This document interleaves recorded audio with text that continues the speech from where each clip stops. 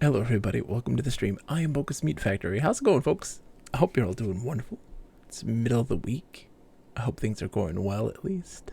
Happy hump day and all that jazz. Well, folks, we have some stuff to do today.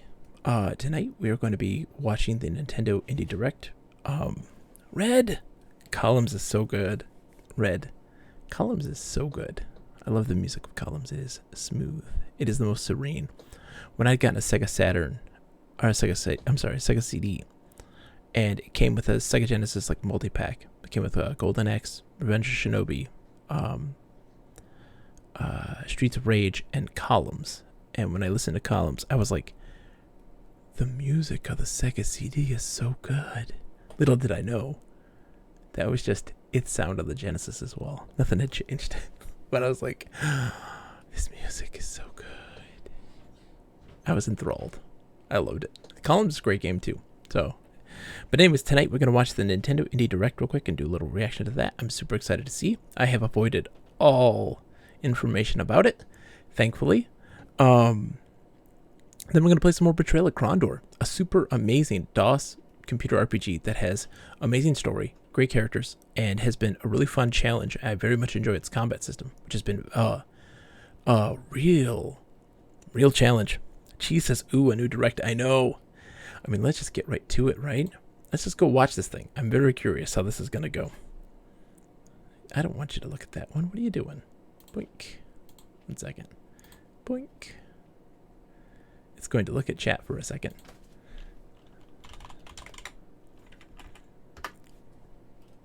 Boink. This is the one, right? 7 hours ago. Yep. Boink. Boink. Boink. Boink. Let me know if everything works okay. It should be okay. So let's go full screen. Chatception. I know, right? Let's dive in. Let's take a look. I'm excited. Let me know how the volume is and everything. Due to COVID. Yeah. Release dates are subject to change. How's it going, Cheese, by the way?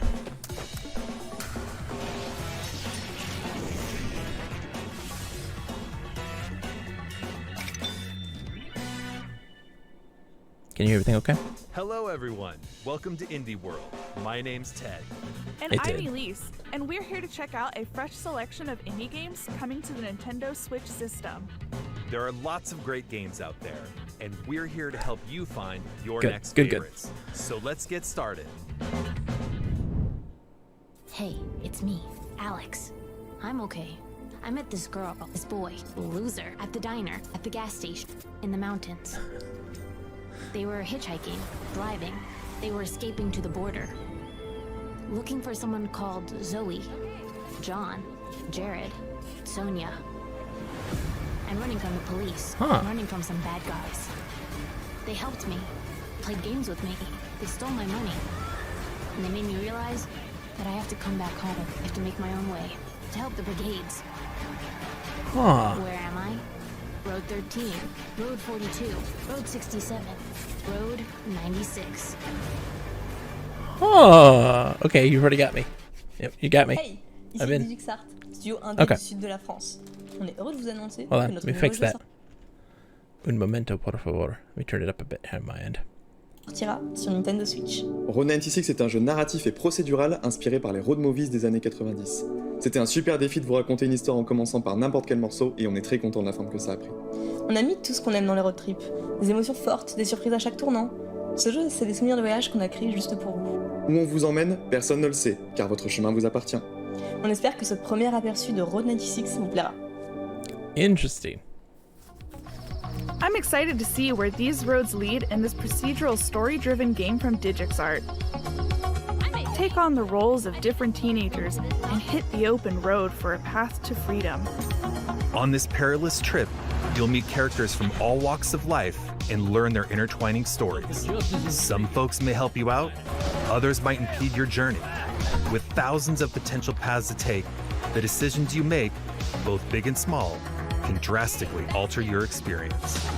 What happens if you take the bus? Take it easy. Or call a taxi? In the end, all roads have to lead somewhere. You're not lying, are you? There are many roads. Which one will you take? Road 96 drives onto Nintendo Switch later this year. Interesting. I'm down. Hi, I'm Neil. I go by Aerial Knight Online, and I'm the creator and developer of Aerial Knights Never Yield, Ooh, a Detroit. narrative runner that captures the spirit of classic games in the genre, but with a few new features and a lot of style. I created this game in Detroit to make space for myself in the game industry, which previously refused to make space for me, and with the help of some of my amazing friends who created something that represents much more. I'm proud to announce that Aerial Knights Never Yield will be coming to Nintendo Switch, which means you can free run your way to victory to the beat of a dope soundtrack at home or on the go. Please enjoy this look at Aerial Knights Never Yield. Let's see this, because I'm Detroit, I mean, of course. I keep it going like, I keep it moving like, I keep it going like. It's like a very hardcore bit trip runner, you know? I enjoy it. Oh yeah, very big bit trip runner vibes.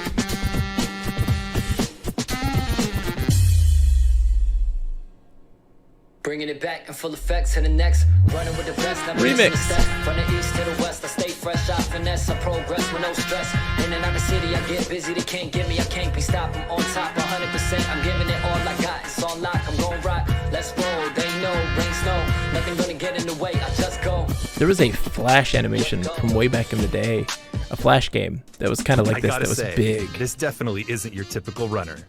A 3D side-scroller with parkour action set in a futuristic Tokyo-style Detroit? Sign me up. Run, jump, slide, and dash through the city as the protagonist Wally to save what's left of the future. And you'll no doubt be head-bopping to the amazing soundtrack by Detroit artist Daniel Wilkins, with vocals from artists around the world. Cool. Aerial Knights Never Yield slides onto Nintendo Switch May 19th. A demo will be available on Nintendo eShop later today. Ooh, demo today. Cool. Annapurna Interactive, publisher of Florence and What Remains of Edith Finch, have a couple more artistic gems headed to Nintendo Switch. Let's take a look. Jack, everybody thinks you're me. We have to face the facts here. We aren't ever gonna be the same again.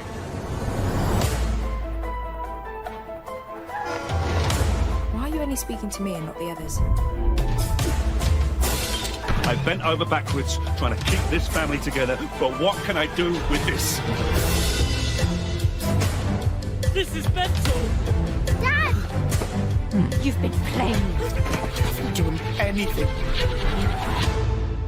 This is the next frontier. Now show them what you're made of. That's alright. How do you know what to keep? And what to get rid of? There's some things that I can't let go. They transport me to the past, to distant memories, and dreams that cascade into one another. Before I know it, I'm pulled back to the present. Standing here, alone. Ah, the house. The wonderful world of house adventure games. Reflective house adventure games.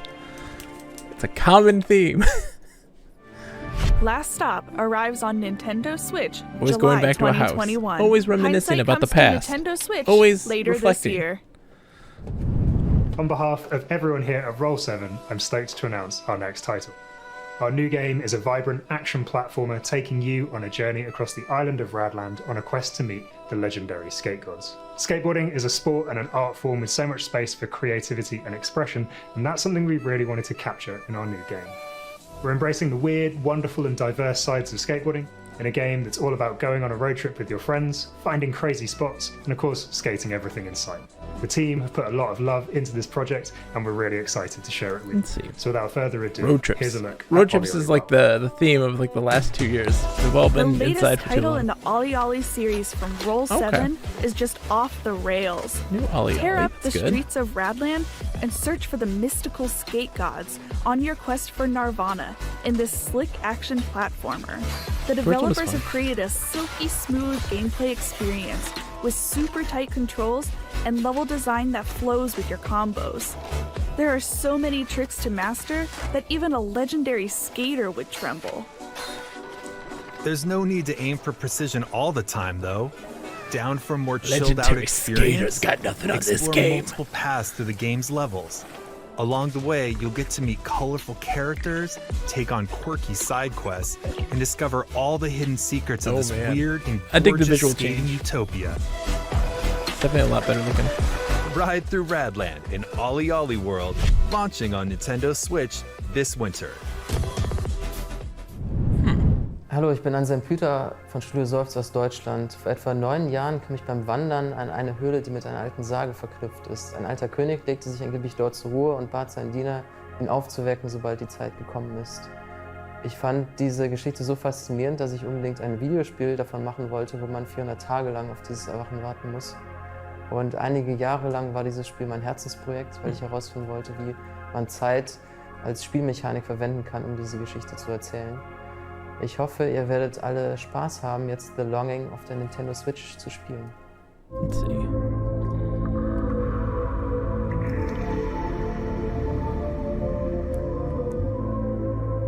We got timers.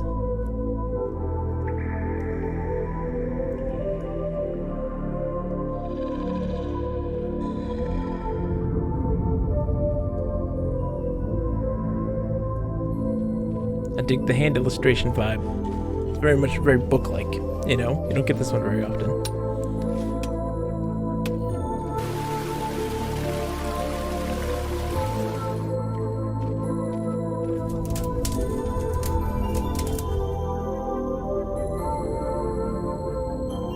Huh. Intrigued. Longing looks interesting. Hand-drawn art style. I've never seen anything like it. And wow, 400 Never days seen anything like in it. real I've never time? opened a book before. You don't actually have to play this adventure game to see how it ends, but that doesn't mean you should leave this little guy all alone. This is a shade, the last servant of a king who once ruled an underground kingdom. Explore dark caves, complete time-based puzzles, and collect items as you long for him to awaken. The Longing comes to Nintendo Switch later today. Oh, really? What's Shadow our dropped. next I like game? it. There is no game. Hey! Decaf Jedi. No, really. The game is actually called There Is No Game. It's a point-and-click comedy adventure filled with riddles and puzzles. There's a broader story here in this non-game as well. Let's not ruin the fun, though. Just know this. If The you're wonderful looking Decaf for something Jedi is playing this different, game. something Or what did play experimental this game and that's beat full it of just recently. surprises, then Really look awesome. no You should check further. that out. There Is No Game Wrong Dimension launches on Nintendo Switch later today. Another Shadow Drop. I like it. Hi, this is JF from Tribute Games. And I'm Cyril from The Tenue. We're getting Today we're turtles. very excited to announce Teenage Mutant Ninja Turtles This would be the one I Shredder's played on. Revenge for Nintendo Switch system. This game is a side-scrolling beat 'em up. We took direct inspiration from the classic Teenage Mutant Ninja Turtle games like Turtles in Time. We're using the classic and famous 87 design with colorful pixel art. We are really happy to have the game coming to Nintendo Switch. I'm so excited for this. As the platform and features. I don't know if anybody Project played the Perfect. arcade, We hope you like most this trailer recent as much as arcade we do. Turtles beat 'em up He game. is in Dimension X. It was it was pretty gnarly. This looks phenomenal though. This is exciting. There's one that came out, Sakura, in the 2010s. But it runs on like a timer, essentially. It's weird.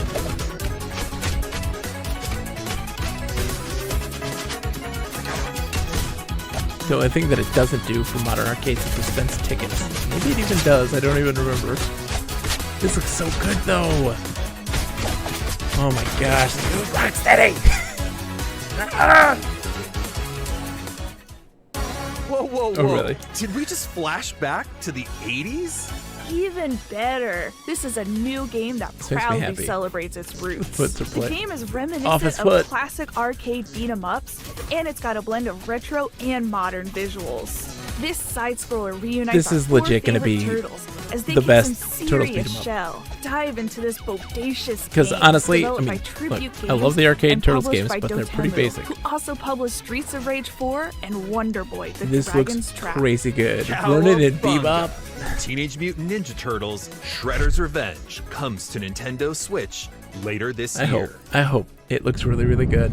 Chris Tales from Colombian developers Dreams Incorporated and Sick draws inspiration from classic and modern JRPGs. Alinzia in the what fantasy especially draft stands out about it drafted is the this game. time-traveling aspect of gameplay. You can shift time during combat, which can have a variety of effects, like making enemies younger and thus easier to defeat. While exploring this handcrafted Oh man, dark this is gonna do fairy so tale well. world, you'll recruit a diverse This is cast gonna of get such a good allies and discover score. new realms, I was such as the doomed. shining Look at kingdom of this. Crystallis. Can you stop the Empress from destroying the world? I'm gonna Chris Tales do so lands on bad. Nintendo Switch July 20th. July 20th. Okay, so it's coming in the second quarter, the second Showcasing half of a this thing. stylized Japanese aesthetic, Getsu Fumiden delivers a dynamic hack-and-slash roguelite experience filled with perilous dungeons, fierce looks really boss fun. battles, and intense skill-based combat. Delve into the depths of the underworld while mastering a diverse range of weapons It's like, and 2D, otherworldly powers to drive back the dark forces dwelling within. Oh my gosh. Getsu Fumiden, Undying Moon, Not Dark Souls, the comes other to one. Nintendo Switch next year. Getsu Fumiden. Okay. Hola, soy Guille de Lienzo, el estudio mexicano detrás de Aztec Forgotten Gods. Ronchi says, Hoy "I've been estamos really súper looking forward to emocionados de Christmas. It looks compartir really con good." ustedes por fin nuestro siguiente proyecto. Un juego de acción-aventura inspirado en una de las culturas Looks más really hermosas del good. planeta. I enjoyed the Aztec case. I didn't really know anything about it, combina una historia but it looked profunda really nice. con un universo fascinante y lleno de acción. This has got Aztec Lienzo, stuff. Estamos muy orgullosos de poder compartir un poquito de México con jugadores en todo el mundo. Esperemos que les guste.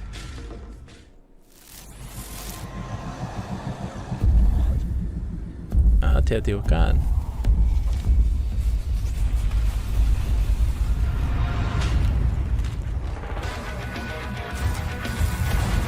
Whoa.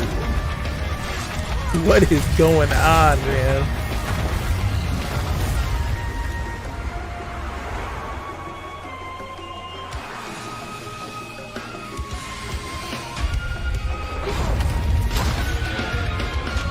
You know what? Sign me up. This looks great.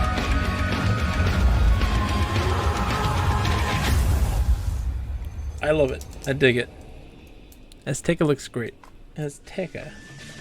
If you're Writing it looking down. for a grand adventure, The Longing look and no Azteca are the two further for me than right now. Aztec Forgotten Gods. It tells the story of Ashley, a courageous woman who battles colossal deities. The game puts Aztec mythology and futuristic technology front and I center. dig it. The cyberpunk As Ashley, Aztec vibe, you'll gain like, powerful that's arm amazing. upgrades, traverse different areas within a modern Mesoamerican metropolis, and encounter all sorts modern of characters Mesoamerican to uncover ancient metropolis. secrets. However, I dig it. sometimes the truth is best left forgotten. Aztec Forgotten Gods soars onto the Nintendo Switch system fall I dig it. 2021. That's cool. 안녕하세요. 사우스포 게임즈 대표 박상우입니다. 스컬 더 히어로스 레이어는 로그 요소가 가미된 액션 플랫포머 게임입니다. Everything's 저희 roguelite 스튜디오는 lately. I 대한민국 don't know how I feel about 전남대학교에 that. 있는 게임 개발 동아리에서 탄생하였습니다. 어릴 적부터 액션 플랫포머 게임에 빠져 살았던 꿈 많은 청년들은 대학교 동아리에서 만나 팀을 이루었고 여러 시행착오 끝에 스컬을 완성했습니다. 세상을 구하기 위해 수많은 몬스터와 마음을 무찌르는 용사와 같은 판타지 클리셰도 재밌지만 그 반대는 어떨까요? 이제 곧 불멸의 최약체 몬스터 스켈레톤의 영웅담이 시작됩니다. All right. Okay, I dig that at least. Little skeleton minion, you know, fighting all the adventurers.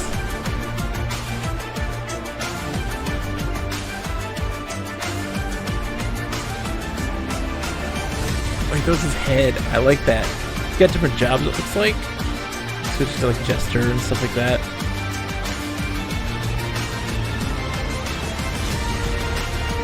All right, game. You're selling me a little bit. You're selling me a little bit here. I dig the sprite work. I dig it. I dig it. You have a bunch of different jobs. That looks great. Hey, Vandal Heart, how's it going, man? It's good to see you. Skull the Hero Slayer is a 2D fast action. I'm gonna keep an eye on that. Actually, I was like writing it off because of the roguelite. Everything's been doing roguelite, so. To progress in the game, you'll need to swap abilities, which is done by swapping heads. The different heads do different stuff. I'm down with it. I mean heads, each with their own special abilities, plus numerous items and upgrades. There are certainly enough possibilities you here. do to a make job your head system in an RPG, and I'm not into it. You do a job system in like an action platformer. I'm into it. Hero Slayer, launching on Nintendo Switch. Yeah, Summer it's a cool concept. I think that actually looks pretty good. A lot better than I was expecting. We're nearing the end of today's showcase. Before we go, there are several more indie games we'd like to show you. Please take a look.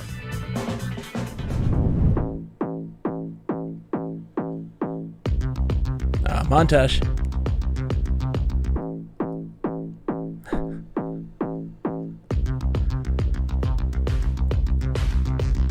Hey, did you guys see that we're getting Fez? Fez is coming to Switch. Hey, did you know? Hey, did you know? Fez is coming to the Switch. Hey guys, Fez. You know the game. Fez is coming to the Switch.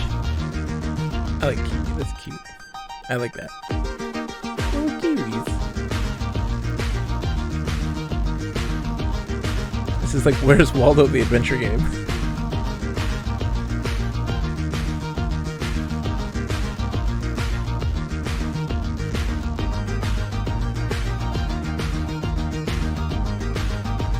Sorry, does anyone care at this point? Yes, though.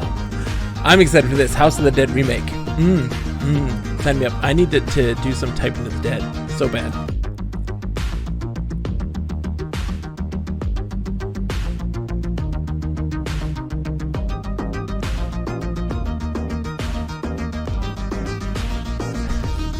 It's like Zelda, but just the picture part of Wind Waker. Just the picture taking part of Wind Waker. I'm good with that. I like that. But hey, Fez, guys, Fez. Fez came out today.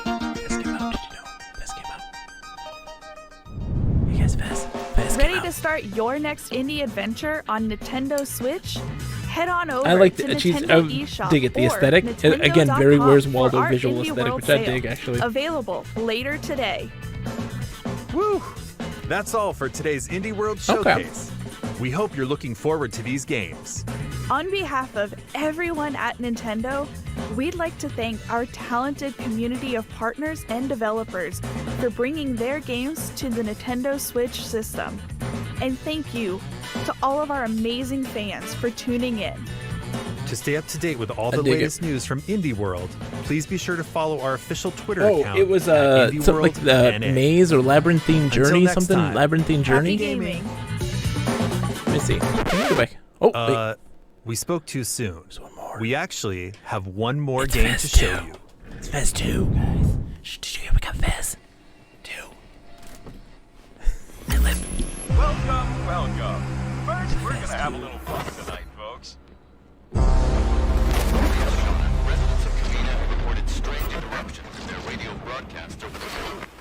1-1, I need visual confirmation of the clouds above Edwards Island. Over.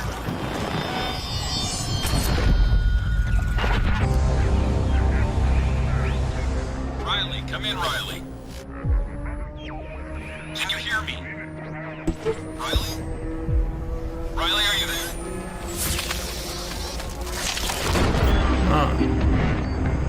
Accent free 2. Okay. Interesting.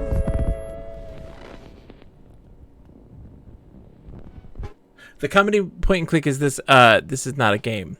I'll show you the other one though. Let's do a quick run back. Upgrades. There are certain. Hold on. So the montage had Labyrinth City, Pierre the Maze Detective, and the other one is back here. It would be after that one. After those, let's see. Yep, Ollie Ollie 2. That one was just great. There is no game, is what this one's called. The game is actually called There Is No Game. And the other one's Shredder's Revenge. Comedy adventure filled with riddles and puzzles. Yeah. There's a broader story. So my HOTAS isn't working. Been having to trying to troubleshoot for a couple hours. I found a pin on the PS2 cable. Oh no, Sakura, I'm so sorry. Well, there we go, guys. That's that. Let's go back to this. So I dig that. Okay, so like the big ones for me. The big ones for me were Azteca, the Longing. Longing looked really good, and School was interesting. It kind of engaged me more. I was gonna write it off, and it ended up looking a lot better than I was expecting. So that's a win. All right. So with that done, that was really good. I thought that was solid. I think that Nintendo showed a bunch of games that would interest a lot of different people. Road 96. Yes, Road 96 looked like me. So here's the thing, right? Oh no. I'm sure we could find a way to replace that, Sakura, right? You can get the cable and just rewire it. I don't know how those work, but here's the thing. I'm getting to a point where with certain types of adventure games, like the melodramatic, the road trip story, the coming home and reminiscing in the past, like that stuff's not. I've seen there's like a million of those now. There's a million of those, and that's tough. I think that Road 96 will be interesting, but it's like there seems to be a lot of games of a similar style, like the Red Lantern, which came out previously. So there's a bunch of stuff, so I'm curious to know how it'll play out in the end. I hope it's good. I would love to play it if it's good, but I don't know. So many games. But I did think they had a very solid showing. I do think that a lot of people will be unimpressed with this. They probably are, because no Metroid, even though it's an indie game. I mean, indie showcase. But I think that the indie games there were good. I was happy to see some titles show up on the on the Switch.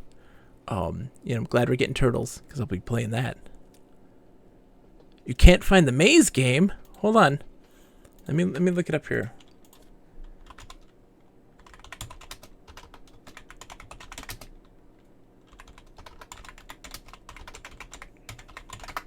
Let me look it up. Labyrinth City, Pure in the Maze. You can get it on Steam. It is... Oh, it's not out yet. It's coming on Steam as well. You can see it on Steam. I'll put a link up.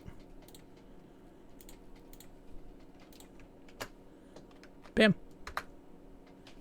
That should be what you need. All right, so as for games, I mean, let's get right into it now. I mean, Nintendo did great there. I liked it. I dug it. There's some interesting games. But right now, we're going to go play some Betrayal of Krondor. I'm super stoked. Let's see where we left off. We're still trying to get to this city, or this town, where there's been major exchanges between this Assassin's Guild that's been used as a spy network for this evil warring kingdom, as they're attempting to invade, and we are trying to kind of put ourselves in there. I'm curious to know how this is going to go.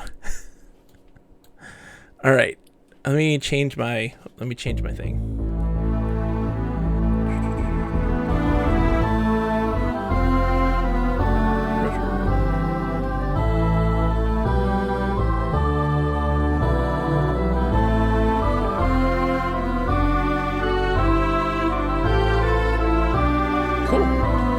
All right, let's get into this, man. I'm stoked. Let's see. Boink. All right, so yeah, we saved it.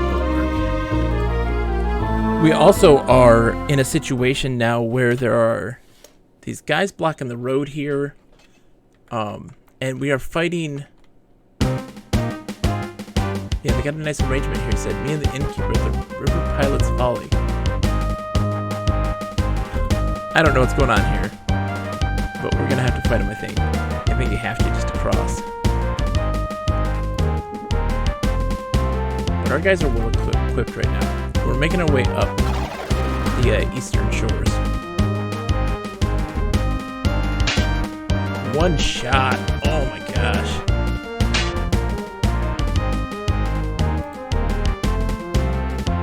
It's back.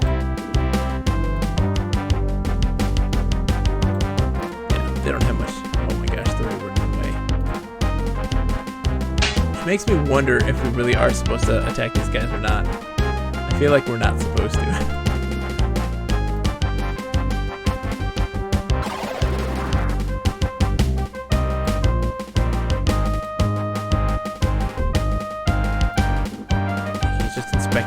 I'm getting his skills up in that regard. Yeah, oof, 67. Okay, so let's search the bodies. Feeling like a vulture. Yep. Let's see. Let's take the armor. We can always sell the armor. The sword, I don't necessarily need.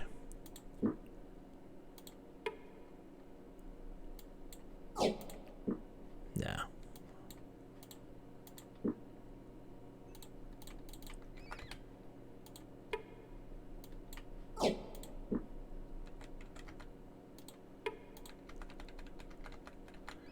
So, like, nothing comes of this, right? We're at the inn. That's the Rapid Rook's Inn. And then the other one is over here, where he had the deal with this guy. The River Pilot's Folly.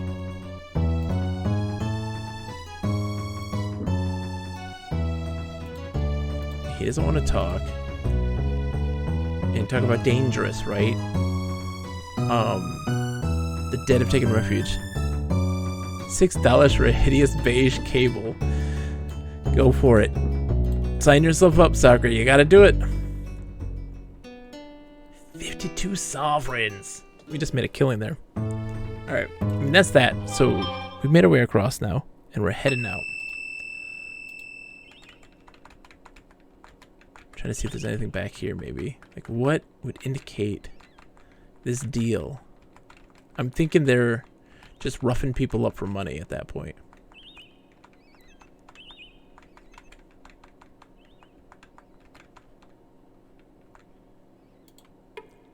The owner of the house, a bearded man of about 50, obviously saw James approaching because the door swung open before he had a chance to knock. Good day to you, sirs. My name is Buck Rausch. And who might you be? James made the appropriate introductions, and the man smiled at them warmly. Then he said, "The river has been fruitful this season. Could I interest you fine gents in some dried trout? Perhaps you'd like to buy one of my handmade shovels, or maybe a torch." "Sure." "Very good, then. Step this way, gentlemen. Wait until you taste my dried trout. I season it with fresh basil, and just the right amount of sea salt." Oh, I don't need to buy this stuff right now. I'm good, though, dude. Thank you, though, for the offer. So the Rizulka run along the river.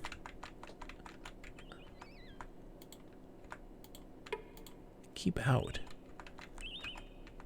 I mean, if you say keep out, I gotta go in. Right? If you say keep out, I'm going in. James knocked on the door. For a long moment he leaned against the doorframe as he waited, positioning himself so he could listen for the sounds of any stirrings inside. Doesn't seem like anybody's about.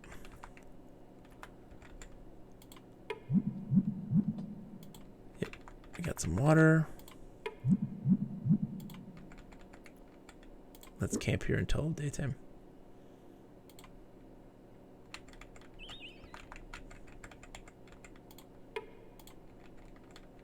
It says keep out, right?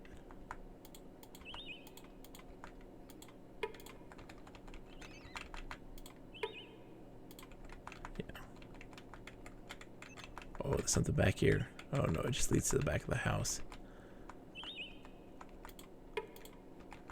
Huh. Wonder what that's about. Sometimes I feel like there's stuff happening that I'm missing. Like that I'm not seeing.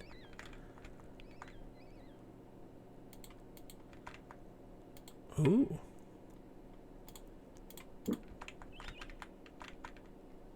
The enemy was not surprised. Okay. Oh, so many chests. Okay.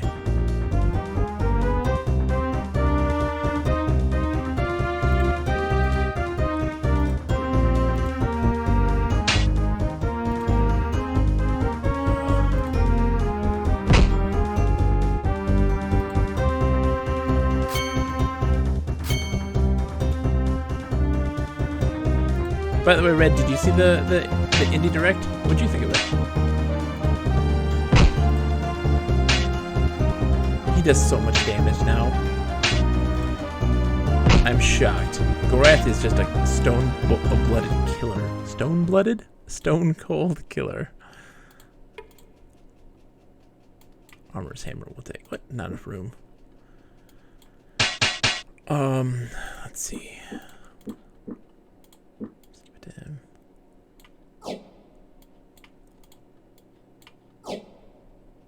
Stone-blooded. Honestly, didn't care too much, but that may be because I'm still sick. Yeah, you ain't got time for that. That's what we like to call ain't nobody got time for that. And that's really what that was. You just didn't have time. You had much more important things on your plate.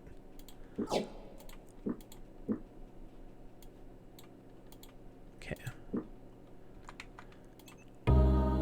Okay, riddle time. Dude, we're starting off with some riddles already. It's a before and after puzzle. Stone cold blooded killer. Stone cold blooded killer. A barrel of rainwater weighs 20 pounds. What must you add to make it weigh 15?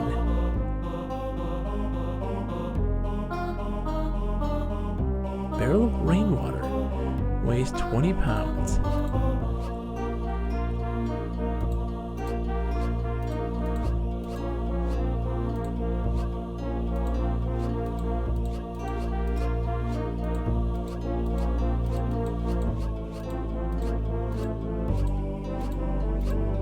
I was like, women. Mad women. Hold on. A mouth?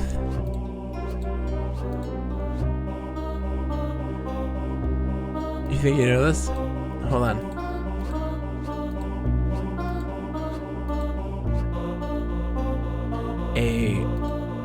Let's see.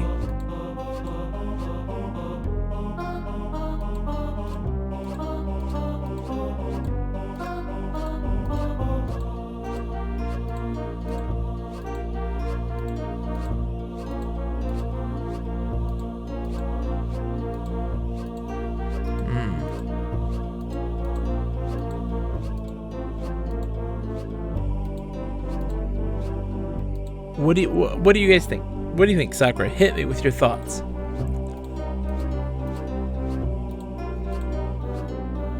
barrel of rainwater weighs 20 pounds. What must you add to make it weigh 15? I was thinking like a spout or a spigot. Holes. There you go. That was along the line. I was right. We would have gotten there because I was thinking a spigot or a tap, and that was where my brain was. But holes, nailed it. What's in here? Ooh, a new spell. Steel Fire. I like it. Okay.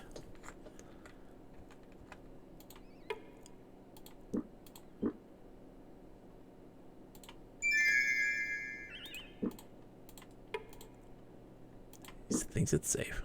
Okay. Yep. Oh, so many rubies. So many rubies. Oh my gosh, we're loaded.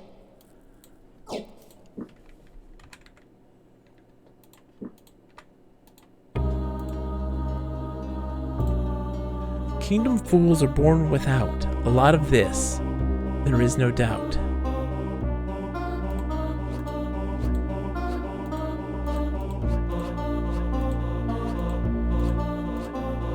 Hair.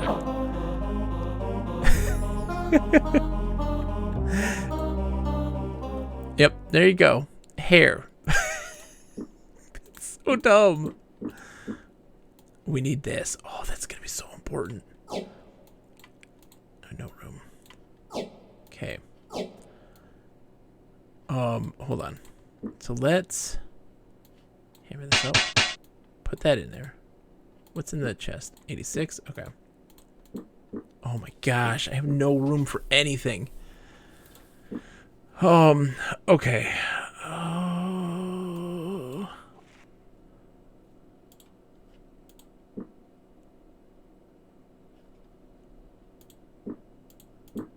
I want that armor. You know? I guess I could put this one in there because that one's kind of gnarly.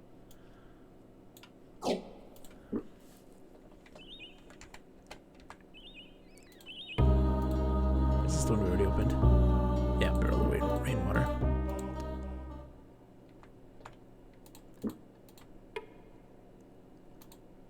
It's trapped. Trap is deactivated. Oh, more spells. Eyes of Ishop. I think I have that one already. No room. Let me see. Hold on.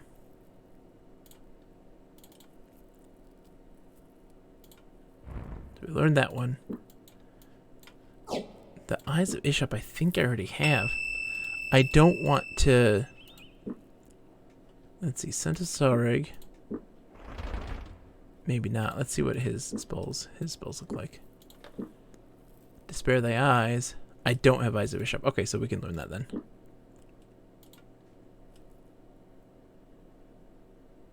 Oh, I want to add that to assessment so he can learn that better. He's not doing so great in his assessment. These guys are so much better at assessing than him. Okay.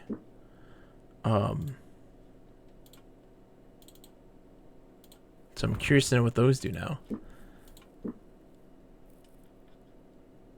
Eyes of Ishop. Oops.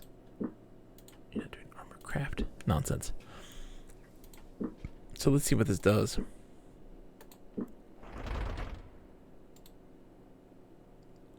Caster can sense vessels. Huh? Oh, is that like... Can see,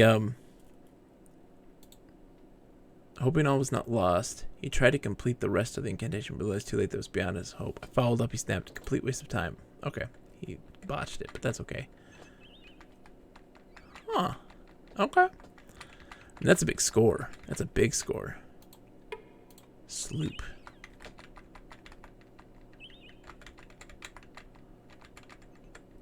Good, good, good, good, good, good. Where are we on the map? Oh, we're real close to Romney. That's where we're heading. So we're almost there. Let's bookmark.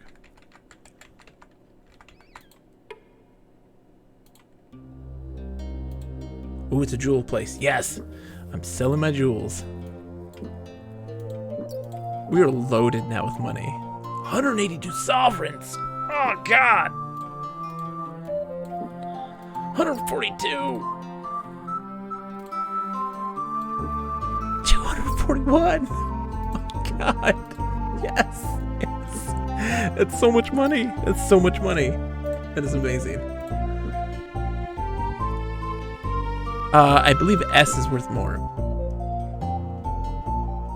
S is worth more. The royals are the silver. The sovereigns are the gold.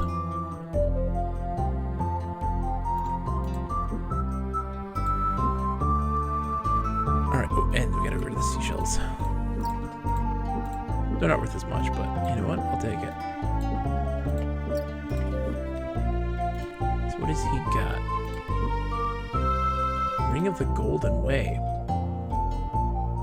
The ring was still charming in its own humble way. What mystified him was the peculiar way it warmed when someone moved near him. Okay, so that tells you, like, where people are, when enemies are going to come. Bookmark. Nobody's about. Standing in front of the wooden door, James paused to marvel at the construction of the house. Unlike many such houses, this one had apparently been built quite soundly, and out of good materials. He knocked on the solidly built door. A moment later, a large man appeared in the doorway, his sandy-colored hair dancing around on his head thanks to a gentle breeze. "You fellas come about a house? No one builds them better," he said proudly. James took a step back. "We're just admiring the fine job you did. Very nice work. Unfortunately, we're just passing through." They talked to the man for a few minutes, discovered there was a temple on the other side of town, then left. This is what I like to see. Oh, there is. A pretty woman of about 30... Words! Wilco, how are you today? We like words. We like words a lot. A pretty woman of about 30 answered James' knock. She came to the door holding a leather-bound book. Looking past her into the house, James could see 4 or 5 children of various ages. "I'm afraid you gentlemen are a little old for my classes," she said. "Oh, yes. Okay then. Well, we won't disturb you any further. Goodbye, miss." After the door closed, James turned to Owen and said, "Don't give me that look. Teachers always made me nervous." Place is abandoned. Lots of gold. Gold is now coming to us very quickly. Oh, this is a big town. Wait, what? This used to be a temple of some kind, he said, but it would appear this place was abandoned some time ago. House was obviously deserted. Still, James thought it would be a good idea to knock. No sooner had his knuckles touched wood than the door swung open freely. He blinked several times as his eyes adjusted to the murky darkness. Doesn't seem to be anything. Suddenly, a scrawny ball of fur exploded out of the house, raking Owen painfully across the face. Damnation, James cried. Cat must have been trapped in there for days. He caught his breath, then went over to check on Owen's injury. Impromptu haiku? Oh my goodness. Let's get an impromptu haiku going. Wilco wants a haiku. It's time. Oops. It's time for a haiku.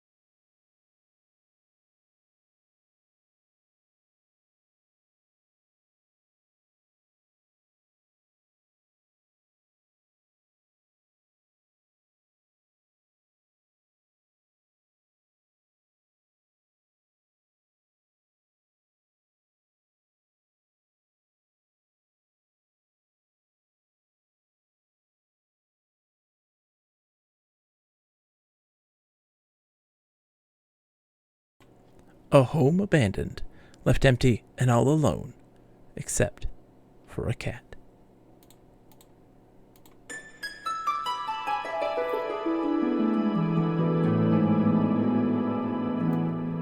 This has been a haiku.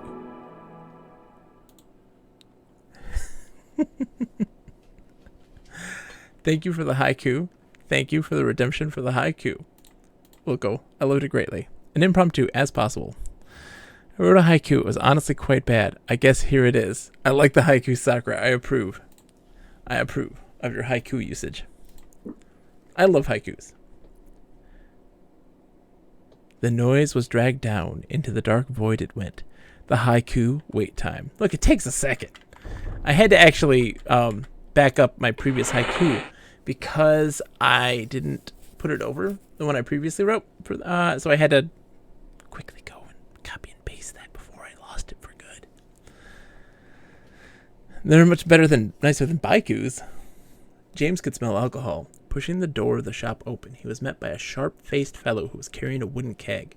Quickly dumping it with a pile of other casks, he wiped his hands off on a towel, then extended his hands. Harlan, he said, I'm the crewmaster around here when I'm not hauling things about. And where exactly is here? James replied. This is the Upturned Keg. We're the best brewery this side of the Romney. Would you care to sample some of our stock? We make a dandy apple wine, the proprietor said. Can have some decanted for you. Refusing as politely as he knew how, James shook his head. We have to keep our heads about us. Hello cues are much more formal. You got the right one too about the weight. Exactly. It's all worth it. We have a long road ahead, and there's been some trouble around, or so I hear. We'll leave you to get back to your business. Okay. So this house here. No one answered James' persistent knocking. After circling the house, he announced either the occupants slipped out, they're ignoring us, or they're stone dead. Okay, it's nighttime, that's why. But there's no inn here, I don't think, so we'll wait till morning. The front door of the small house had a crudely made sign which read, Unizel Unusual Items for Sale. James knocked and waited for someone to answer the door. A tall, shadowy man appeared and ushered them into the house. You come to buy something, yes? He asked through crooked yellow teeth. Guess that depends on what you're selling, friend, Owen replied. They followed the man to a large wooden table. It was covered with about a dozen items, mostly junk, but one caught James's eye. Tell me about this piece. Where did you get this? He asked, picking up a broken medallion that looked as though it had been stepped on more than once. The man eyed them nervously. I found it around here somewhere. Would you like to buy it? He made a half-hearted sales pitch, then seemed almost relieved when his offer was rejected, and he was told they had to leave. Turning to Owen, James said, Did you notice the Nighthawk emblem on that medallion? I would say there definitely are, or were, Nighthawks in this area. Bookmark time. So yeah, that's crazy. There's like, yeah, there's a temple. That's empty. Well, what happened to the temple?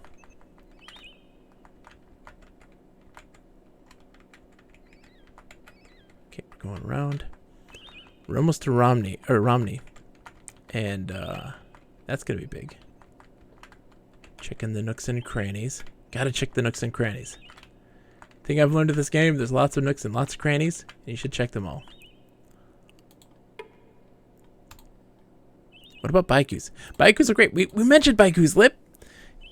You're behind on the game.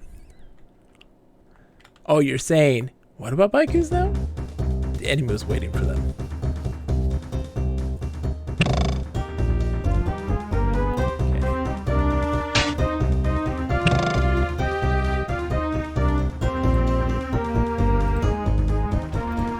What? I kinda wanna. Let's go nuts. Oh, there's not. Nope, that's not a good idea. Not a good idea.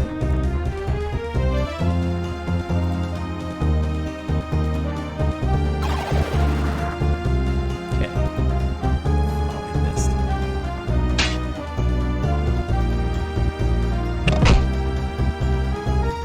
I gotta come and save the day.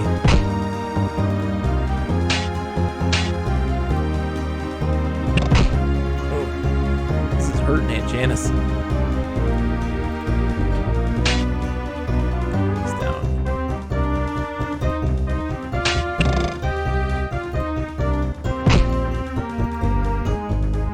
Oh, one hit. It's the one-hit wonder right there.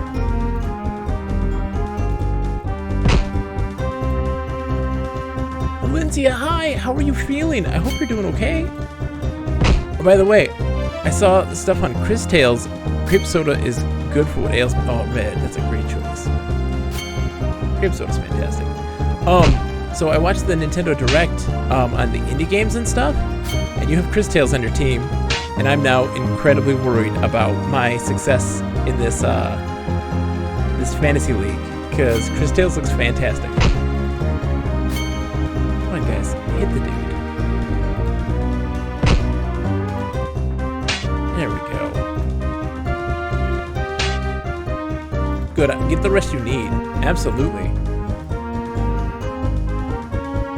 Come for the game, stay for the friendly, says Red, and I couldn't agree more, my friend. It's so good. Man, has anybody, by the way, I watched a movie the other day. I watched the Tom Hanks Mr. Rogers movie last night with my wife. Oh my gosh. I was like bawling my eyes out. That was a very heart-wrenching story that was very difficult for me to watch in the best way possible. It was just very emotional. It was very difficult because there was just a lot of emotions. It was very powerful, and I very much loved it. It's really good. Elinzia, it's not what you're expecting, that's for sure. And that's a good thing. That's a good thing, I would add. It was very good. The problem is that it hit very close to home for me as a person. Like, its story was very, very personal. And so it was tough for me to get through because it hit so close to home. And I very much enjoyed it. It was phenomenal and worth it. Alright, so we got some rations. That's great. I need to give him this sword. so that he can whetstone this and fix it up. There we go. And whetstone that as well. We have to keep this thing in good condition. This is like the best weapon I've seen so far. Oh, it's okay. See, one of those things that's really great for me, just as a person, is that I'm also very much adhere to the ideas that Mr. Rogers very much portrayed. This honesty and transparency in emotions. Like, I was crying like a crazy person, and my wife was like, the greatest wife ever. Very supportive because she knows my life, and so it's okay to feel those things. It's okay to feel loss and sadness and just let it all out. It's okay. And so it dealt with a lot of it was very interesting. The movie was very interesting because it very much reinforced a lot of personal perspectives that I hold very close, just as a person, and how I think that people should be treated, how we handle very difficult subjects and topics, and a perspective on things like life and death that are very important to have and hold close. So I've always looked up to him as a person, as a role model, right? Even though, he's a Christian pastor, I'm very much an atheist, but I respect all people of religion. But like, two very different perspectives there, but also very much a love for people. And so I watched that movie. I cannot recommend it enough. It was very good. It was very emotional, and it's worth watching. It was real good. I was not expecting it to be the movie that it was. Not in the slightest, because you're thinking a movie about Mr. Rogers. It's a very different movie, in a good way, in the best way. It starts off very unusual, unorthodox, and it was worth it. It was real good. Can't recommend it enough. Ooh, got a house. There's a chest behind the house. There was something very strange about the house. James couldn't put his finger on it, but the house had a dreamlike feel. Or was it a nightmare? He barely remembered knocking at the door, but he was sure no one had answered. Let's get behind the house here. There's a chest here somewhere. Riddle time. They go up white, but come down yellow and white.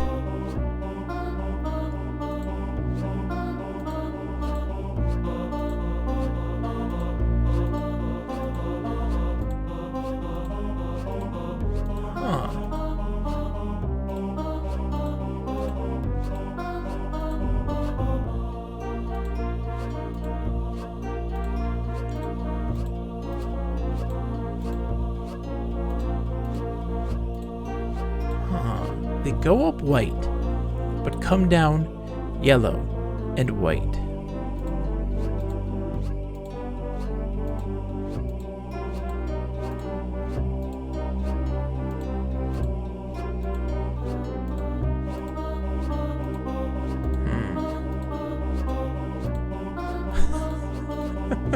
Oh no.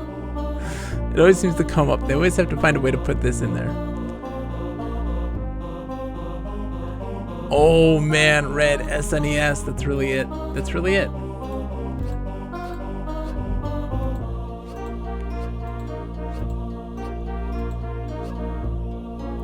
So let's write this down.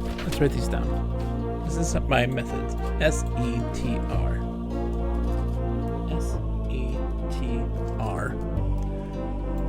OGNI.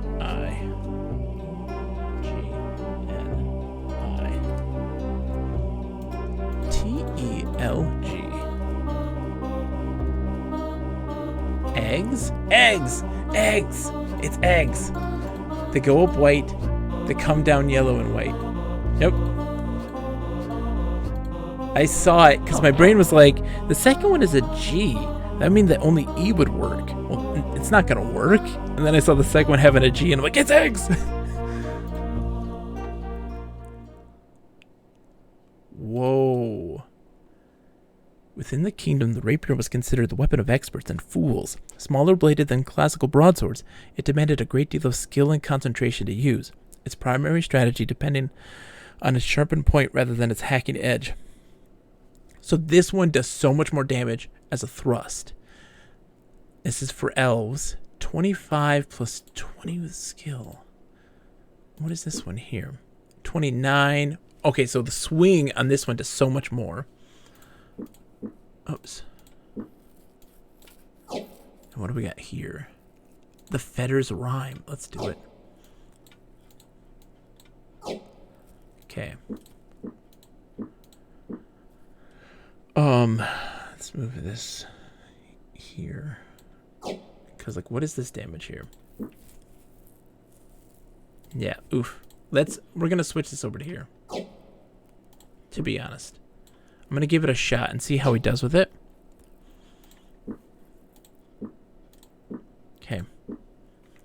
And we're going to learn the Fetter's Rhyme. Because I don't know what this does. I'm curious. He's getting a lot of spells now. And we don't learn them about what they do until we actually look inside the thing. And I don't know what's up with this house. A dreamlike state. He's sure that no one answered.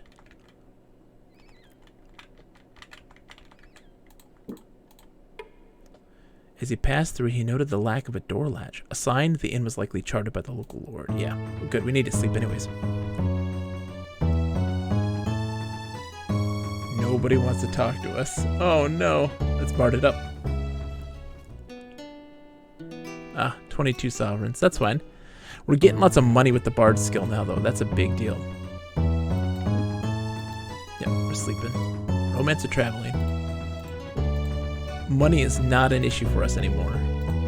Owen is at 90 and 93. That's fine. The table was clean for them. Sitting down on a splintered bench across from the man, James shared a bit of the mercenary's bread. Oh, that's right. Love affair with the married woman. Oh, there you are. Yeah, we had that conversation before. Very nice knife. Cash in, yeah.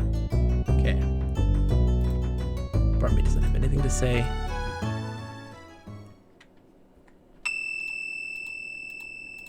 Abilities are increasing. Becoming stronger. We all want splinters in our rear. Of course we do. I don't know about you, but that's part of the fun of this game. Getting splinters in your rear? Sign me up. Romney, that's where we're headed. Across the bridge. The way ahead was blocked. From among the men who were guarding the bridge, a man stepped forward to confront them. The city of Romney is sealed at the moment to all but the citizens and those who are members of the Glazers Guild. Do you have one of our seals? Yes, we do! We got the fake seals to get in. Yes. Why is the guild in charge of the city? The constabulary were all killed in the uprising by the River Pullers Guild, and no one else in any authority was left alive to administrate. When I was approached to take command, I decided that I would use my men in the guild to help maintain order until such a time the Duke was able to arrive from his estates. Makes some sort of sense. Where can we find the king's men from Vastira? They'll be holding up at the Black Sheep Tavern for a celebration of some kind. I believe I heard one of them say they found something they were looking for. Not sure what it's all about. I think that may mean good news for us as well. Good night, Reeve. We're on into Romney. All right. Imagine not having the seals and having to go all the way back. Yeah, we're going in. Known as the City of Guilds, Romney's cobblestone streets were knotted, a labyrinth of closes and winds, often leading nowhere or into blind alleys populated by disreputable-looking drinking establishments. Only the dark main street called the Murky Mile seemed at all inviting to visitors to the strange town. This music is odd. Alright, let's see.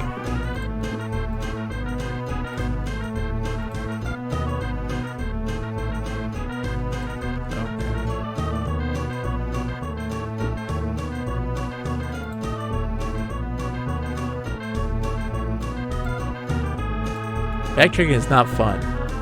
Ever. I played a PS1 game many years ago that was literally backtrack after backtrack. What was it called? Oh yeah, we don't have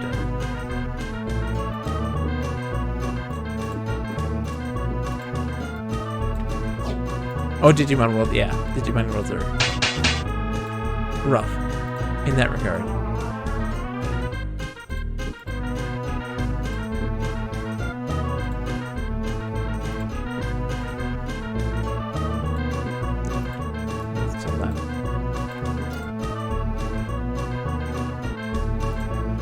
let's see what we got. Ring of Parador. He doesn't take that.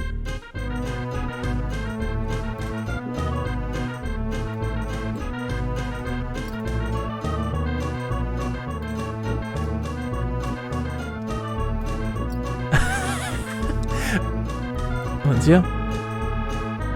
This isn't the only time. Sakura says 41 years ago today was the very first space shuttle mission. No way! That is crazy. It's been that long, right? That's those moments where you're holding it up and watching something on your phone, and all of a sudden, thunk. You know what? Let's sell the broadsword. Well, you should get some sleep. Some much-deserved sleep. The water was fresh. Slurping down several handfuls drawn from the well, James splashed his face and arms as well for good measure. When at last he felt fully refreshed, he moved away from the bucket so that Owen could do the same. The meeting hall was full. Assembled in the room were a dozen grizzled-looking men, all seated around a long table at the head of which sat a young man sporting a goatee. As they entered, a servant quickly pointed them to a bench off to the side, indicating that a meeting of some import was underway. I don't care what Mitchell Waylander may or may not be doing, the bearded man said sternly. I am the Duke of Romney, and you will do as I request, else I will call up others from Bastira. Do you really wish to call King Liam's attention to this matter? 41 years, man. Conceived, but not yet born, says Sakura. No, still a long ways away from me. Unsettled in the vigor with which the young Duke made his point, the various guild leaders shifted in their seats. One, a tremendously overweight man whose clothes tested their seams, leaned forward, careful not to spark too much of a response. It is entirely possible that the leader of the River Pullers was assassinated by the leader of one of the other guilds here. It's even possible he sits in this room with us. If you haven't someone in mind, Botho, why don't you simply come out with a name? Another man replied, leaning across the table to grab the obese guildmaster's shirt. Talk, you overweight cat's innard. Enough! Slammed down the tankard of ale which sat at his right hand. The Duke turned his piercing blue eyes at all who assembled. I want peace on the Romney, and I wish it today. The fact that the Ironmongers Guild will not come to a negotiations table is irrelevant. If I hear another word of a possible uprising in Romney, I swear to you I shall make each and every one of you pay for it. Having heard enough of the heated words in the chamber, James turned and whispered to his companions, if Arutha were here, he'd have this lot at the gibbet for even thinking of open rebellion. The fact of the matter... One second. Oh. Hold on. Stop just a tad. The fact of the matter is that Prince Arutha is not here, the Duke replied tersely, evidently having overheard the whispering. And I will not deal so cavalierly with those who are as much my family as my serfs. Snapping his fingers, he motioned to a pair of guards who stood mute behind him. Sergeant Yearly, see to it that these gentlemen are let out, seeing as how they yearn to get to a part of the world where Prince Arutha lives. Oh, snap. We got that kicked out.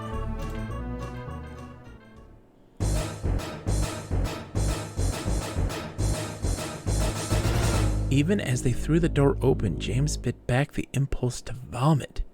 Kingdom soldiers lay scattered about the room, each lying in his own coagulating pool of blood. Nowhere did there appear to be anyone untouched by murderous hands. All you youngins born in 1988? So young. Whoa. All the people are dead. Chapter 3! The Spyglass and the Spider. The cavalry. I'll be 38? I'll be 38 this year. Yeah. The coppery smell of burning flesh filled the air. If you can't do basic math, I'll be 41 this year. Nice, Sakura. Lip, you're so young. You're so young. The coppery smell of burning flesh filled the air. Embers leapt from the funeral pyre into the growing dusk, joined the winking points of light that would later become a blaze of crystalline stars. Around the flames, villagers gathered in dark clods, their faces overwritten with blank, unreadable expressions. Like moths to a candle, they drifted near it, and mourned and thought and sniffed. They'd come to watch the flames feed. Gorath's fathomless green eyes nictitated in the firelight as he turned and gazed at Owen, who flinched uncomfortably at his side. There can be no one easier asleep than a warrior murdered in his cups, Gorath said, his voice only slightly louder than the spitting hiss of scorched bone. They nipped at the heels of the Nighthawks, be certain of that. So you think we're getting close? Owen asked. Gorath began to speak, but his words congealed on his lips as his eyes locked with the burning gaze of Senior James.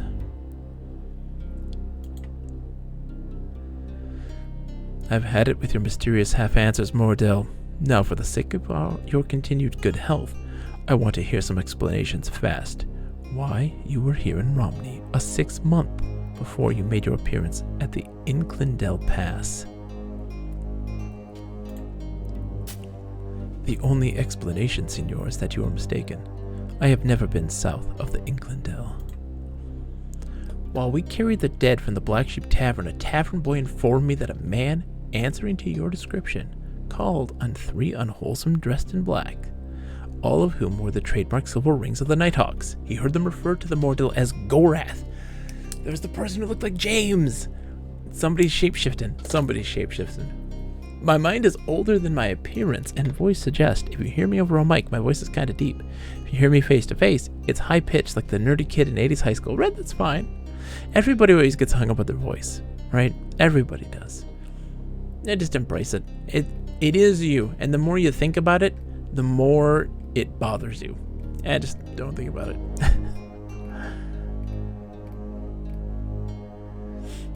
So I was planning on playing X4 tonight, but with a broken stick. I don't know what to do. Sakura, I feel ya. It seems that this Mordell paid a sizable sum of money to those Nighthawks before departing, enough perhaps to arrange the death of a company of the king's soldiers. He may well have paid a king's death, but I know nothing of it.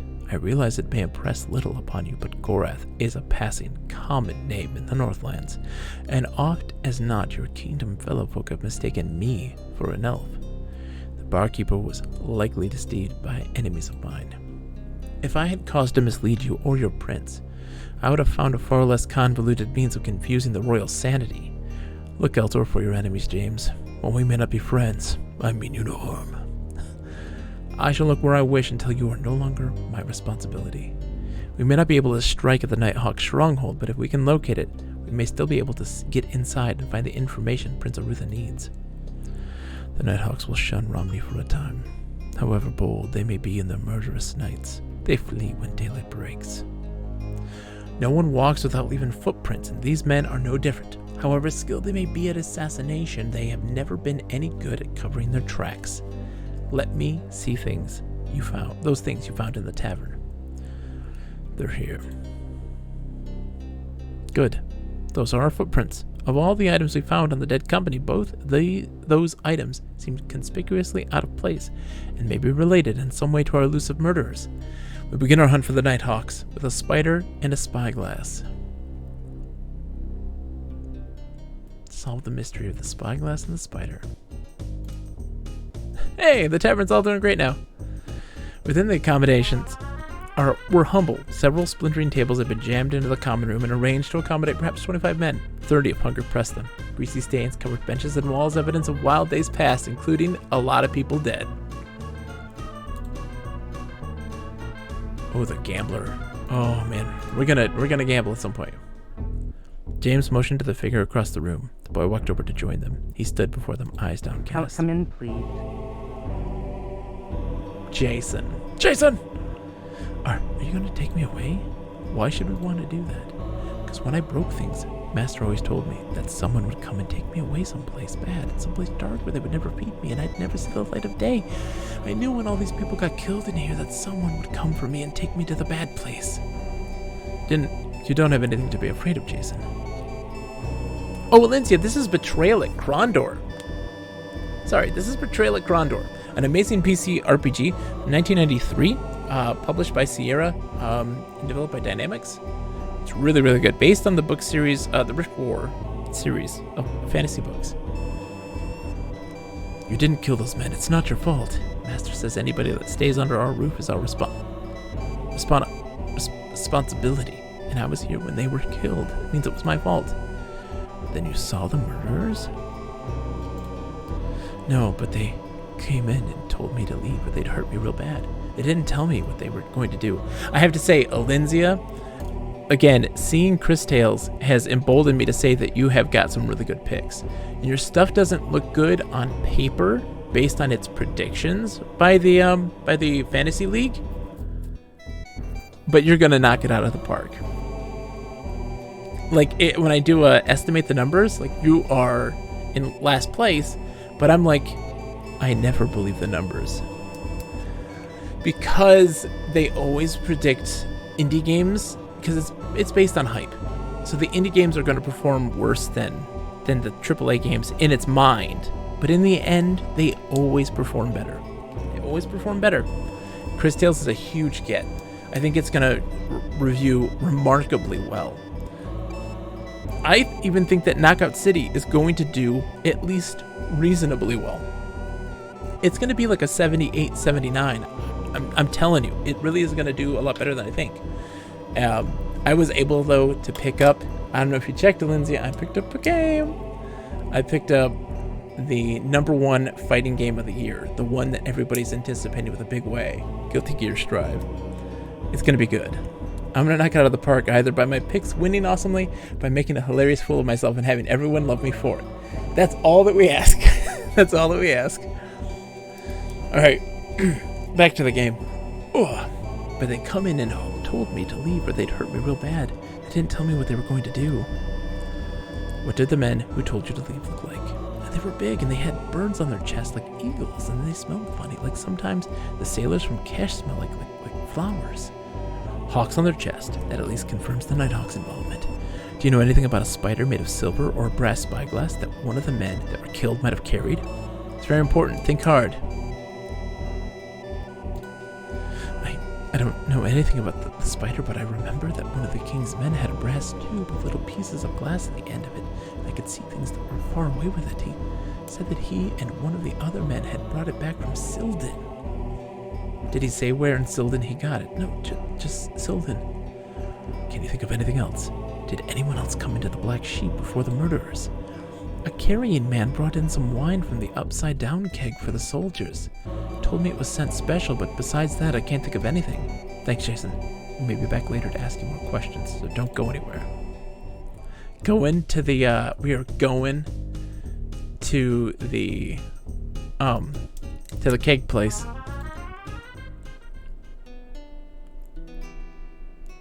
Fortune smiled. Despite the fact he was stumbling through the chords of This Kingdom Mine, Owen's lack of musical mastery was masked by the ruckus noise. Oh yeah, I still got some money. We got some money. Okay. They were shown into a room. Seated cross-legged in a large wooden chair, Duke Romney was staring at a large lumpy form, which was heaped on top of the meeting table. His youngish features obviously clouded by some issue of great concern. What's under the sheet? Jim asked. Botho Chandler, the Duke replied grimly. They found him in the alleyway, and have dropped him off here until the undertakers can come for him. Murdered? The Duke sighed. Fortunately, it's no great mystery. He was fighting with the leader of the Millers Guild and got cornered by 3 mercenaries. We have them all in custody. Things have gotten so bad here that we're regularly building a bonfire to burn the bodies from this idiot private war between the guilds. Any way we can be of assistance? James asked, taking a glance beneath the sheet of the obese corpse. We may be in the area for some while. Drumming his fingers on the table, the Duke stared intently at them.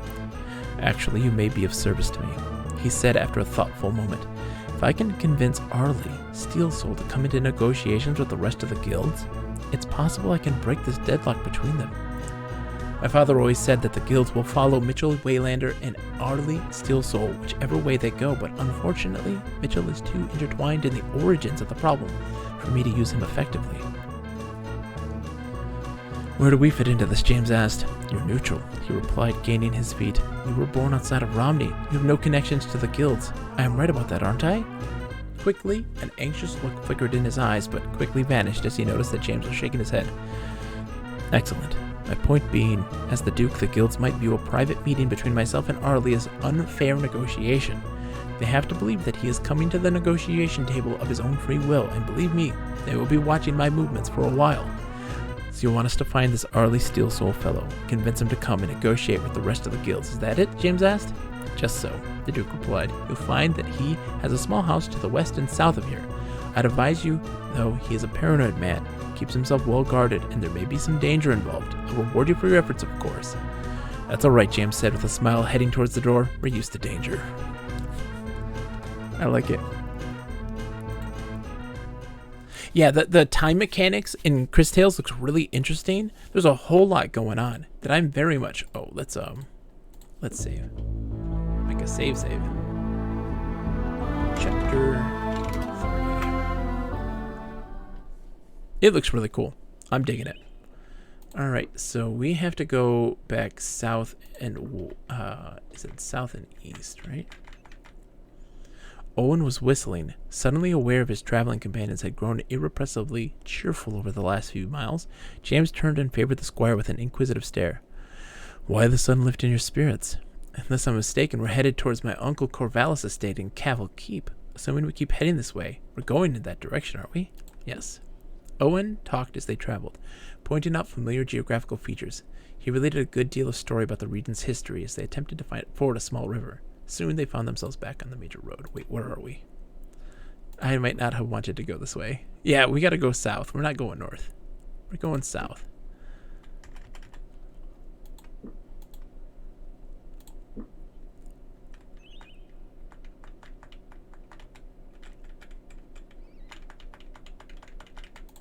It's Captain Morning. Enjoy Slay the Spire. That's one I gotta play at some point. Oh snap, we just ran into some dudes.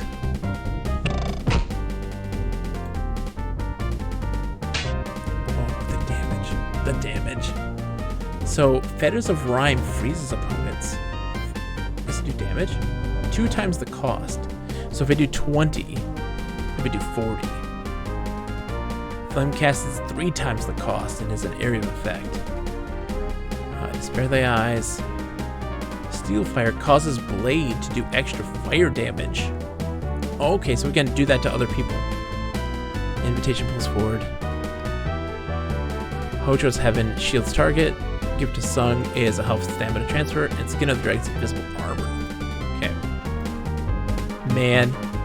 Owen is a tour de force. Oh, he resisted.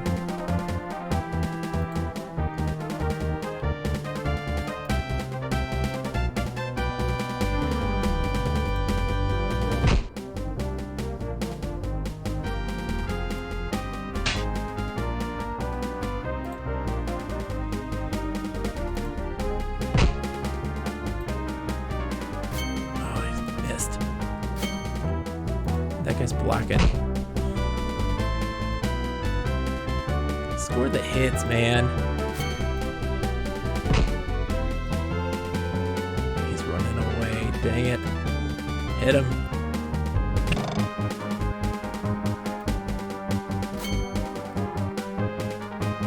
I can't even stop him. He's gonna get away. He's not, though. He's not gonna get away. Because I'm going to be able to get a cast in before then. He's running too. No! Son of a... He's gone. Peace out. The dude rolled up here to get him so he couldn't cast a spell. Comet sounds like you were sneezing.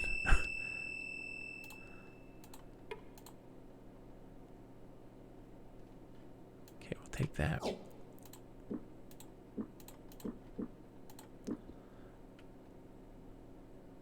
I don't need this stuff.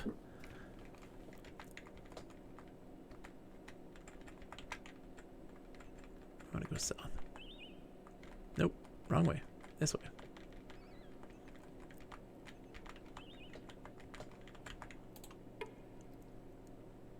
Oh, this is the inn.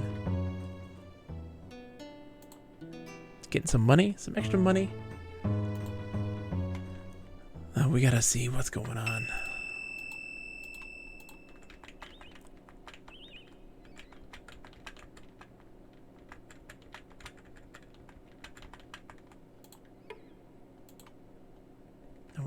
answered that door.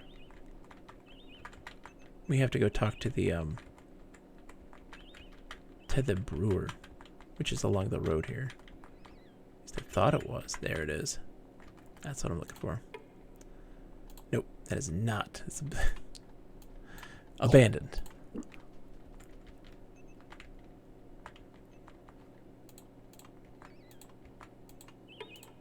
Sloop. Where is... Oh, I guess it's in... Maybe it's in Sloop. Yes.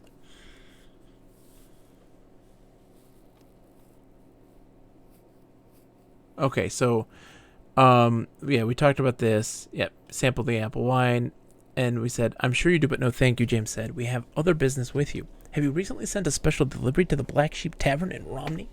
The man nodded. Yes, a man here in town named Mitchell Waylander came in and made the purchase order himself, paid with rubies. Recognizing the name of the leader of the Glazers, Guild of Romney, James arched an eyebrow. Was there anything unusual about the order? I'll say, the man replied, moving to a small bin, pulled out a handful of a substance that looked like tobacco, letting it sift between his fingers back into the bin. He asked that I add this to the kegs, called black tarweed. A poison? James asked. No. It's a cheat used by the less scrupulous tavern keepers. A handful of this dissolved in your ale, and whoever drinks it will think they're dying of thirst. Gets worse the more you drink. Gorath spat. It's often done in the north, he said. A man will drink until he's no longer capable, either for lack of gold or wit. And an excellent way to make certain that someone is incapable of fighting you back, James said with disgust. Nighthawks aren't what they used to be. Alarmed, the brewmaster seemed to pale. Nighthawks? What have they to do with this? Omitting most of the smaller details, James told what they had already learned of the murder. Horrified, the man shook his head. I assure you this has never once happened in association with the keg. If you would like, I will get you something to drink. I guarantee that it has not been laced with the black tarweed. No, we're good. I don't need any booze, my friend. We're good.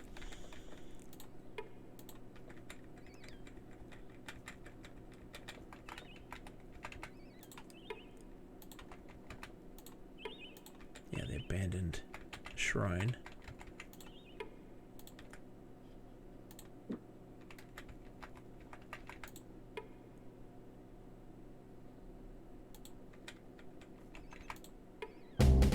Oh, a nighthawk charged at them from the other side of the small house.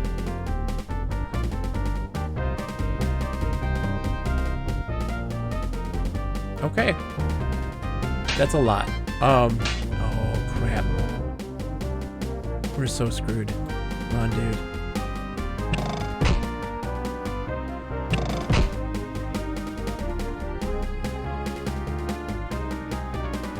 Okay, go with this one.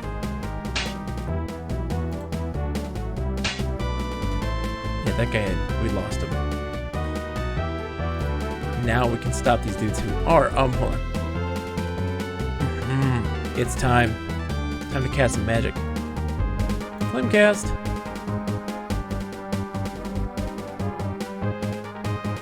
Why can't I cast it on that dude?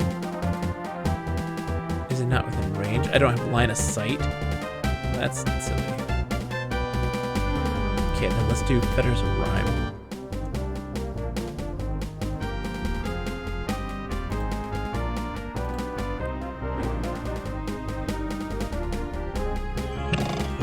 Frozen. Oh, come on.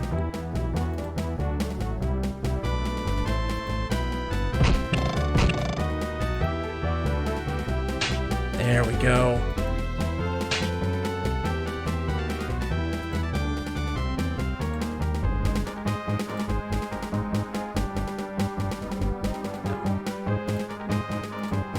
This is great, man. I love this. I'm having a blast right now.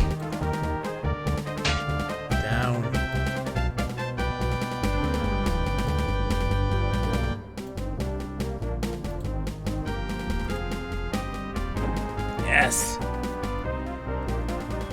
Fetters of Rhyme, man, does so much damage. I love it. I love it.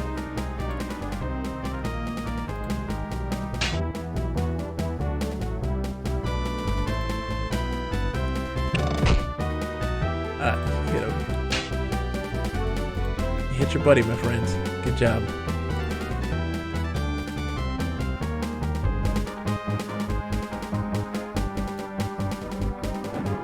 I just gotta freeze them. Gotta do the damage, gotta freeze.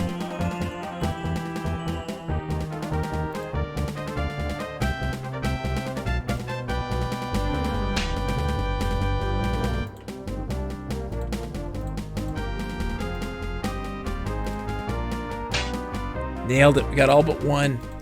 That's a good win. Oh, that's so good. Hold on, we need to repair stuff too. Look at that.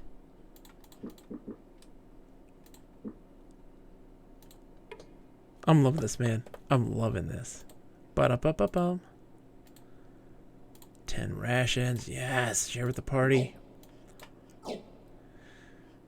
Alright, how are we in our... Yeah, we're fine in that stuff. I mean, I'll throw that in there. Oh, hold on. Let me... do that instead.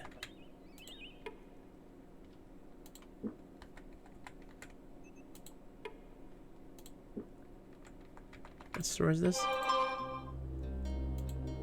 The jewel. Okay, so we can't even sell our weapons and stuff here.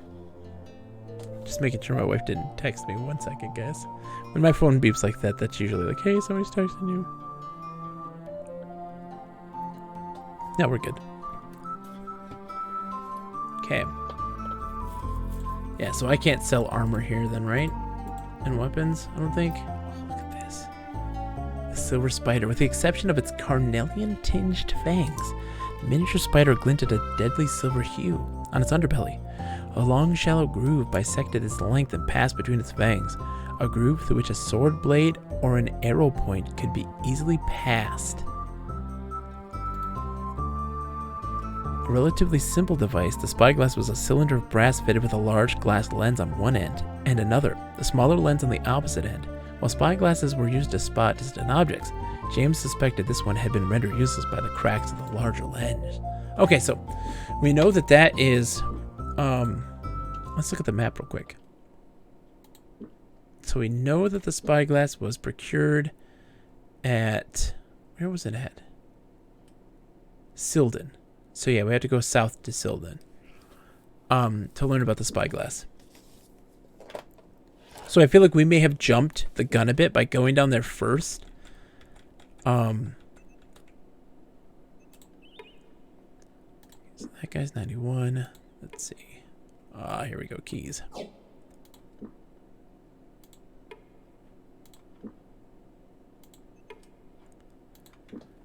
Okay.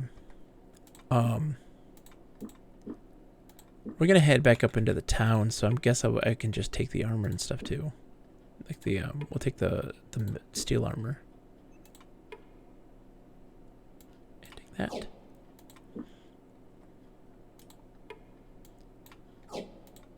And we'll sell those guys in town.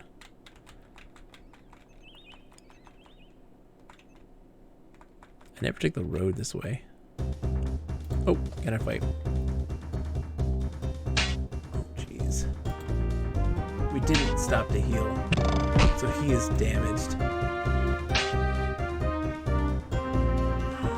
Snap, he's really damaged.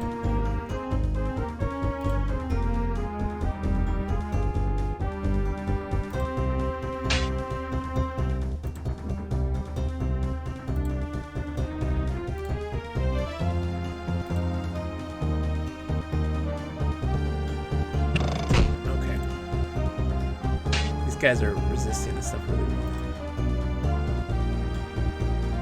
Let's heal.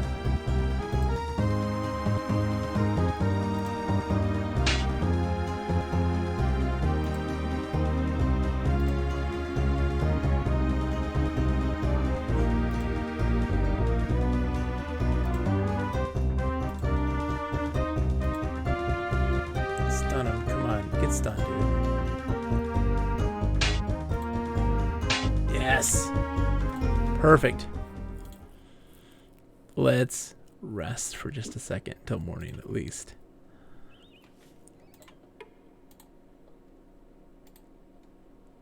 Killian's root oil. Enhance the metallic qualities. Okay. Yeah, that's great. We'll take that. I don't need the torches. I've got like 20.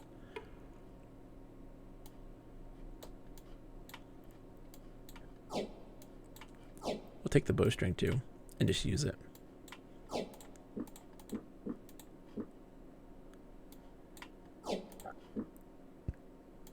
Wait, this is a light bowstring. This is a heavy bowstring.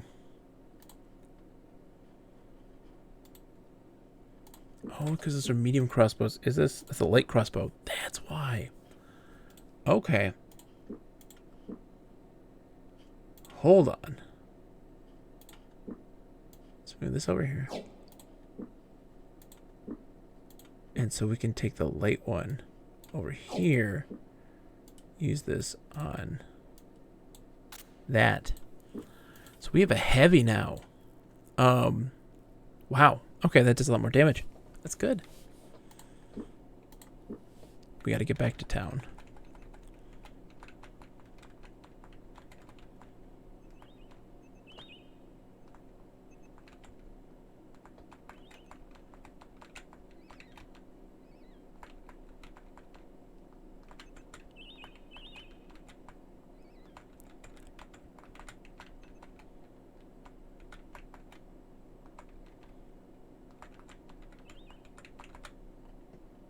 Yeah, going in for supplies. Selling some stuff at the shop.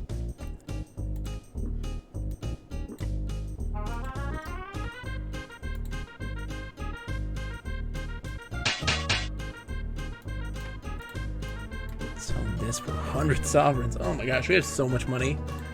We have so much money now. Alright. Yeah. So the clerical old class, we have, wow, 8 different applications for that.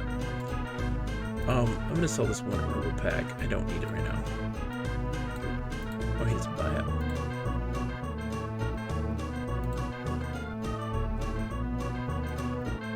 Okay.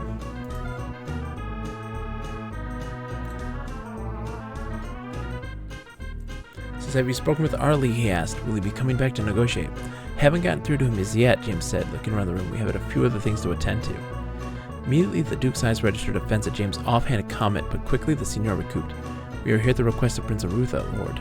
I in no way intended to indicate that your problems here were secondary. We will attend your affairs as soon as we may. Yep, okay, so we just gotta go to his house.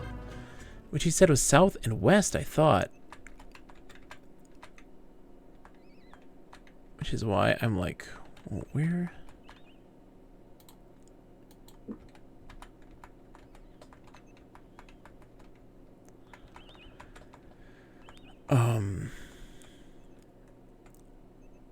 So let's head down to where the spyglass is first. We'll investigate that. That's probably our best bet first. We're gonna sleep here, and until we're fully healed.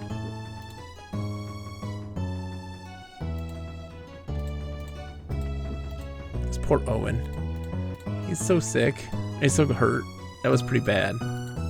I should have, you know what? I'm stupid. I have restoratives and stuff. I should use that. I should use that stuff. I have it. Why not use it, right?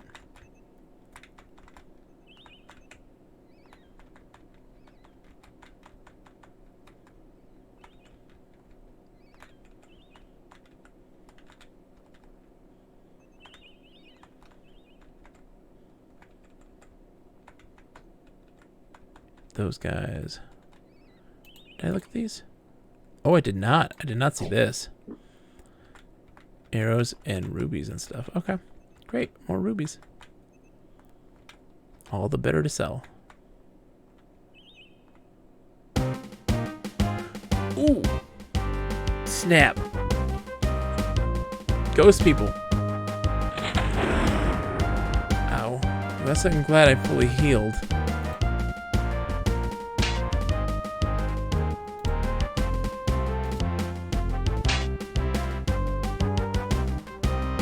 Really want to do me in, man. I guess I can try to whack him.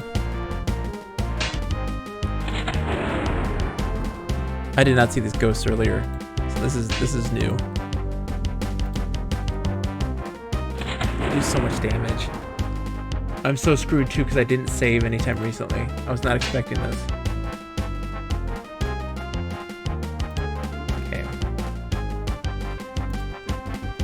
Here we go again. I know it never ends. How's it going, Toker? It's good to see you, man. What you been up to lately? Have you been playing anything good recently?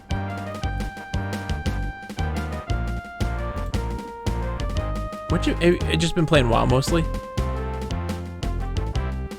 WoW and COD? Hey, COD's not bad, dude. COD is not bad at all. You should always save. I know, well, Lindsay, I have an emote just for that. I should. If I literally have an emote for it, I should.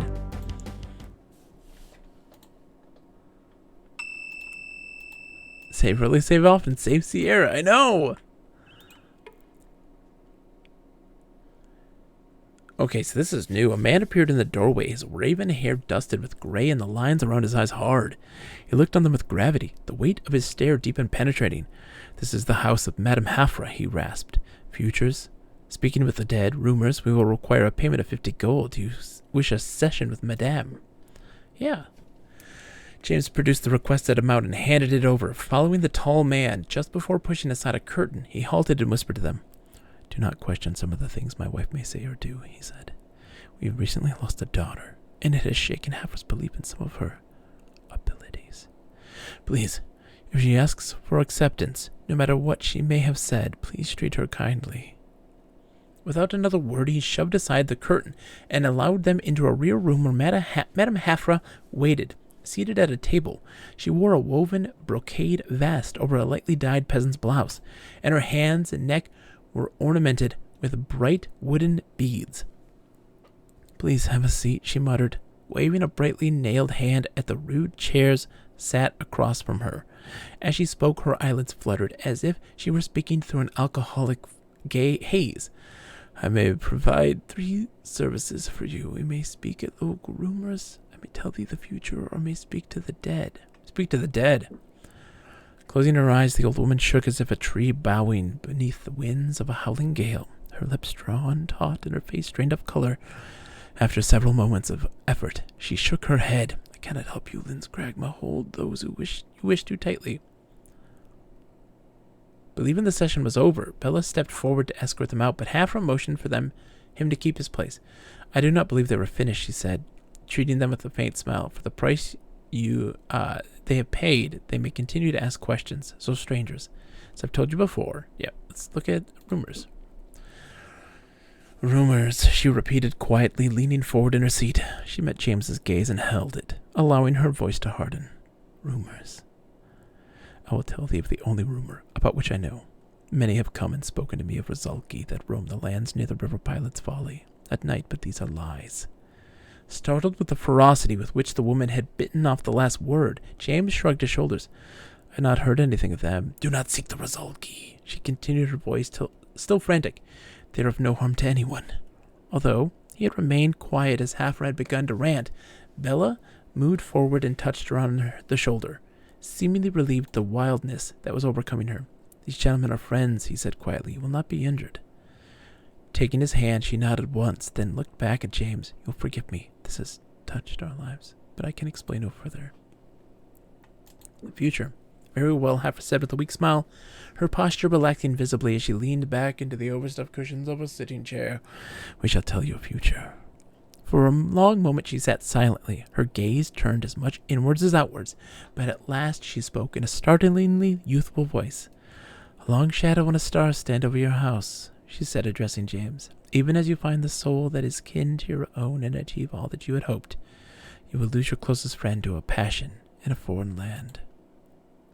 Folding her hands in her laps, she looked on them serenely, her face beginning to resume the look of her age. This is the fate I see for you, she said, the slight tremolo in her voice, betraying a hint of nervousness. The fates have spoken through me. Except. Detecting how important... Hey, Lorigami, how's it going? Detecting how important it was to the fortune teller that they believed what she had told them, James leaned forward and patted the old woman's hands. We believe you, Hafra, he said, reinforcing his words with a flash smile. I'm doing good. Noticing that Gorath appeared to be drifting off, James threw him a sympathetic smile. I think we've heard enough for you, Madam Hafra. For now, Madam Hafra. Perhaps we'll come and see you again. I'm doing great, Lorigami. Playing this game that I'm very much enjoying. It's been very spectacular. And I can't wait to play more because it's been so much fun. So where am I right now? Where am I? Okay, so Sloop's there, Sildon's still south.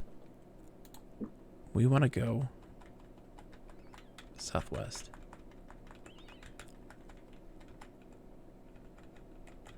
The result gains stuff for around, and we're supposed to do that for the temple, but I think we already kind of finished that, I thought. Keep out. So that place is only open at night then, because it wasn't open previously, which was very confusing for me. I guess it was only open at night. What you been up to, Lauren? Have you been playing anything good?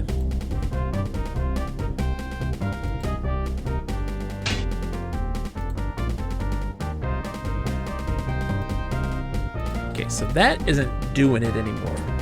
We've got to use some offensive stuff nowadays to stop these guys. So 15 stamina.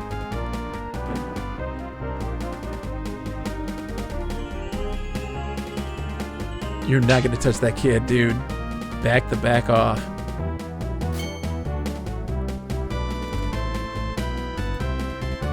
Because, yeah, it only does 2 to stun. It doesn't always work.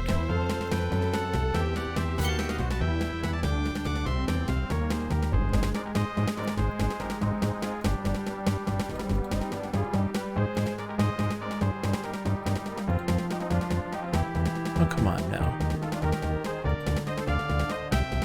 Hit the dude. You have like a 75% chance. Hit him.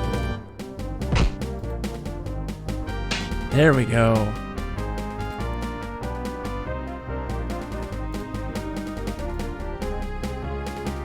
Oh, I did not mean to do that, but that's okay. There we go. 3 down, like, quick. That's so good. That we've been taking these dudes down that used to be so difficult for us, and now they're like nothing. Like nothing. Ooh, that needs to be fixed. Let's fix that.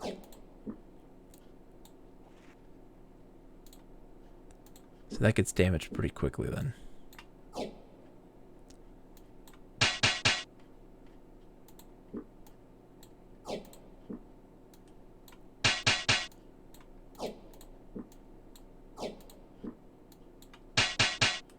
Do I have more whetstones? Oh man, I've been using those whetstones. I've been using them a lot more quickly now that I've been just constantly repairing and such. Alright, that's good. Alright, let's see what we got. Ooh, gems, I like that. Light crossbow I don't need. Poisoned arrows though I do. Is everybody's status okay? Nobody's damaged, right? Nobody's poisoned? Good.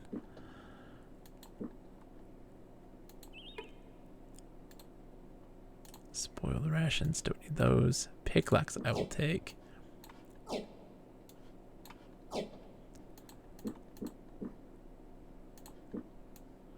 I guess we're going in so we can take this stuff to sell.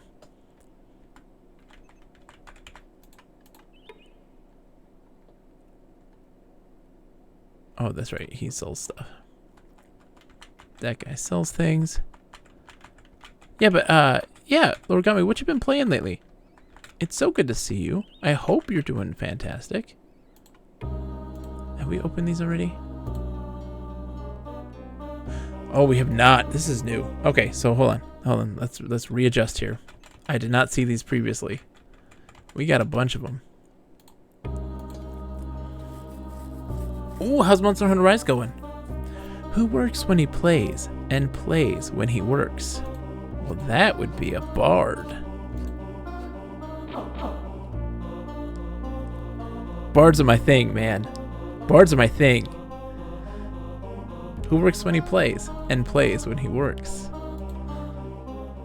That was an easy one for my brain, my noggin. Yeah, we're in chapter 3 now, Clyde. Welcome, by the way. It's good to see you again. It's good to have you back. Yeah, we are on chapter 3 now. Oops. Let's see what this one is.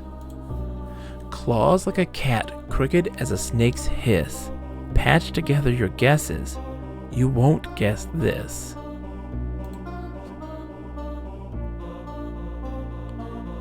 Claws like a cat, crooked.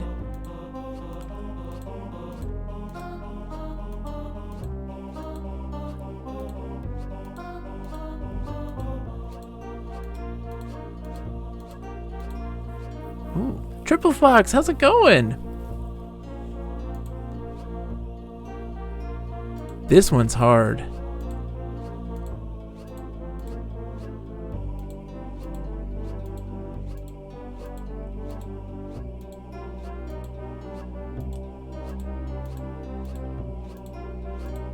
Huh.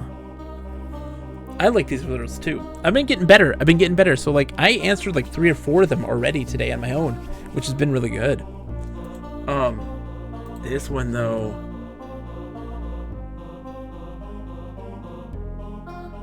Claws like a cat, crooked as a snake's hiss.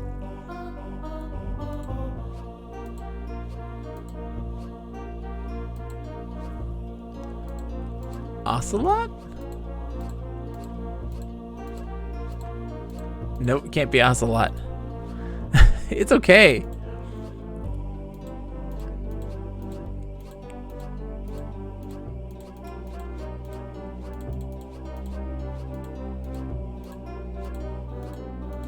Huh.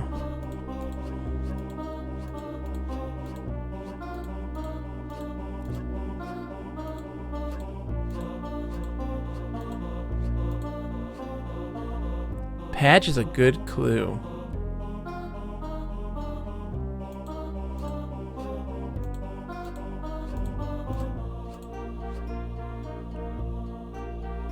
Yeah, this is a tough one. I don't think it starts with O. I don't think it starts with O either.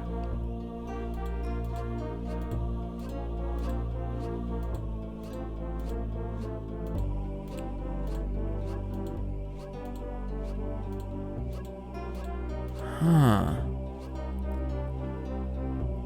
I tried thread. I thought. Yeah, there's no R in the third one.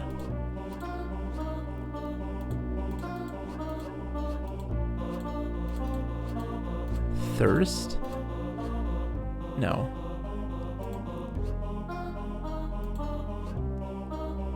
What comes in patches? A beard?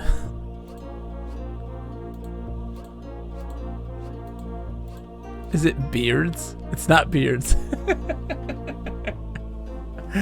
What comes in patches? Quilts? It's not quilts. Well, if I put beards, it's not good. We are guessing.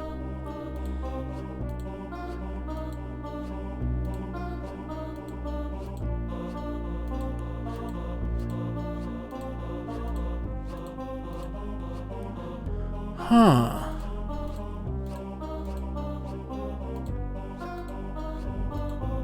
Claws like a cat, crooked as a snake. Hiss. Patch together your guesses. Patch. Patch is a good one. What comes in patches? Briars. Briar patch. Briar patch. That was a great clue. I was like, Briar patch. That's it. Because just the way so I'm finding my method now. I used to write them down like this. You can see, I don't know if you can see this. I used to write down like that. It's not working. Just kind of tumbling through. It's been helping a lot more in figuring this out. It's helping a lot more. But the patches helped. You saying patches? I was like, Briar. Claws like a cat. Yes. Look, my family grew up with blackberry bushes, man. I know how it is. Like, I know how it is. It's gnarly.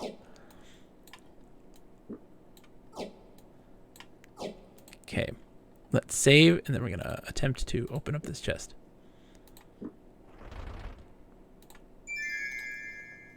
This one, right? It's safe.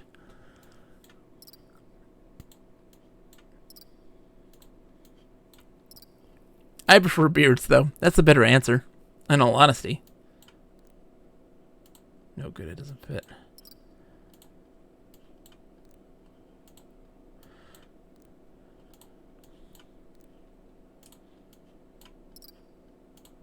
Oh, I can't open this one. My beard is pretty crooked. Checks out. And it's prickly, right? It's a prickly beard.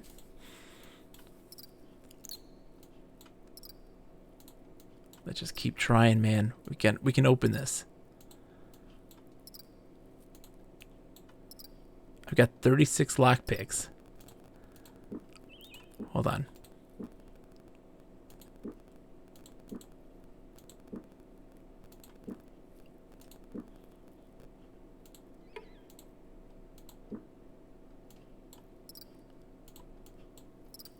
Anyways, how's it going, Cheese? So let me take a second. Oh man, Alencia got the Bob emote. Bob, you got the Bob emote. There's another one coming, guys. We're putting some money into the stream. But not only that, look.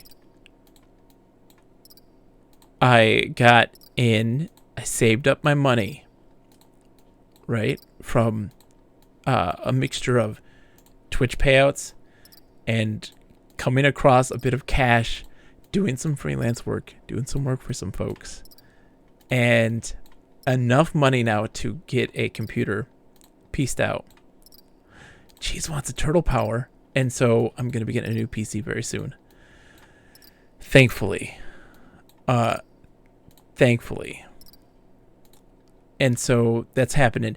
And man, let me just say that, like, I'm so glad I was able to buy a graphics card last year. It's a middle of the road graphics card. It's not bad. Because it went up like 10 times in price. So I have to, because this computer's about to die. Like, it's on its last legs. It's on its last legs. It's bad. It's real bad. Like, it's a genuine problem. Like, it could die any minute now. My CPU usage right now on OBS is through the roof, and it shouldn't be. But we got a turtle power, everybody. This is goons and harpoons. You know, my favorite thing in the world, goons and poons. Wait, that's not right. Bob, that was not appropriate. Goons and harpoons. Look at Raphael, looking like a doof. The turtles are now under attack from the Shredder and his goons. As the harpoons start flying, one hits Michelangelo's tube. What a bummer, he says as he begins to sink. I mean, that's Raphael, but okay. Guys, you got your turtles mixed up. Goons and harpoons continues on card 137. Down goes Donatello. I'm excited. We're going to see how that goes. We got a whole bunch more. That's from my Teenage Mutant Ninja Turtles cards collection. It says it has 88 cards and 11 stickers, but I got a billion of them. There's so many in this thing. I got like almost the whole set from my childhood. Excellent card. Sucks because I bought one at the start of the year, but didn't realize the graphics card was awful on it. Oh no, Cheese, I'm so sorry. Yeah, it's so expensive. So this graphics card that I spent like $160 on, for a nice middle of the road one last year, is now $1,000. Like, that's ridiculous. That's excessive. Let's see. So 70. I feel like we can't unlock this. Like, this is supposed to be like something crazy. Oh, hold on one second. Oh, calm down.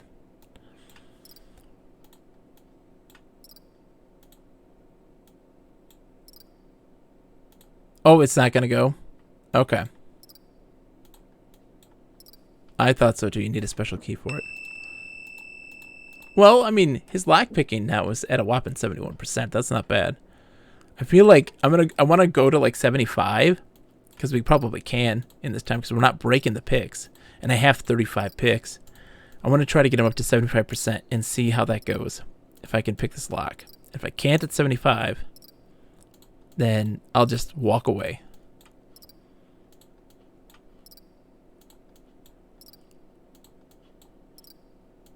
We're gonna grind it out. And so every 5 clicks. Okay. We'll back out every 5 clicks. 1, 2, 3, 4, 5.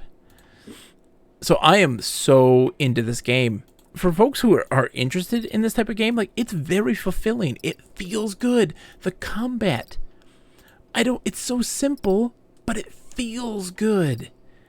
It's a hard thing to describe. The strategy elements of it, the turn-based nature of it, the small play field. But the strategy involved, it's just that perfect level. It's that perfect level. I like how there's a little narration for everything. For everything. And it's good narration as well. You're absolutely right, Lorigami. So right in this. The game feels huge, right? It feels huge. Even though the world itself is quickly traversable. But just those little details. That stuff makes the world, and it changes everything. It changes everything. It really does. And it's something nuts. I don't think very many games really capture that feeling as well as this one does. Clyde says, I saw someone else playing this earlier today.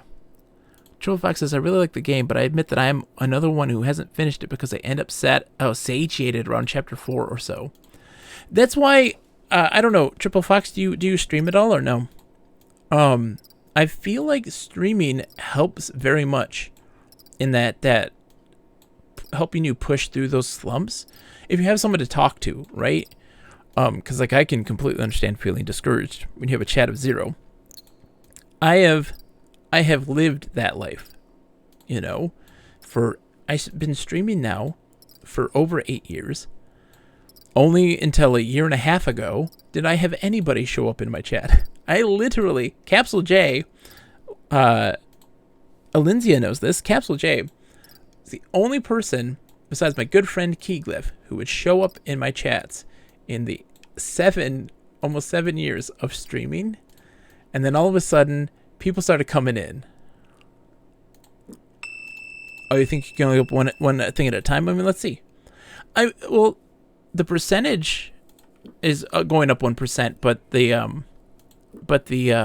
stats look like they're going up more than that, but maybe not. And so it's interesting how much having somebody to talk to and to enthuse with and to work together as a team can really enhance that gaming experience and make you feel that drive to keep moving. And while this is a really big game, Cheese says, yeah, the chat is everything when you stream. If you have someone to talk to, it's fantastic. Triple Fox says, I've tested streaming a few times. I haven't set up a consistent schedule, though. My home life gets in the way. Triple Fox, I 100% understand. Being a stay-at-home dad full-time, Aw, Alinzia, I'm glad I know you as well.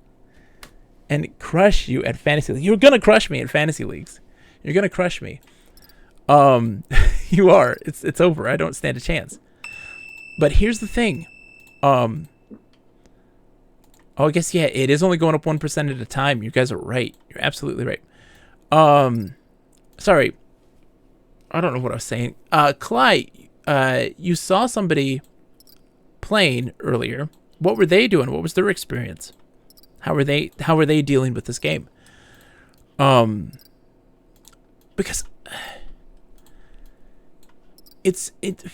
I'm feeling good. I've been playing this game now for a lot of time. Like, we're almost hitting the 20-hour, 25-hour mark? Oh, they're at part 9. Okay. So like at the 20, 25-hour mark right now in this game. And we're not even halfway done. I'm not feeling even remotely like it's time to call it quits. Okay, so he should be at 75% now. Let's just see what happens. It's satisfying to experience. Nope. Oh man. We tried. We're at 75%. Let's just do a couple more just for fun. These must be holding the good stuff, you know. Okay. It's just fun. I enjoy this world. Food and lodging. Oh, this is... Okay. We know that... Oh, we should go in here and bard. That the other tavern is doing something shady.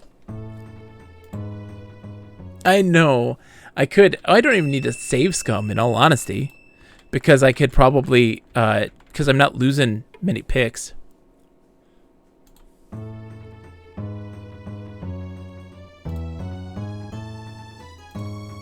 These guys are up to something, though, man. Moments of traveling. Yeah, let's heal while we're here.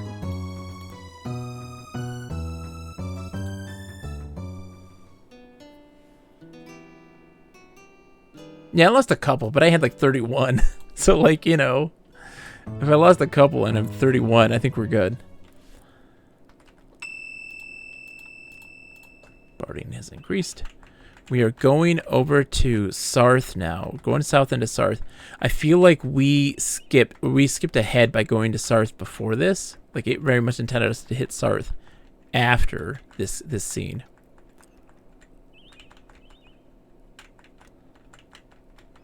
So we're going towards Sarth here. This is where the dudes were spreading disease and stuff.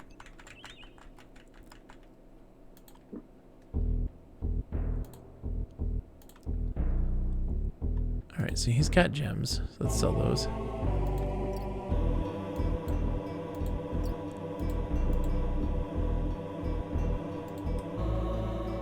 $1 milk. True sight tea. Oh, that's for your ranged weapons being more accurate. Some decline.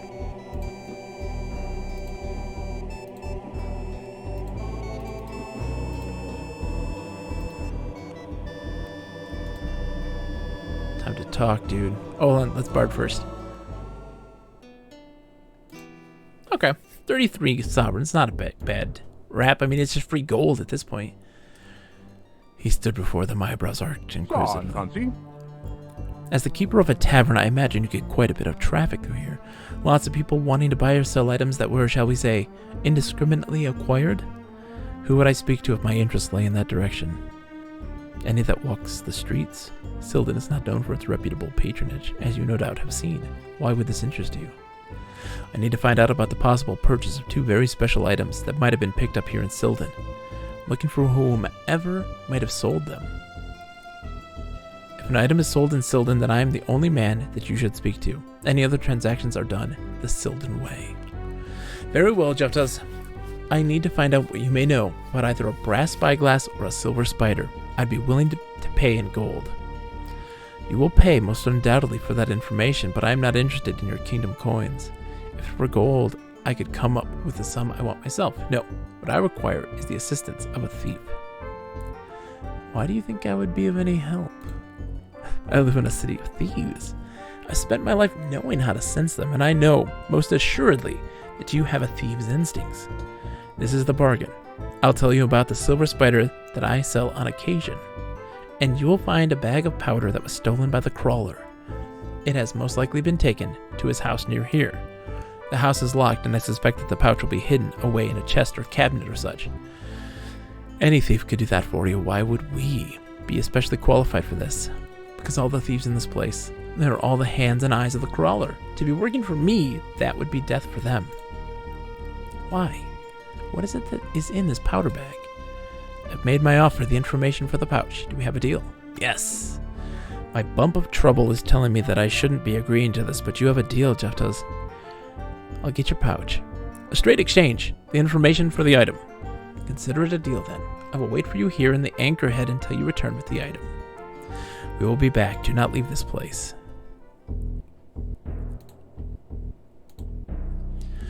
Goreth watched the docks. Behind him, James stood with his ear pressed against the door of the house, listened for the stirring of the crawler or his men, but heard only the thumping of his own heart. The door was locked, and as he reached inside his pack to search for his keys and picklocks, he saw a very small, very straight crack in the trim beside the door. Smiling at the old mocker's trick, he pressed his thumb against the trim and pushed down. the wood slid away, revealing a small brass key. Removing it from its hiding place, he jammed it into the brass lock, whispering his thanks to the old mucker who had first taught him the trick. Within, the house was dim, but not so dark that James couldn't navigate by instinct alone. Creeping, he investigated the whole of the 3-room house, noting anything that looked out of the ordinary. Near the fireplace, he discovered something that appeared to be a chest, but dismissed it as suspect, its location tagging it as a trap for less clever thieves. On the far wall, he eyed a row of 5 colorfully lacquered pots, each spilling over with a tangle of violet-covered Tondel horns. Many times in Krondor, he had heard the Princess Anita lamenting over the fact that flowers were nearly impossible to grow in the salty soil of the coastal regions, and required nearly constant sunlight. Located as they were at the rear of the house, however, they would undoubtedly receive very little light at all. Smiling, he upturned each of the pots, until at last he discovered the hidden powder bag and made a mental note to thank the princess for her relentless efforts to civilize him. Clutching his final find triumphantly, he hurried outside to rejoin his very nervous-looking traveling companions. Jimmy the Hand was still alive and well.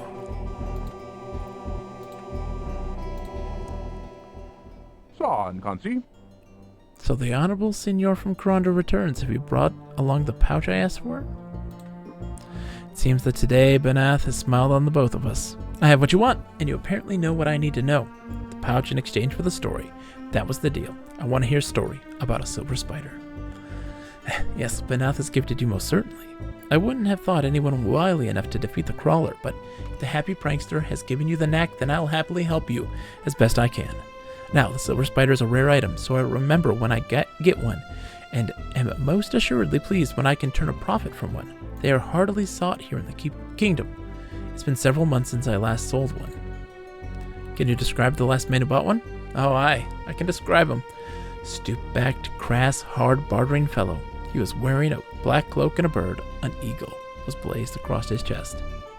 You mean a hawk, a golden hawk. I've lived the greater part of my days here in Silden.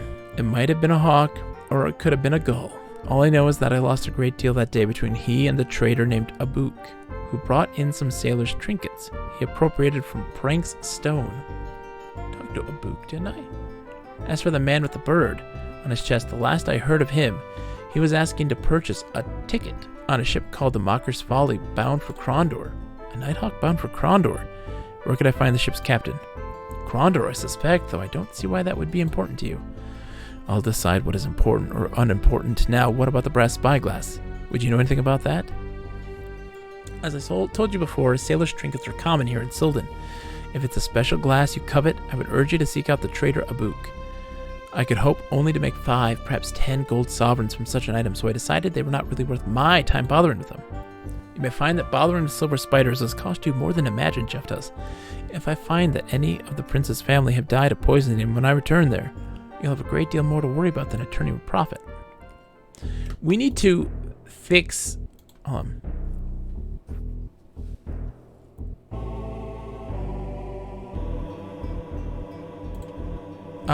we've got to go back and solve the problem with the town, the city. We've got to fix that. How are we doing? Are we all healed? Yeah, we're all healed. Before we move on, because we got to go to Krondor next, or talk to Abouk. Which he is this way, I believe. If we go... Let's camp till daytime. Oh, we need rations. Holy crap. We need to buy rations bad. I did not realize we were so low on rations. Let's fix that.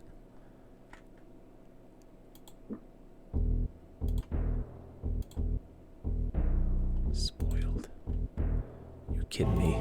You're kidding me right now.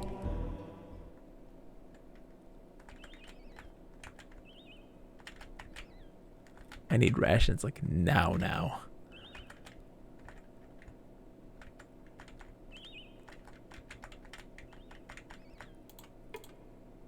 Ooh. Bam. That's a good start. Thank you. Little hole there. Food and lodging, I will take it.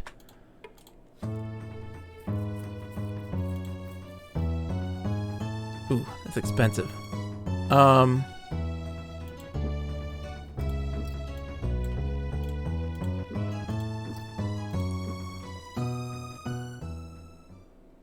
on, can I... Hold on, let's see if I can barb more.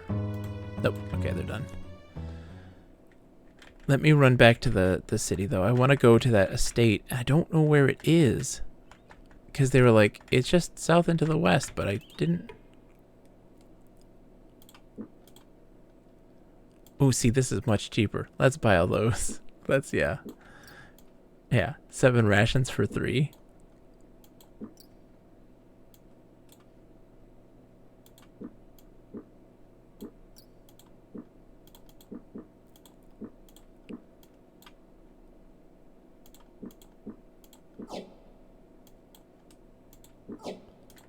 There we go. Much better.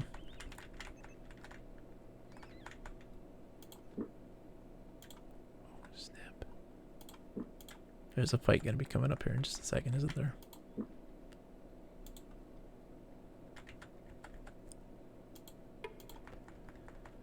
So keep out.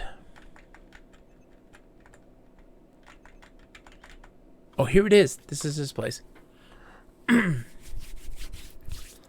man shouted at them. "Have you brought the Chief Reeves dinner?" he asked, evidently viewing the arrival as part of a regular schedule. When James wasn't quick to respond, the man seemed to be a bit irritated. "Are you or aren't you the delivery man from the goods store?"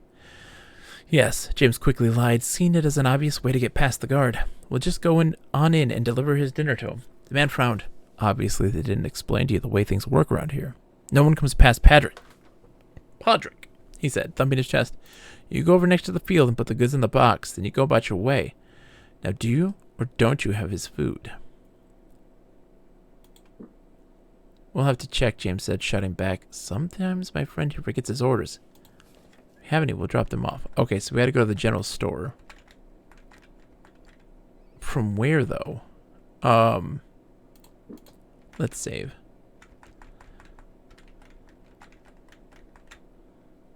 We'll check the city. Maybe it's in the city or at the next building.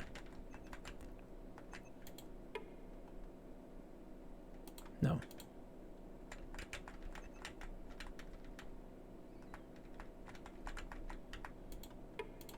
Yeah, maybe in Sloop.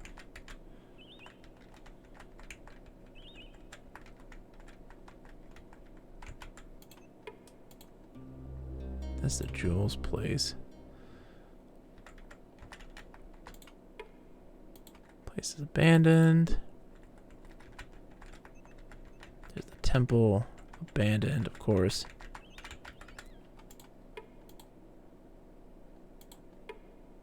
Oh, the brewer. Nope, Sloop is not the place. Just some dead people lying on the road. No big deal. No biggie. Abandoned. We don't need that.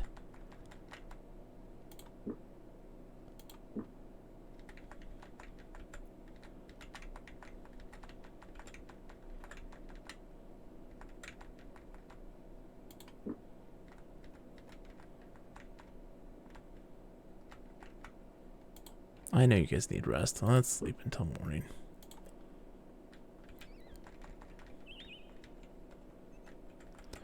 Hey, have a wonderful night, Alinzia. Thank you so much for hanging out. I greatly appreciate it. Take care, okay? Thanks for coming in. Okay, not this place. Obviously. 24 gold for rations. Oh, Jesus.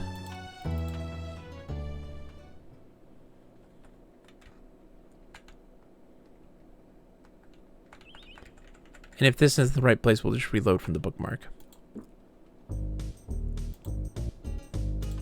No, this isn't the place. For sure. Okay. So we gotta head south. Alright, let's load back the bookmark. It's gonna be probably in the... Hold on.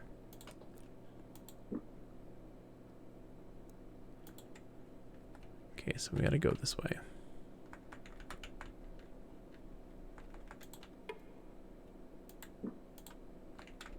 That's a good place to get rations. That's a real good place to get rations.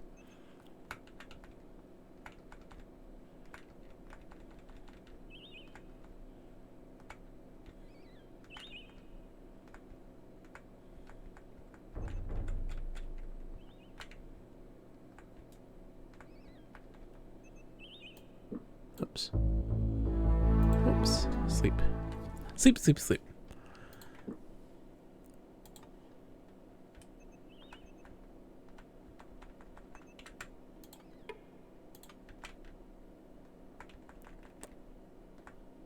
Let me look at the map. Make sure we didn't pass anything. Yeah, we're coming up to Lighton.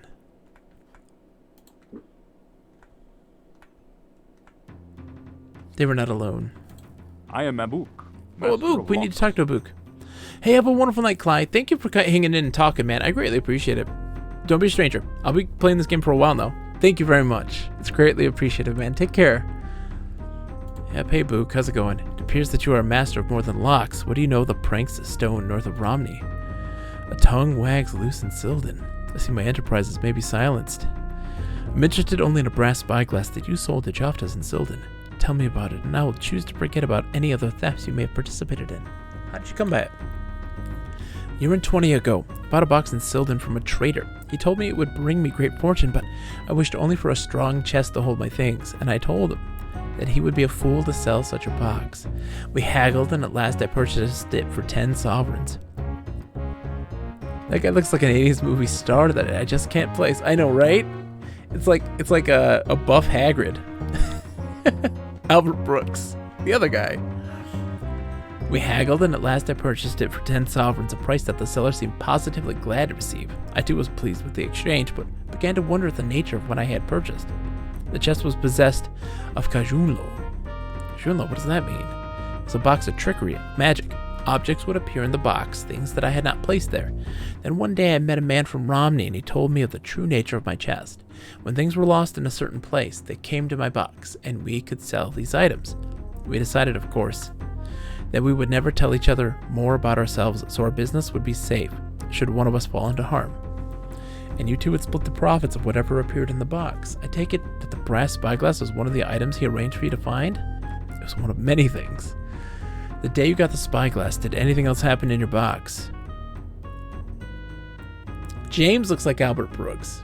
Okay. A few things. I keep the things whose value I do not know. So those items which arrive with the spyglass are still there. As well, I believe there was a note whose contents I do not remember. You get yeah, I get Albert Brooks. The hair, definitely. I get it. I get it. The Albert Brooks look, for sure. I was gonna say, he's got like it's got a bit of a Nicolas Cage if he had curly hair. Curly-haired Nicolas Cage. Lies behind a mountain with 2 other boxes near Silden. That's the one.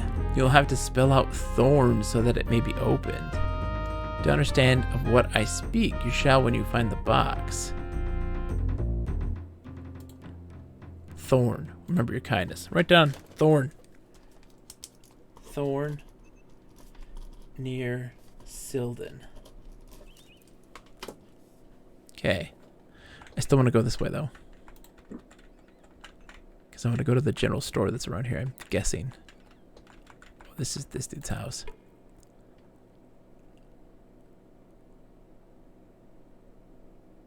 Okay, he's arguing. He's doing his thing. I want to find this general store that I need to go to, like, because I don't know. Let's go into Lighton and see if they have a general store here.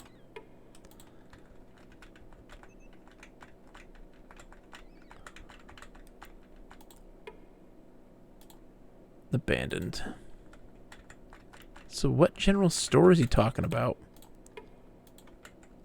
No one's about.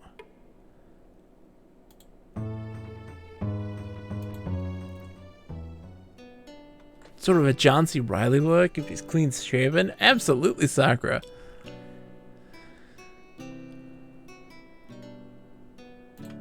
I still made some money. Okay. Crap. I don't know where to go for this. So let's sleep.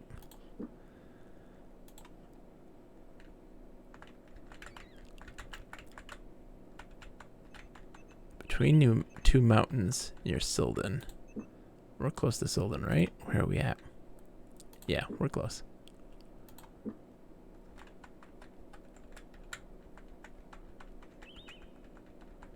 Bunch of chests. What is this? House, okay.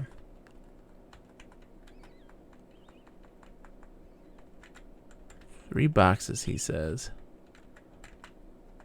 Between two mountains on the road to Silden.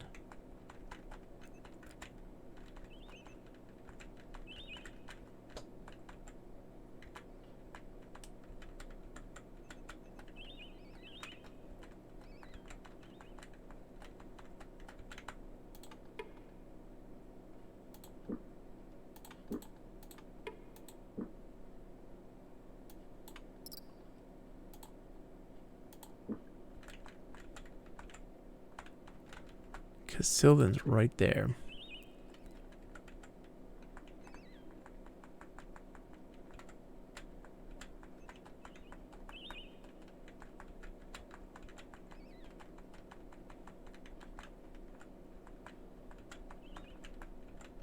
There's a bunch of mountains here, but there's no boxes. Now I'm wasting time and money.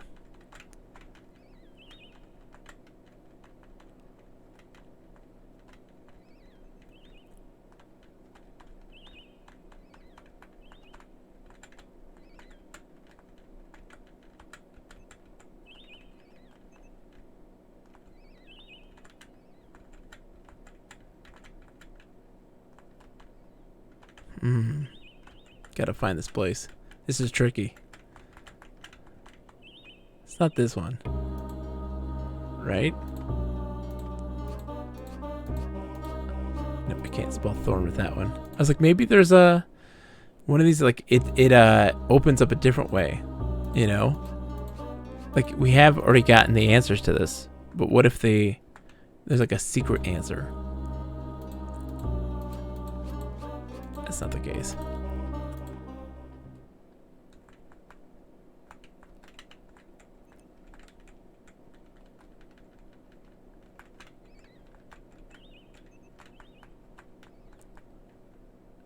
Between two mountains on the road near Silden. Maybe here. Let's see.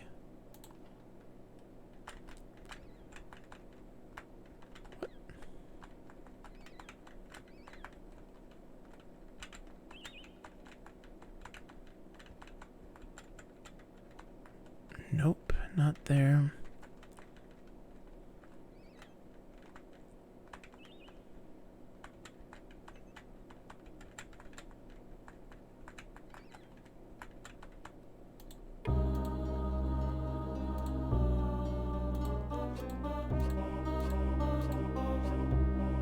No.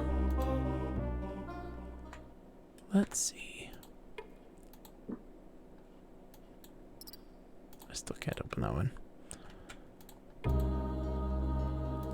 Nope. Okay. It's not there. I might take a break and go grab a drink of water.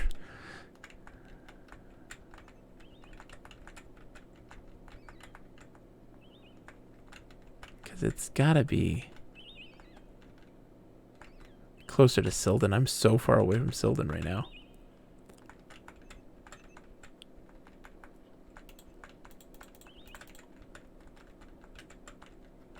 Between two mountains on the road to Silden.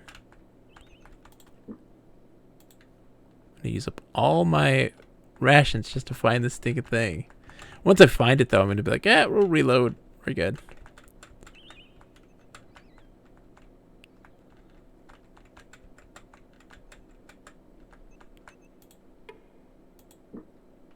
I already opened that.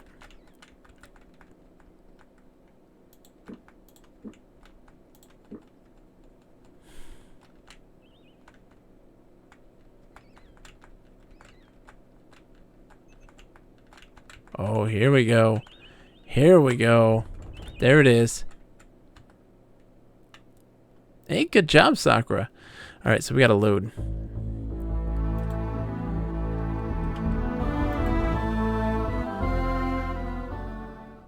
Save ourselves a bunch of rations.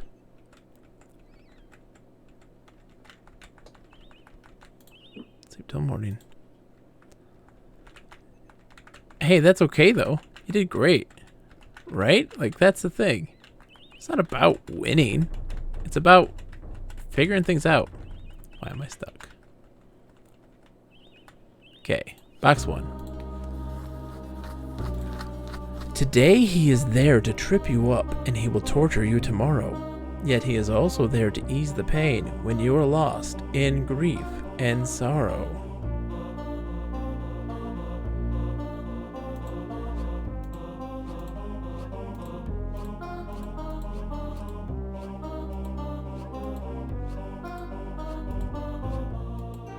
Oh man, it's not alcohol. It's close though. I think they did that to trick you. They're like, yeah, alcohol.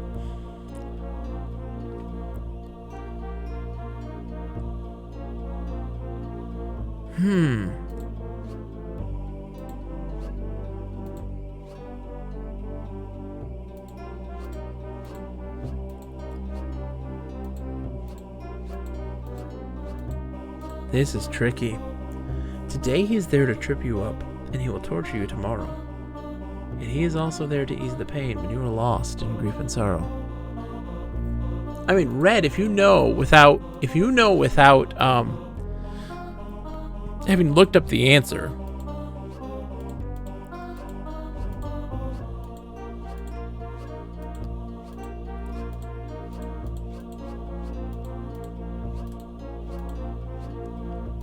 Alchemy. Why alchemy? Nope. Alchemy is not it.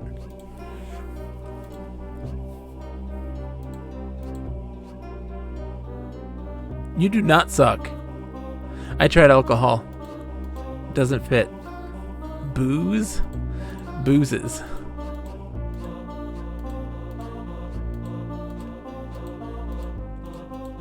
How about boo? This is a spooky. Yeah. Booze. It's a spooky chest. Foos. Toes. Tool. Duel. Good band. Good band.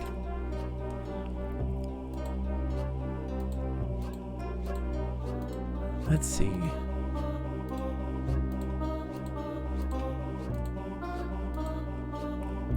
Alcohol fits ALC. Oh, is that... Am I spelling it wrong? I might have been spelling it wrong then. Sorry. Because that's what I thought it was. I just spelled it wrong. Thank you, Sakura. That's what I thought it was. Genuinely, by the way. I'm not trying to be like, yeah, that's what it is. Death to our enemies. No living adversary shall escape the new king of these isles. He will lead us to glory and provide new lands for our people. It's like Dolokai, right? Dolotai? What was his name? Dolothai? Dolaton. Dolakan.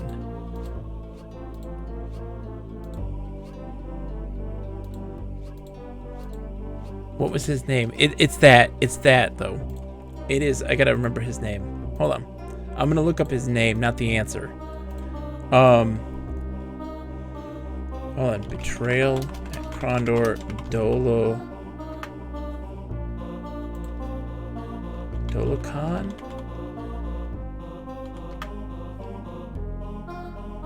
Hold on.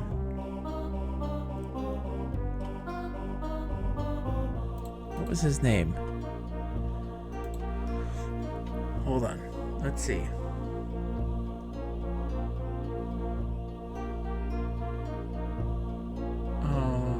Let's see. Can we get some of the plot here?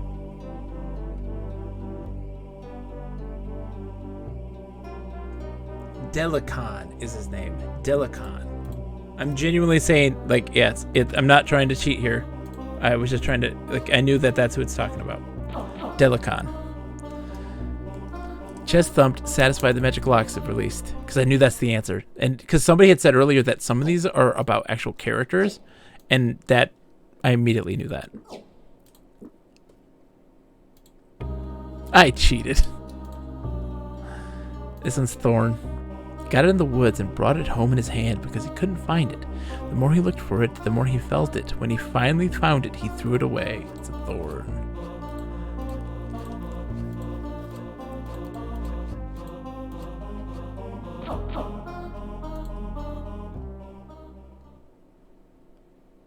Keys. Give me your keys.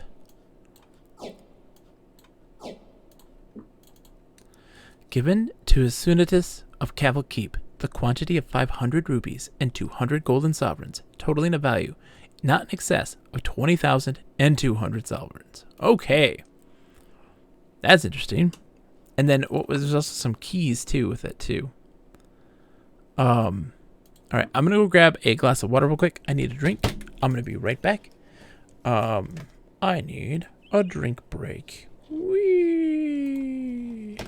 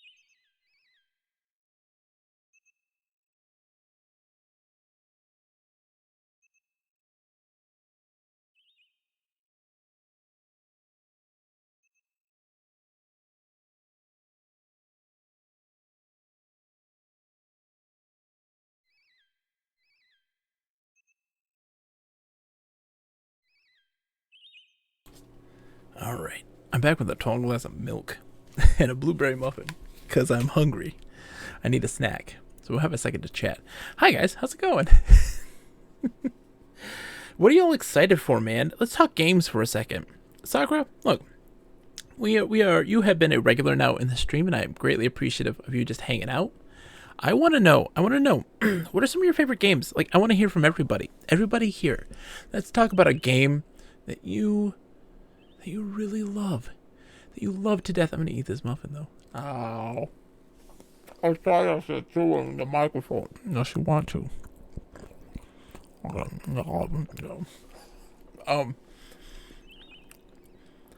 You love such a huge variety. You don't have to be specific. You don't have to tell me your number one or anything. But like, what are some of the ones you love? Any particular system you love? Era of video games? Sakura, you are a lover, like me, a lover of a huge variety of games. that span every generation. Of this I can greatly appreciate and respect. Dungeon Crawl Stone Soup. Interesting. I'm gonna write that down. Dungeon Crawl Stone Soup. I will look that up. Oh. Perfect combination of challenge and learning from your experiences. Oh yeah. Man, you've told me before about that. DCSS? What's DCSS? I probably know it, but...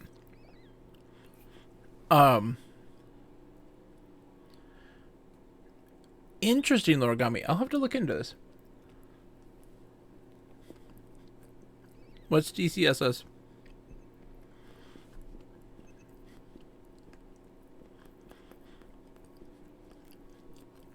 Oh, okay.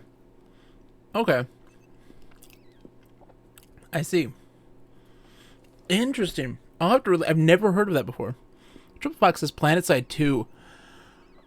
Hold on. Let's talk about this. Let's talk about this. So PlanetSide 2. Very good. Very good game. I enjoyed it a lot. I'm making sure I'm correct in this. This was the Sony Online one, right? The first-person shooter. Right? It was a first-person shooter MMO by Sony, right? Yeah, I played it. Played it a bunch, actually. Oh, Sakura, at some point. Oh, Sakura, at some point we gotta... Oh. At some point we need to do... SWG EMU, the Star Wars Galaxies emulator. Oh, that'd be great. Start a town. Ah, that'd be awesome. Oh, I love the fact that you can just be a politician. I would just be a politician. That'd be my dream. Running a town. Oh, going crazy.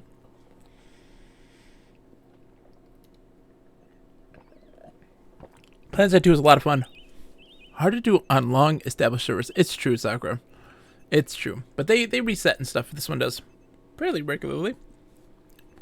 Here's one. Here's an online only mech shooter game, team-based mech shooter game that I don't think gets the love it deserves. It's no longer around, sadly. Rest in peace. But on the Xbox 360 is one of like the launch titles or close to launch titles. Chrome Hounds. Has anybody ever played that? Chrome Hounds. It was really good. I liked it a lot. It did not get the love it should have. Because of all the different classes and having like the general class who just looks from above and issues orders and talks to people. Man, I think that game was way ahead of its time. Especially for console games. Oh.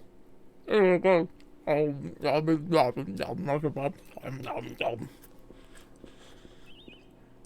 Come on, it's ton to find.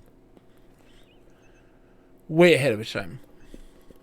Because that stuff now is very much like regular. Triple Fox, it was an online game. You picked your nation, and everybody's vying for control of these areas on a map. And you go in, and you do fights to help gain control. It's kind of like an MMO in that regard. But you would have squads that you'd be paired up with. And everybody would take different classes that had very, very specific functions in the combat encounters and stuff. And including like one who is just the third person perspective in an RTS, the commander of things, being able to see stuff. And then there's one that is literally just like purpose is just for being able to see. So they're the one throwing out the signals so that the commander can see stuff. And like, there's all these mechs having these very, very particular roles and having to work with them in tandem to actually be successful. It was a very difficult game. Very challenging. Very specific. And it wasn't as loved as it should have because people didn't know what to do in that type of game. They'd never experienced that before. I mean, this was Xbox 360 at launch.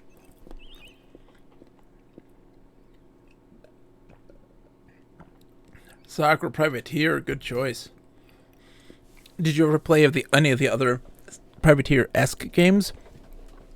Like, not Privateer 2, that one doesn't count. That one's terrible. It's terrible. Clive Owen. I have it. I just don't know where it is right now. They're good. XCOM 2, absolutely. Open Transport Tycoon. All right. Civ 6 is one. That's a staple. What we should do. Oh, Sakura. I've got folks who would do Civ 6. I'd love to do a big Civ 6 match with people. That would be great. You're a Quake 2 person. I had Quake 2 as a kid. When I finally got it to run, it wasn't my bag, but I don't know. I have to revisit it. Speaking of open source versions of Chris Sawyer games, RCT2. What's that? What's RCT2 stand for? Did you guys ever play the Spaceflight Sim? The space, not flight sim, but the Spaceflight combat game. Starring, what's his name? The voice was Tachyon the Fringe. That was a good one. They did some cool. The mechanics, the flight feel was very. Yeah, Bruce Campbell. It's really good. I enjoyed that one a bunch.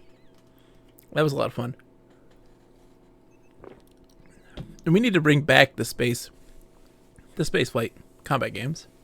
We don't have enough of them. All right. The food has been ingested in my gullet. I've been satiated. We've got about an hour and a half left of the stream. Let's keep moving. Blink, blink, blink. Roller Coaster Tycoon. Oh, okay. Sign me up. So, hold on. What did that note say? Let's review. Parkitect. I've heard Parkitect is really, really good.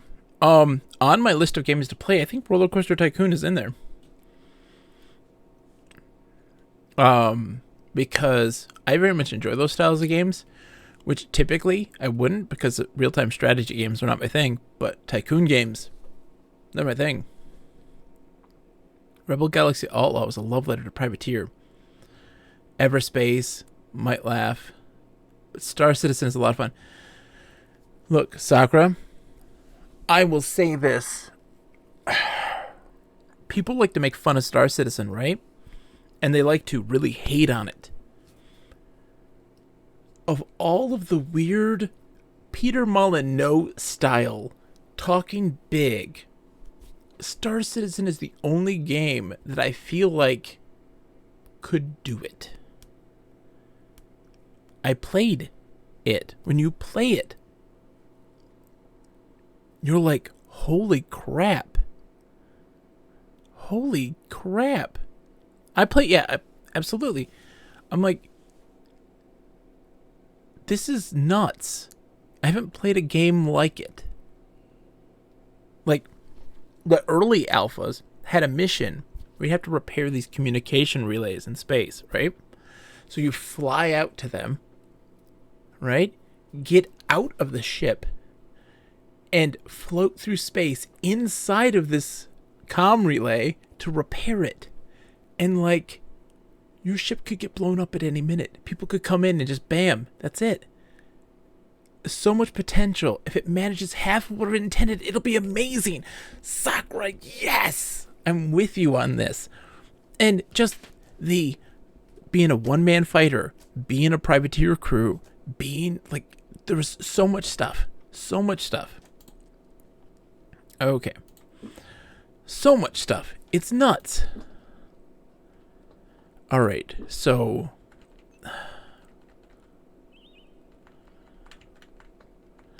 I don't know. Can somebody, if anybody's played this before, Triple Fox, I think you have, right?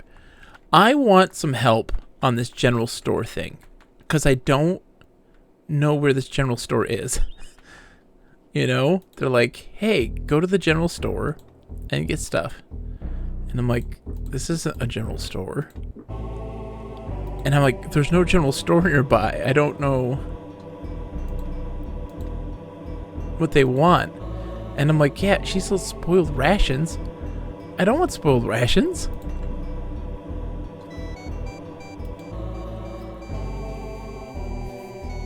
Okay, well, if you remember, somebody can look it up.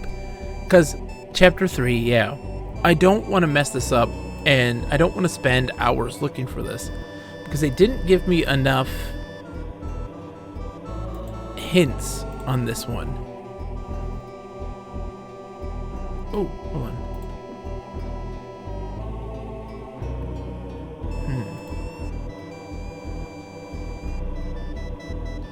Hold on.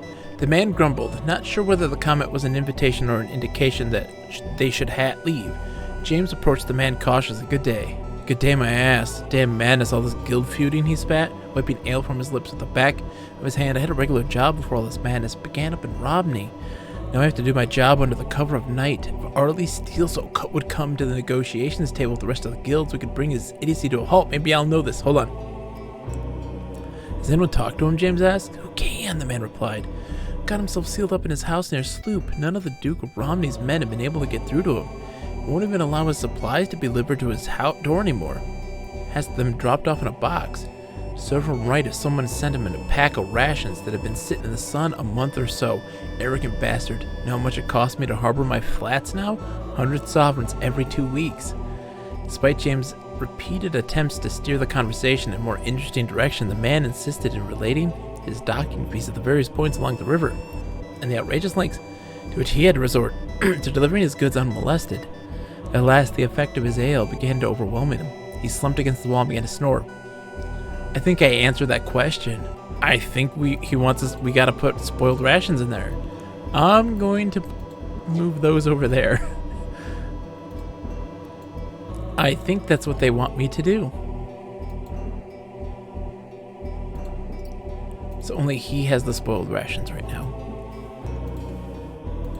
I think I answered that question. I was like, oh, let's talk. Wait, that guy says something different today.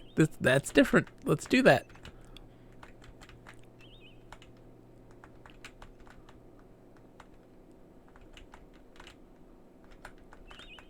Oops.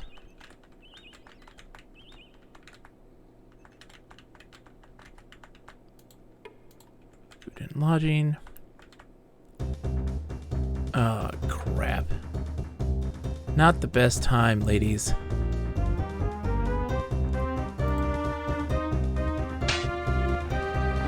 Ow.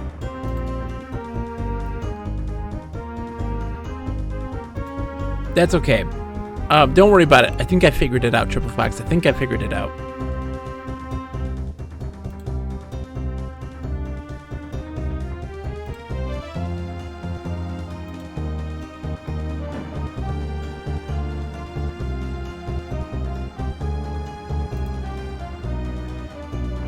What? He should have hit her. What the heck?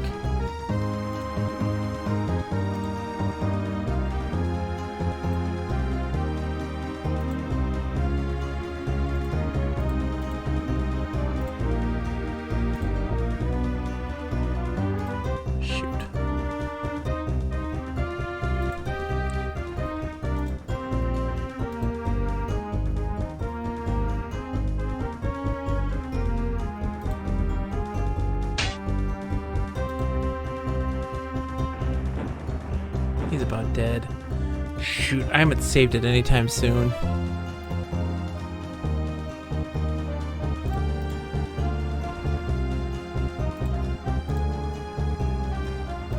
You're going full force here, man. Full. Oh, I missed. You gotta be kidding me. This thing won't die. Oh, crap. Yeah, we're reloading. We're reloading at that point. I gotta go back and find the chest, and then...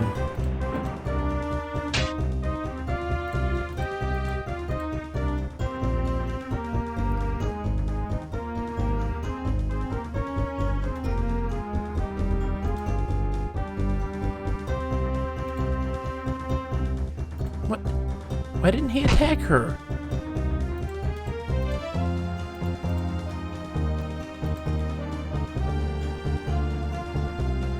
Attack her. Is he missing? I'm not seeing any indication there. This is ridiculous. Darkstar. Darkstar 1. I've heard about Darkstar 1. I haven't checked that out yet. I'll have to take a look at it.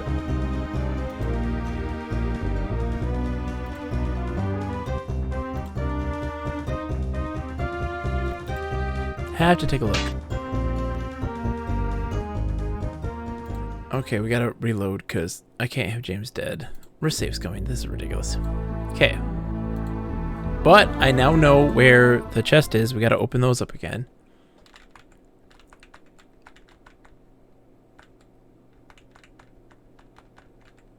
Oh, I'm going north. Dang it. South. Wait till morning. But now we know a lot more than we did.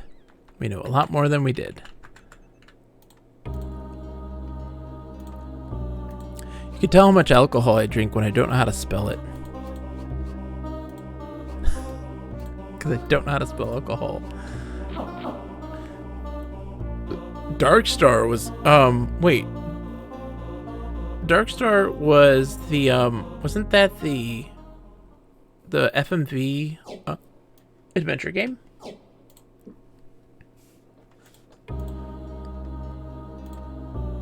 Oops. There is one. Wait, there is one called Darkstar, I swear. I've never played Darkstar. Freelancer is the one I was thinking about earlier that I couldn't think of.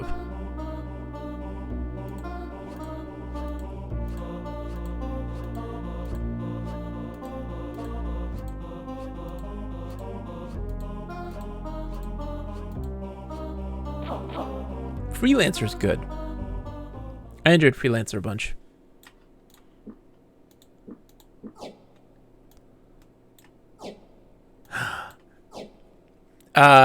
So I didn't know Jennifer Hale until, of course, Mass Effect. But when I heard her voice in Mass Effect, I was like, "Hey, that's from Quest for Glory 4, Shadows of Darkness, man."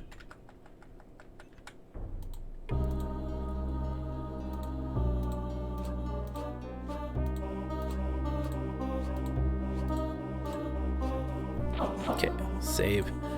Grab this thing. So what was in here again? The chest had a virtue key and a peasant's key and a bunch of money.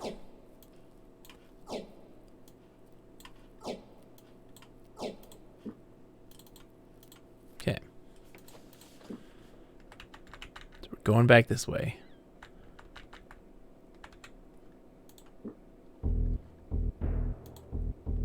I've been looking for the Star Trek The Next Generation game for years that I forgot the name of. It's first-person 3D graphics, and in it you start as a new bridge captain. Picard is training you on how to do the job.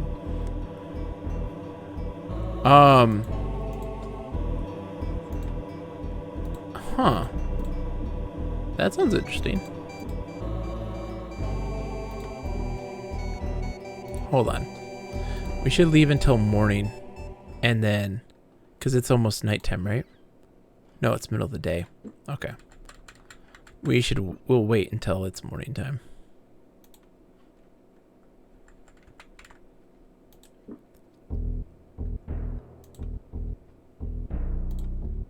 I think this is the right move.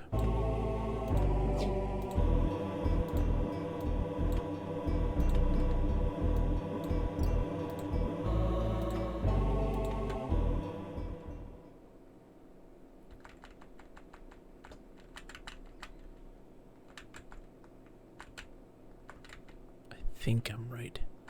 I hope I'm right.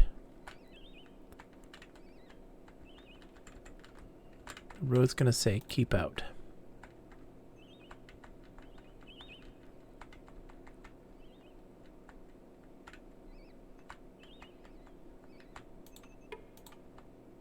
Lighten? No. I'm going the wrong way. Dang it. Oh, great. Yeah, I know you need rest. Put those in a bag for right now.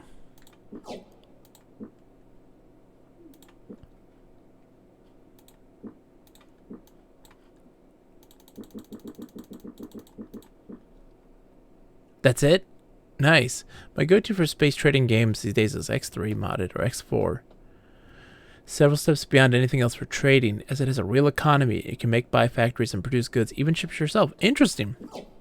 I had a teacher's assistant way back in the day from my physics class when I was a youth that would extol the virtues of that game.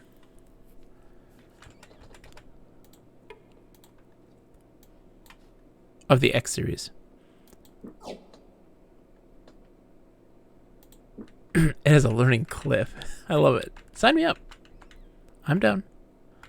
I have to check them out at some point. No, guys, going the wrong way here. Why is this? Oh, because you have to go this way.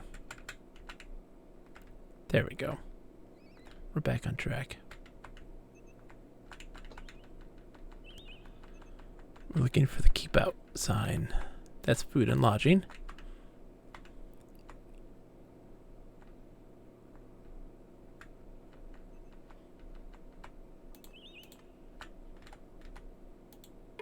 Good. This is where we need to be. There's the box.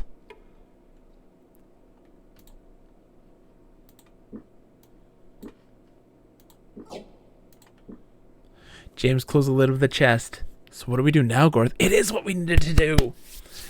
Wait, James replied. We come back tomorrow, and with any luck, Arlie will be willing to see us. Of course, he may not be too happy with our leaving him bad food, but at least it may get us in to see him. What if he decides to kill us for our little stunt? Garth replied. James shrugged. We'll deal with it when we have to. Let's get comfortable somewhere. That's it. That's what we needed to do. I'm so happy that worked.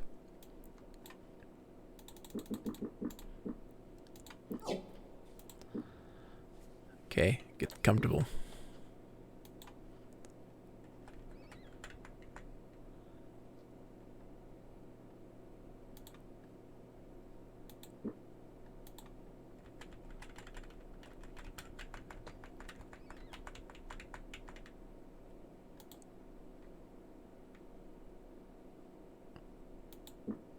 Wait, huh?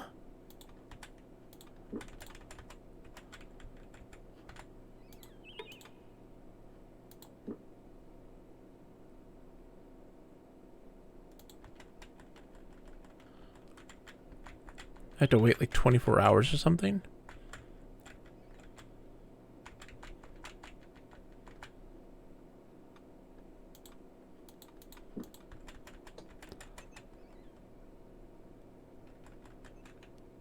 Okay, what does it say? Because that's like what... This is definitely what it says. Maybe I'm wrong. Maybe I'm not supposed to do that.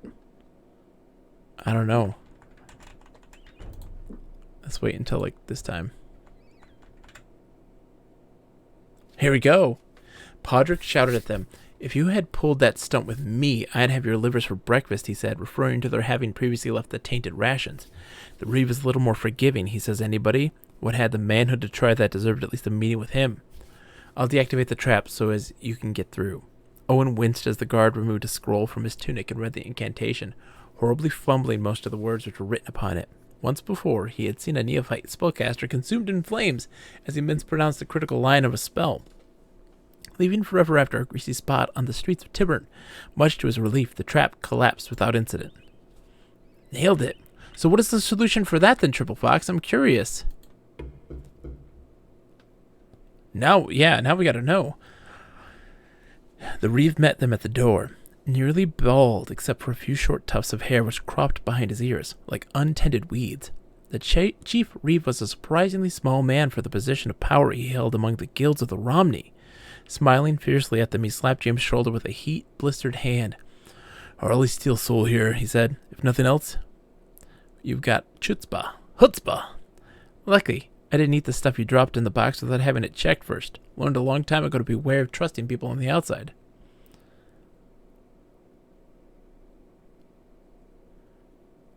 No, because they wanted this fixed. I mean, I guess that'd be the next part in the story, right? But the town, the head of Romney or whatever was like, hey, we need to get this guy in this thing to stop this war. He invited them into his home, offered them some food and water, and spoke with the guild war near Romney. It started with the river pullers jacked their prices so high no one could afford to ship things downriver. He explained. That forced Mitchell Waylander to turn to the guild of the Romney. Well, let me tell you, Chief Reeve of the river pullers didn't like that at all. Felt the new guild was trying to undercut his business. But can you blame him? Mitchell, I mean. James shook his head. The Duke of Romney doesn't seem too happy about matters either, he said. He wants you to come to the negotiations table so they can bring a halt to the violence in Romney. Arlie nodded. Bloody politics started this mess, and it looks like that's what it'll take to bring it to an end. They'll take a chunk out of the Ironmongers Guild, be sure of that. We've always lost at the negotiations table. Well, then we can tell the Duke you will negotiate? James asked. Walking to a row of shelves, he pulled down a book. Nothing else to do that I know of. Alerting James first, he tossed the tome. Thought you might like this after all your questions about the ironwork. What is it? James asked, looking at the plain leather cover. Beginner's text on the art of repairing arms and armor. I was going to throw it out to make room for a few new books that Podrick brought to me. You're welcome to it. Thanking the Reeve for his generous offer, James motioned to Gorath it was time they were on their way once again. We'll tell the Duke, he said before closing the door. He'll be excited, I think. Did he get the book? Who got the book? He got the book. Give it to Gorath. If not for the crude diagrams which accompanied the text, most of the book would have been largely incomprehensible. Majority of the words misspelled, inaccurate, or so obscure that Gorath had never heard of them. Despite the book's shortcomings, he was able to learn quite a bit about the basic repair of maintenance of weapons and armor. In a crude addendum, there was also a hastily scrawled list with useful information. It has been found that certain substances can be applied to armor to counter the effects of poisons used by an opponent in the following list. The first item of a pair can be used in armor to counter effects of the second item of the pair. Silverthorn Antidote and Silverthorn Poison. Okay.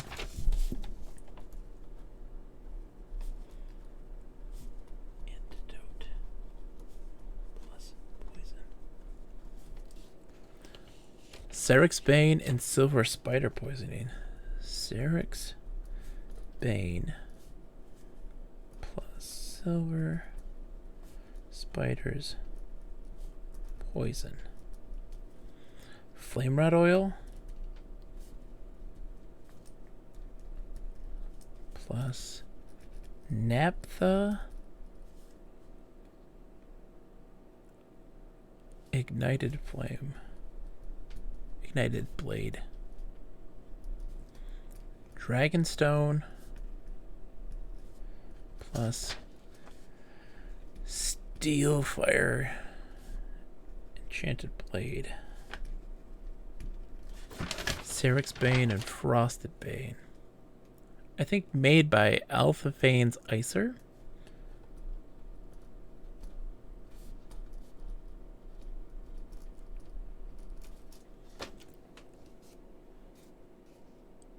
I see. So, putting Silverthorn Antidote on your armor negates Silverthorn Poison. Serix Bane on your armor negates Silver Spider Poison. I got it. Oh, Jesus, more. Oh, okay. The clerical oilcloth and the rod oil. Okay.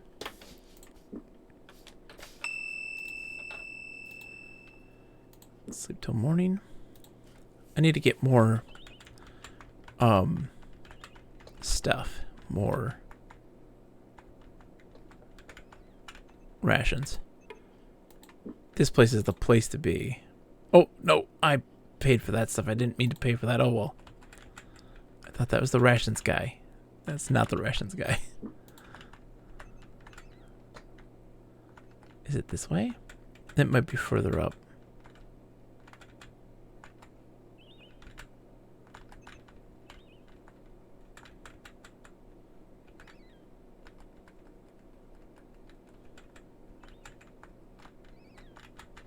Or maybe further back. I don't know.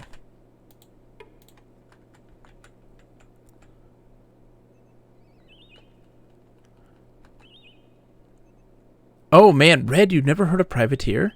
Red, you've never heard of Privateer? Let's go. Oh my goodness. Red. Oh man, red. You're in for a treat, my friend.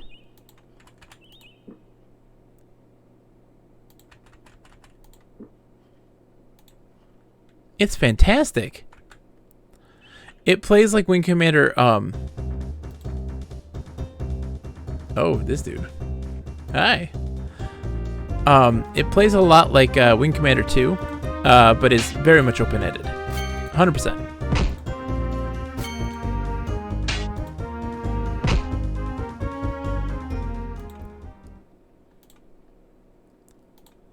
It's fantastic. It's really fantastic. Oh, rations of the wazoo. Yes. Give me your rations.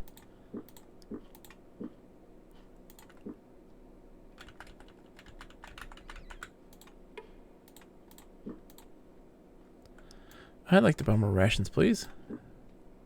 Share at the party. One more.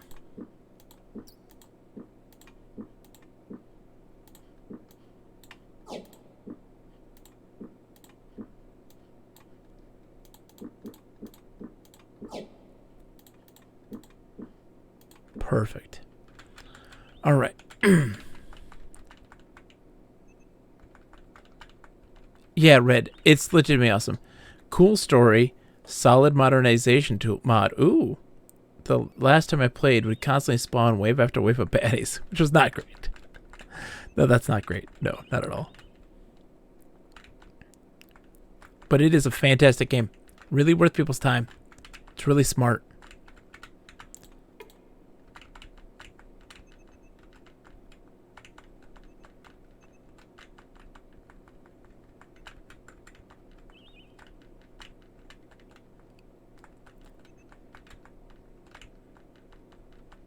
Gotta be something in these forests. Like there seems to be like a lot of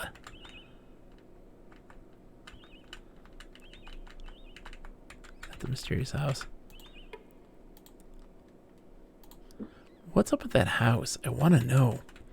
What is up with that house?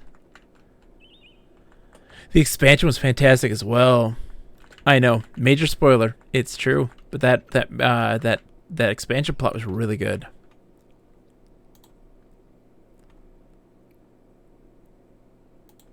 You don't need a lot for Wing Commander. Typically, the Wing Commander games is kind of flight stick and keyboard is all.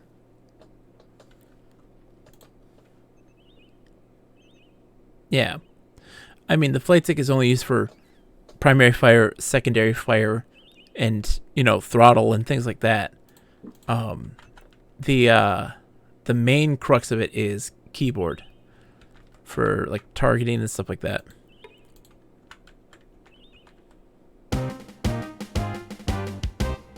Manny was not surprised. Okay, come on, guys.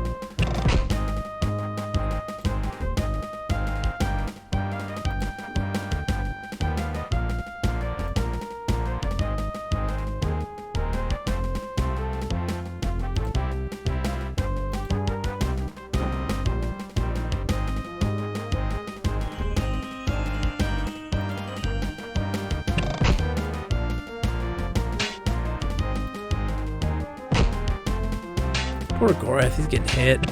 Oh god, Gorath, don't die on me, dude.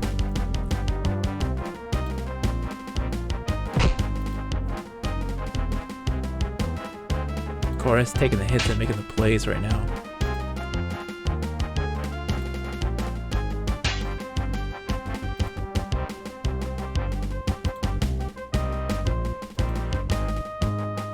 What? 79%, man. For swing. Like, there we go.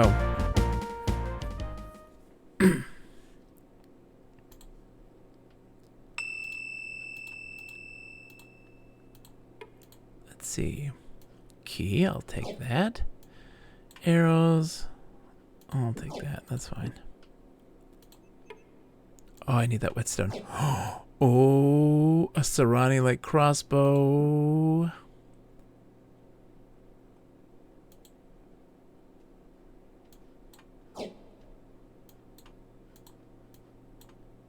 What?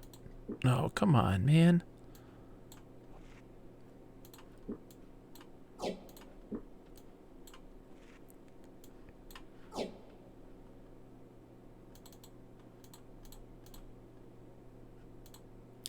Does this thing have 98 uses? Hold on.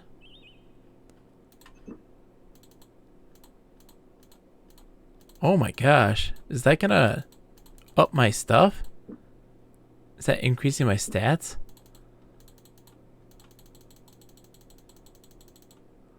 I'm curious. No. Thought for a second it would. Just maybe.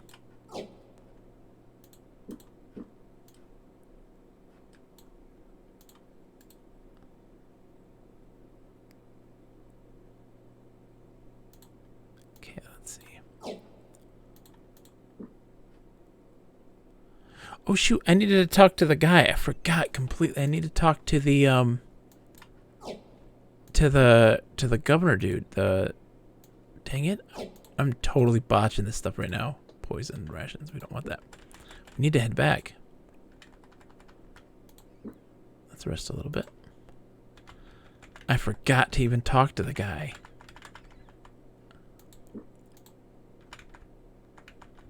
Not smart. Not smart. Let's finish up the story. Sergeant-at-Arms halted them. Putting his hand against James' chest, he shook his head. I'm sorry, but the Duke is... Abruptly, he halted as the Duke appeared behind him. Red, why aren't you in my Discord? The bot says there's the link. Why aren't you in my Discord, Red? Red, you can play a Pokemon Discord game, which nobody should do. It just spams things and it makes it annoying. It's all right, the Duke said. Let them in, Sergeant. I'm expecting these fellows. I'm expecting. They've come to tell me they've convinced Early Steelsoul to come and help me out. Am I right? James confirmed the fact quickly, following the Duke into the deserted meeting hall. Oh man, Red, you're too kind. You're too kind. All you guys on your max servers, man. That's crazy. Seeing the benches had been removed from the room, he seated himself unceremoniously on the table edge while Gorath and Owen stood by the door. Before I forget, your reward, the Duke said, opening a chest in the corner of the room. Sorting through what looked like torn table linens and soiled riding cloths, he at last found a pouch and tossed it to James. Inside were several gold coins and a very valuable key. I keep my promises, he said. Let's hope that Arlie does as well. I don't see why he wouldn't, James said, packing away the Duke's gift. He seemed honorable enough. He's in charge of a guild, the Duke replied. He has to sound honorable. In their own way, the guilds are more powerful than princedoms. You mark my words, one day the Enfaoft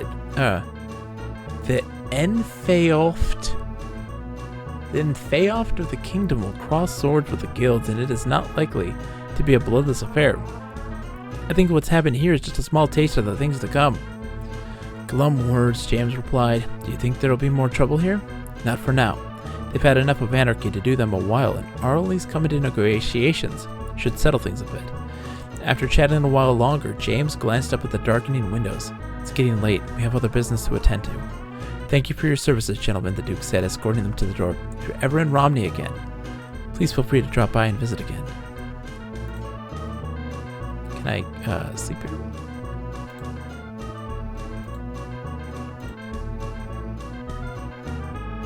Oh man, he's done. I'd like to sleep. Come in, please. Yep, hear anything more about the murders? Only that the master says that it'll be bad for business, and we have to bump bunnies to bring the people back in. Bump bunnies, that's a new expression for the books. Well, we're here and I suppose we have to do what we can for the locals. Have anything to eat around here? Yep. Okay, let's see what rations we got. Oh, yeah, we'll take them.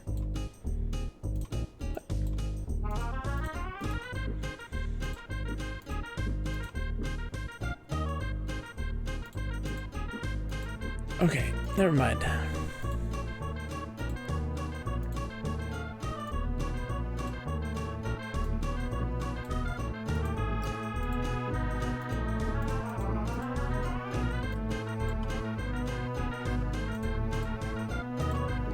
This music is manic. It's insane.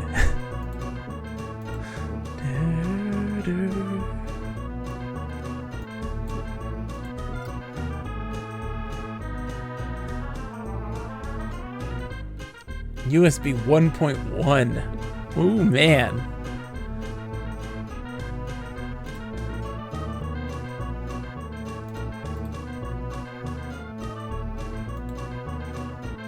I wonder, I want to try something. Hold on. Because, like, I've got these Glazers thing. I'm annoyed that I have them still. Let's just, like, remove these. I'm curious, because I have, like, how many of these? 1 million. Can I get into the town now? I'm curious. We can. Then what's the point?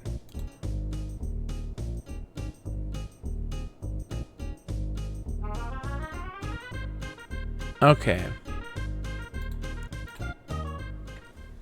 So no, I don't need those anymore. Thankfully. Okay. Sleep until... Oops, let's sleep until healed.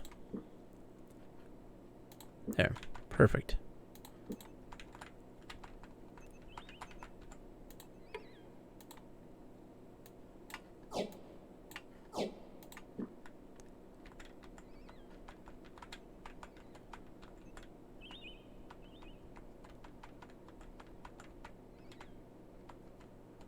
Okay, where are we on the map? We are heading to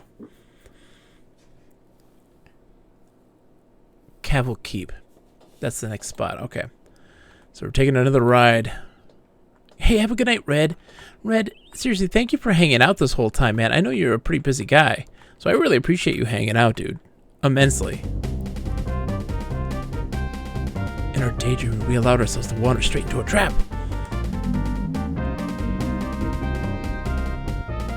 Okay.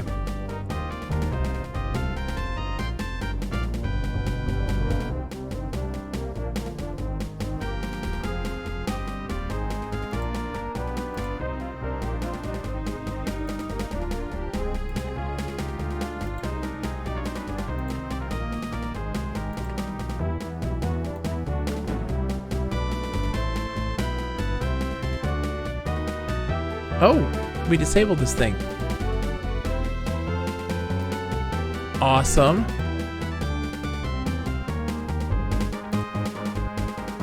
Yes. Okay, that makes a lot of sense. That makes a lot of sense. I finally figured out that those traps.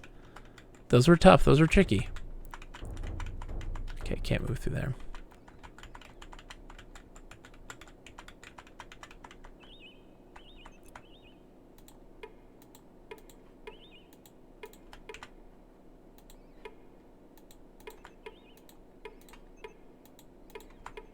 Why can't I see these guys?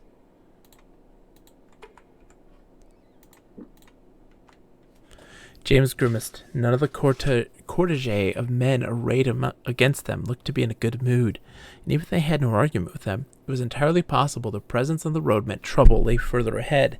Not exactly wishing for an armed confrontation, James tried to make the best of the situation. Can we be of assistance to you fellows? You appear distressed. Distressed? Oh yeah, we're distressed to the extreme. There's that terrible mess down in Romney, and we lot are heading down to lend a hand to the River Polars Guild. What are you? You siding with Mitchell and that bloody Glazers Guild? Then you must support Ian. Men without commitments, eh?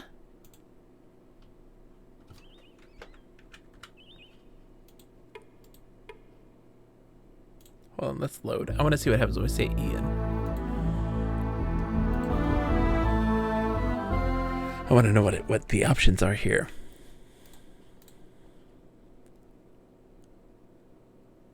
No. Mitchell Waylander's a snake, and Ian's justice unspeakable. The River Pullers were granted an exclusive trade agreement by the crowd itself, and the both of them have called in their own men. Now they're fighting brings other guilds in. Guilds that undercut our business. How dare you side with them? Okay. Okay, so let's, yeah.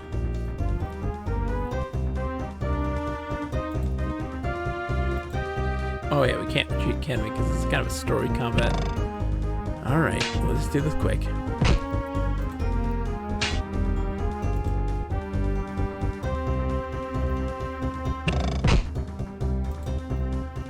because we'll load this, because I'm just going to say that on side, of course, because that makes the most sense.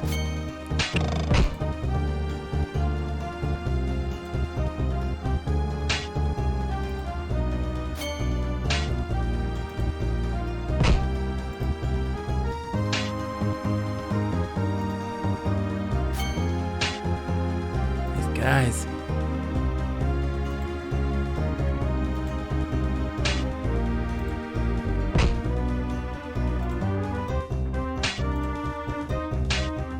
Because I don't want to have to fight. I don't want to fight. Not at all. I mean, unless they have story stuff. Do they have story stuff? Yeah, a key and some rations. Not. Alright, so we'll reload then. I don't want to have to fight those guys. The poor dudes who are just trying to make a buck. They're trying to do their thing.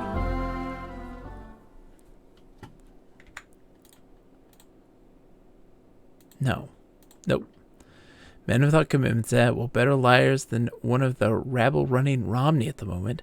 But I warn you, you best stay clear of all that mess. I'm staying clear of all that mess, guys. Truly. Madly. Deeply. Not dealing with it, okay? Pranks Stone.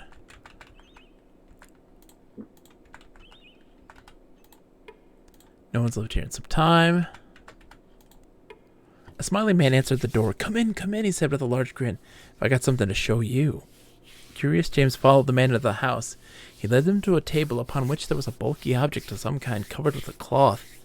With great flourish, the man pulled away the cloth, revealing a strange metal machine with a funnel at the top and a wooden crank on one side. What is it? Asked Korath. It's a gem converter. Currently, it will only convert rubies into emeralds, but I'm working on a formula to convert rubies into diamonds. Say, perhaps you could help me test it. Should I give it a try? James hands the man a ruby. This will do nicely, said the man, holding the ruby up to examine it. Dropped it into the funnel-shaped object at the top of the machine and began to crank. After several turns, the machine made a strange clanking sound, and a small diamond dropped into the table. Man picked it up. Wonderful, it works. Say, as long as you're here, would you like me to convert any more of your rubies? Oh my goodness, Wilco brought friends! Welcome back, Wilco, and welcome, Raiders. Welcome, everybody, to the stream. Matawi, how are you today? I hope you're doing well. Welcome, everybody. I'm Bogus Meat Factory. Folks, Decaf Jedi, thank you so much for the raid. How did it go tonight? How was the stream? I hope it went well. Pickle Dog, good to see you. It's so good to see you all tonight. Oh, Marjorie Cookie, it's a pleasure. Welcome. Welcome to the stream.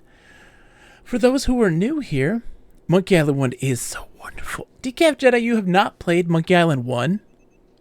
Hold on. You have not played that game. This seems crazy. This seems crazy. You've played it, okay. Love it. Did you beat it, though? That's the question. First time streaming it. Okay. Okay. Such a funny game. He bought it from Sears. Oh, man. Italian, how's it going, man? Oh, guys. Folks. For those who are new to the stream, I am Bogus Meat Factory. I'm a lover and player of games of all types. New, old, you name it. I've played it or know at least something about it. And we're playing Betrayal at Krondor. The fantastic computer RPG from 1993, published by Sierra. Dynamics made it, and it is fan-freaking-tastic. This game is really good and very much deserving the praise that it received back then. Stands the test of time. Wonderfully written, elegantly written, very great attention to detail, and just a fun, fulfilling combat. The game is so good. So good. Oh, so you finished the trial tonight. Nice, Decaf Jedi. I'm on chapter 3 right now. Fournier. Chapter 3. We're midway through. We are, so, the plot of this game, let's give you a plot rundown. Alright? In the Kingdom of Midcamia, this is based off the Rift War fiction series, the fantasy series. And so we had started near the city of Yabon, and we had... we were transporting a essentially an elf, right? To the kingdom of Krondor because he had information about an oncoming invasion by this person called the Delicon. And, of course, the kingdom of Krondor doesn't believe him. But he has some proof. We had to go and travel all the way to the city of Romney, where we had men who had information about these guild of assassins that were acting as a spy network, setting up some plan to open up a plan of attack for the enemy. We get to Romney, all of our people are dead there. And so we are now trying to follow the clues to the location of where these spy people are and figure out what they know and what they're trying to do. It's really good. It's really, really good. This makes this game seem huge, but you move fairly quickly through the world, but it still feels huge because everything has like dialogue to it, a really wonderful, eloquent reading to it. You look at the silver thorn. Gorath was careful as he held it up, knowing a single scratch from its silvery thorns could kill. Corpulent red berries dangled from the plant's rose-like stem, each bud heavy with deadly poison. It crushed over a blade or an arrow. The silver thorn would make any cut made with a weapon far more lethal. That music when you get to Romney is chilling. It was like, because it was so dissonant. Balboa Baggins, and welcome by the way, is the dissonance in that was so chilling. So chilling. Alright, so we talked to this person, right? Yeah. And we got a diamond, apparently, from that. Yeah, James grinned while there were many Keshian thieves who would slit from throat to belly to gain the brilliant full-cut diamond. He expected there were just as many ladies of the court who would attempt much the same, though using weapons of a more persuasive kind. So yeah, we explored these areas. A balding man with an intense gaze answered James' knock. Are you looking to stay in Prankstone for a while? He wondered. Do I have a house for you? Only 30 sovereigns a month. Sorry, we're just passing through. What can you tell us of the people who live in your houses? James asked. Got a guy who claims he's an actor living in one. My other place is about to become unoccupied. That no-good dragon lover has cheated me out of my money for the last time. Good day. The subject obviously angered him, because he put an end to the conversation by slamming the door. Interesting. A dragon lover. Hold on. Let's get on the road here. Yep, nobody's there. So we talked to that one. Gorath was about to knock on the door when he heard the shrill voice of a woman calling for help. No one can help you now. Ha ha ha ha, boomed a raucous male voice. The goddess of death will. Before another word could be uttered. What shall we do with a drunken sailor? What shall we do with a drunken... That's my favorite one. Thank you for following Marjorie Cookie. Thank you so much. It's a pleasure to have you amongst the fold. Bob says hi, by the way. That's Bob. He's a blobfish. He's my buddy. Before another word could be uttered, Gorath took several steps back and charged at the door, hitting it with his shoulder. The door gave way with a splintering crack. The force of the impact caused him to lose his balance, but he quickly regained it, drawing his sword as he quickly surveyed the room. It's the actor. It's the actor, isn't it? He found himself eye to eye with a half-dressed man wearing a wig. There's no one else in the room. What did you do with her? Gorath demanded. The man sputtered a reply, still trying to catch his breath. What did I do with whom? The woman. We heard a woman yelling for help. What did you do with her? Gorath repeated, more with bewilderment than anger this time. I haven't done anything with anyone. I'm an actor. I was just preparing for a play. I'll be performing tonight at the Flying Sow. Gorath swallowed hard. Play? He asked weakly. I thought, Sorry about the door. I'll give you 25 sovereigns or whatever we have left. That should cover it. The man was still shaking his head when they left. Really? I'm enjoying this immensely. Everybody, Marjorie Cookie, myself as well, was in that same predicament. I played this as a kid. I didn't understand it even remotely. It confounded me, and I was just terrible at it. But coming back to visit it now as an adult, with no real knowledge of it, because as a kid I didn't get anywhere. It's fantastically designed. It's so good. James pushed open the door. Looks like this used to be an inn of some kind, but it would appear this place was abandoned some time ago. James sniffed. Oh, Sakura. Yeah, 94. Oof. Stepping just inside the tavern's doorway, he detected the faint but familiar scent. Yeah, this is the tavern. The man was in a talkative mood, taking drinks from an overly large cup of ale between tales about his mercenaries. He wandered eventually into a discourse about how much he hated the followers of the god Kahuli. Why do you dislike them so much? James asked. Raising a single eyebrow at that, the man shook his head. Those damn Kahuli priests in the temple of Kentin Rush aren't natural, I tell you. What pleasure's a man's got? They want him to give up, all tied up in those damnable codes of piety. What in tith's name does the mortification of the flesh mean, anyway? But some sorry sod's got to starve himself down to tooth and bone, give up wenching and drinking? Not natural at all, if you ask me. I feel like I had a novel. Yes, this was. Marjorie, this was, later on, the author of the series did do a novelization of this. Let's part it up. Oh, man. Yep. I got 51 sovereigns. I'm happy about that. Okay, let's talk to the lady. The woman stared at James, unnerved by the intensity of the woman's gaze. He sought someone else in the tavern to speak to, but when he turned again, he found she was still looking at him. Her thin hands gripped tightly around a cloth-wrapped bundle in her lap. Do I know you, miss? James asked. You seem troubled. This was to be given to you, she said, her voice breaking as she handed over the package. I was instructed to bring it to you here. Instructed? James unwrapped the bundle and discovered that a single torch was within. Baffled by the strange present, he peered hard at her, but she had pointed her gaze at a floorboard beneath her feet. Lifting her chin delicately, he saw that someone had struck her across the face. Who did this to you? And why? I don't know, she replied, her voice small in the clatter of pans and pots which came from the kitchen.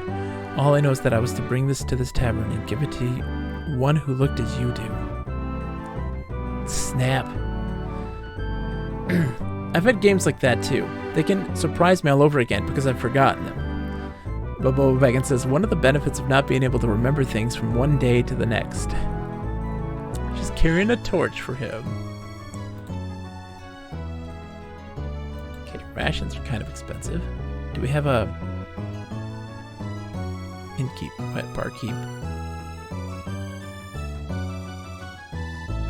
So there's no inn here. Okay. So I got a torch.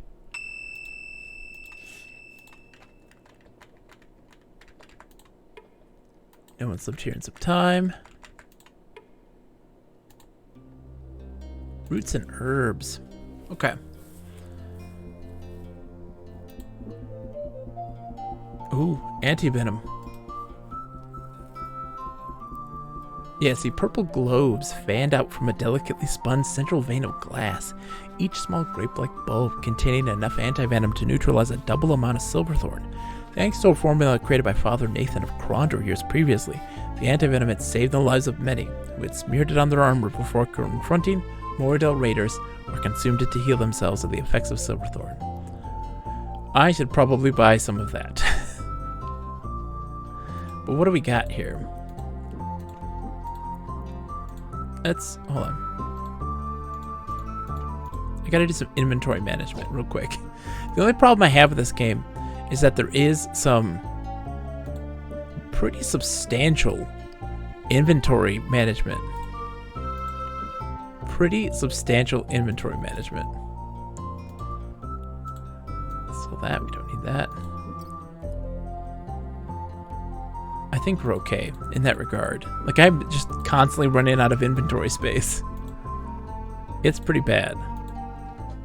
But other than that, though, I mean, like, genuinely, fantastic game. 10 out of 10. It's really, really good. Okay. Let's sleep until morning. I want to explore the town just a tad bit more. There must be something more here that I'm missing. There typically is. Like, there's a lot of nooks and crannies. Yes. Yes. The slab made Owen uncomfortable. Still, he stepped closer to the strange rock to examine it more closely. This is very unusual stone. It seems to be emitting a very strange energy, but I can't make out its nature. Should we touch it? Owen stepped forward and touched the strange stone. Though there was not an actual explosion, they all heard a loud bang as his fingers touched the rocky surface. The sound startled them all, but it had the greatest effect on Owen, who was momentarily convinced it was the sound of the death goddess knocking on his door. It took them several minutes to realize the humor of the situation, but soon all were laughing as they picked up their packs and prepared to leave. The stone had apparently been harmless. Still, it worried Gorath and made him wonder if they had lost anything else besides their wits. Well, let's see. Did I lose anything else? I didn't.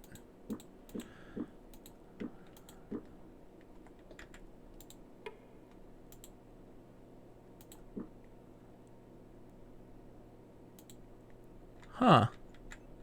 Wonder what that's about. Status effect? Oh, shoot. Normal. Normal, normal.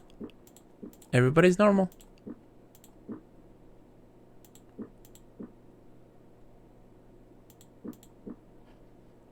Huh.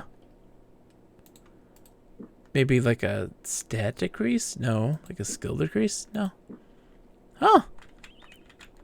Interesting. Wonder what that's about.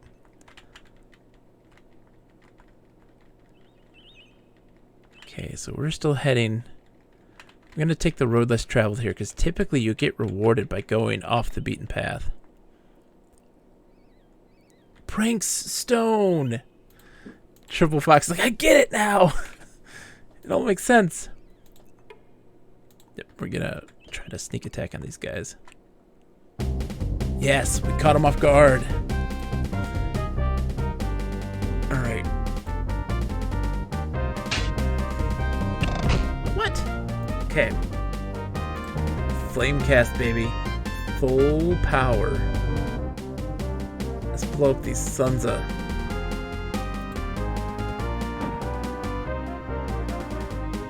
Sorry, Gorath.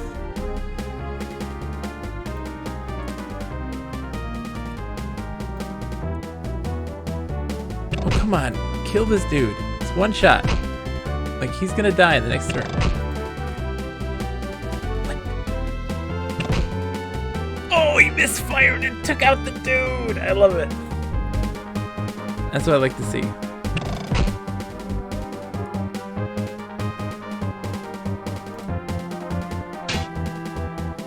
Run, dude, run.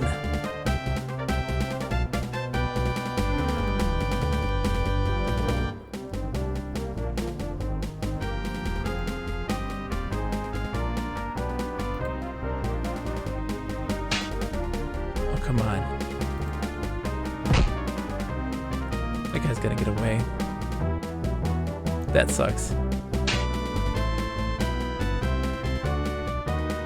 That's okay, though.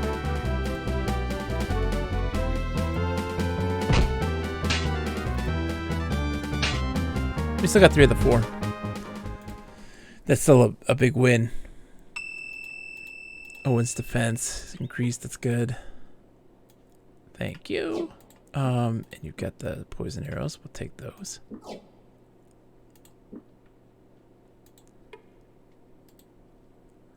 Potion knocks him. The fluid within the flask was a clotted mass tinged a phlegmy color that looked neither healthy nor appealing, and if the scent of the cork was anything similar to the actual aroma of the concoction within, he had no desire to open the bottle. Yet, if he were attacked, it might be useful to distract an otherwise troublesome opponent. That's for you, my friend.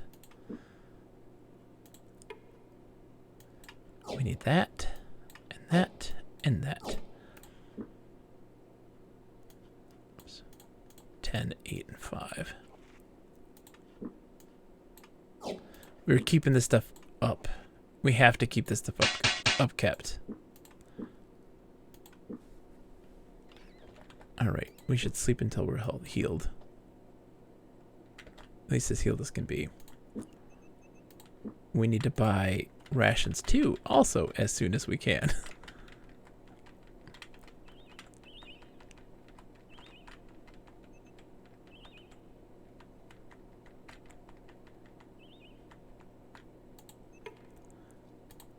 dead dude. Shovel? What's our shovel looking like right now? Oh, yeah, we got 25 uses of the shovel. We're fine. Why is there a dead man and a shovel there?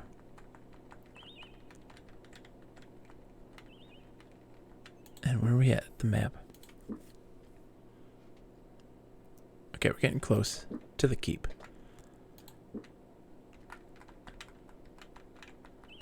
Follow the side road here. Oh, temple.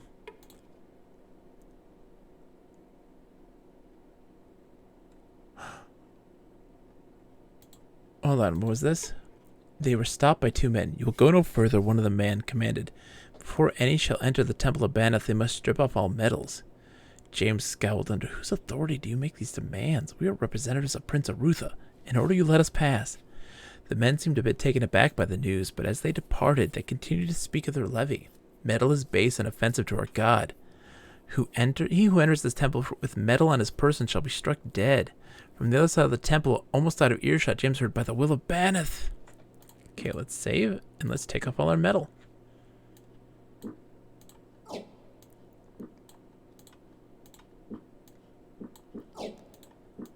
It's like, is this enough? Is that what, like... What?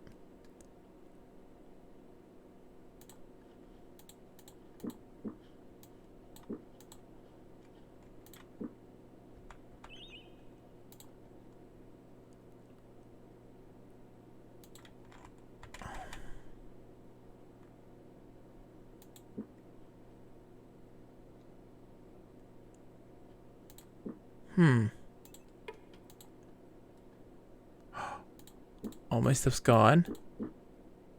I'm sorry, what now? Yeah, so there's no way I can get into that temple then?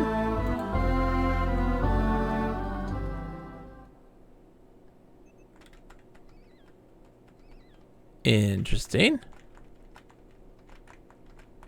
Can I sneak around? Ah. Yeah, because I mean, I can't go in without a weapon. I can't keep going without a weapon, so I guess I can't go in there just yet. Might have to at some point.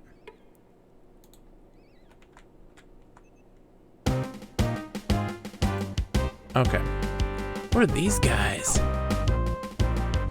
Holy smokes.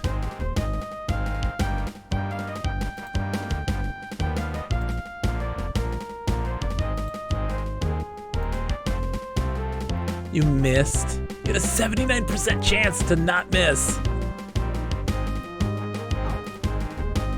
Oh, we're so dead. James is almost dead.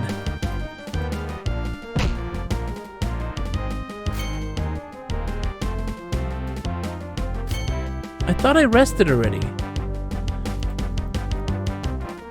Yeah, it might be a later chapter thing. I think you're right. They're like sucking the life out of me.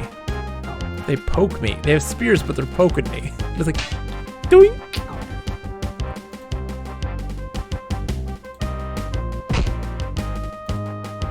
Oh, they do so much damage. Holy crap.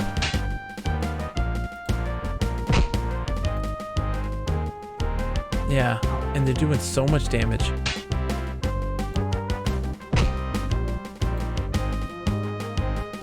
We're gonna die from this, that's for sure.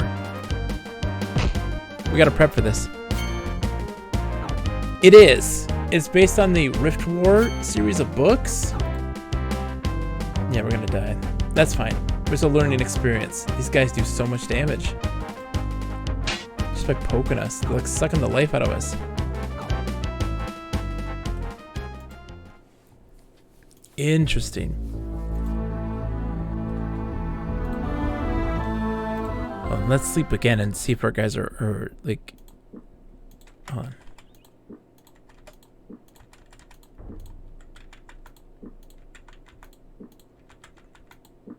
There we go. Yeah, we're as healthy as we can be for right now.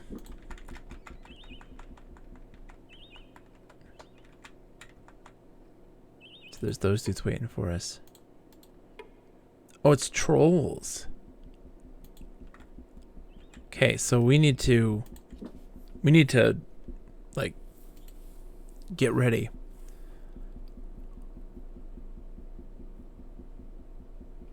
Okay. That's a protective thing.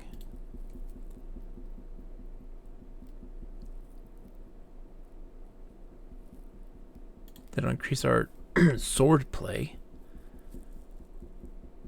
Defend oneself during combat.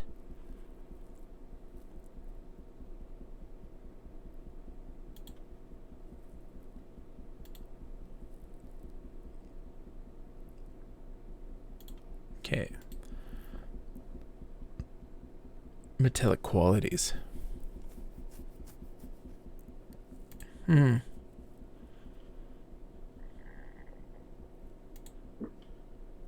What does this do? Frost? Yeah, that adds frost to things.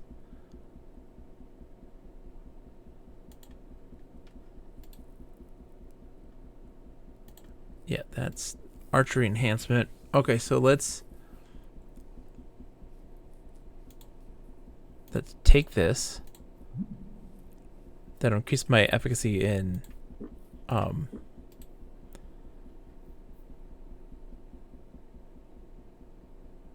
I wonder what the Horn of Algan cocoon actually does, because I don't know. We got the poison arrows, and let's see. Let's take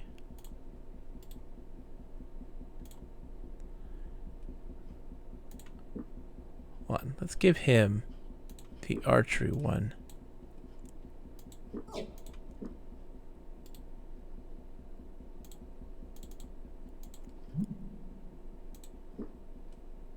And then let's give him the defense. Let's just see what happens. Let's just see what happens.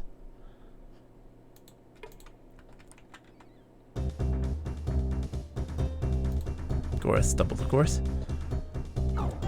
Just don't reach my guy. Thank you.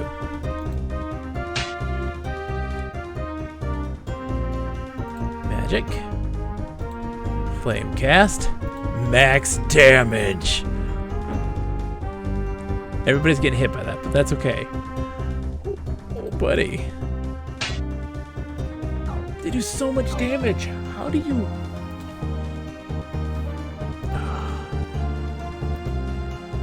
Max damage.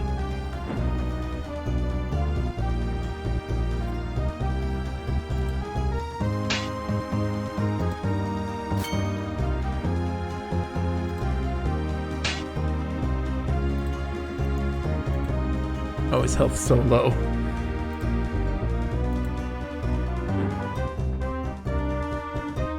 Freeze, sucker.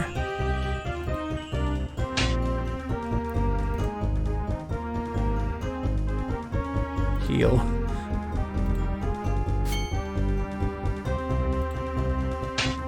Come on, man. You gotta die. Just die already. Please just die. He's defending, but dude, just die. Yes! Oh, that was hard. That was hard. Sorcerer Trilogy, but primarily the magic system from interesting. Oh, that is good. Thank you for that. Are we poisoned? No, none of us are. We're good. Those trolls were hard, man. That was brutal.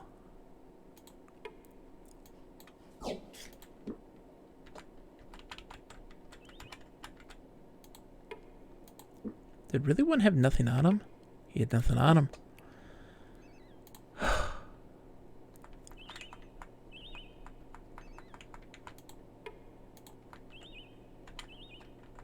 Scarecrow.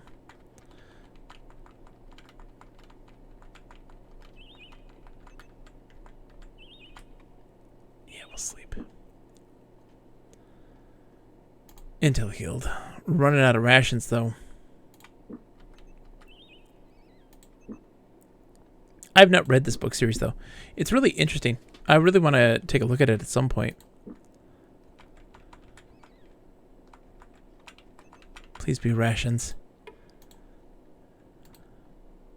1 ration. We'll take it. Ooh, hello. Ooh, it's got a 15% something. Bless type 3. Okay.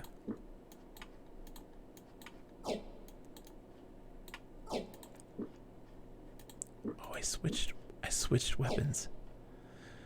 Okay. That's helpful. This place is really open and winding. There's so much going on.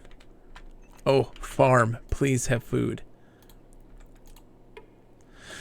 Heavisent man answers James's knock. Greeting them warmly, he invited them into his house. After several minutes of conversation, he offered them some fresh water for their pouches, kindness that was gladly accepted. They were preparing to leave when the man's tone turned serious. You gents be careful out there. Been hearing some strange noises. Wouldn't be surprised if it was the spinners coming out of hibernation. James looked a little puzzled. Spinners? Overgrown spiders. Count Corvallis has sent some men to patrol the 4 Vergatis to the west, hoping to get the spiders before they have a chance to get entrenched in the area. But it'd be best to keep on the lookout. Spiders. Spiders. Oh no.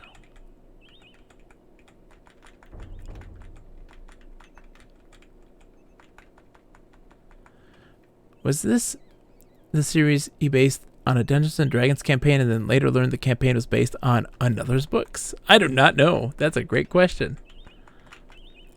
I've heard nothing of the sort, but I have no idea. Oh, the inn. Thank God. Give me all of your rations.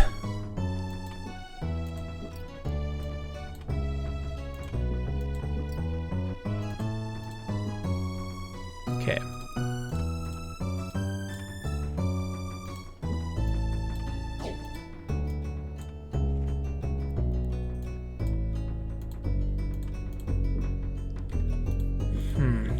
Man.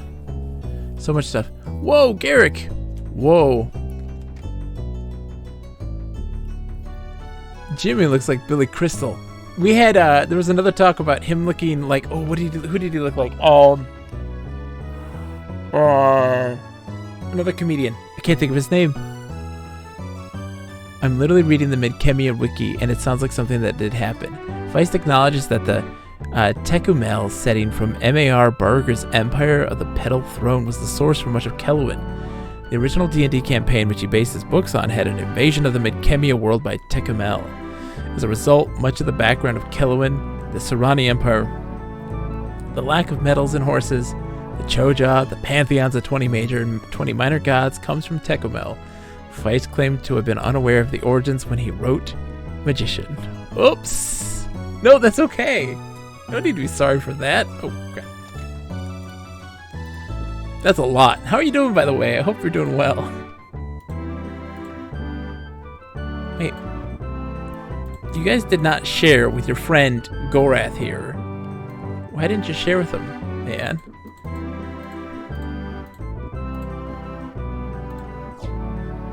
Dude's hungry too, you know. Alright. Man. So, let's see.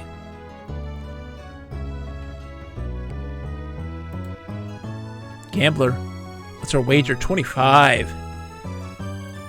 Oh, man. By far one of the worst hands he had ever been dealt in Linland.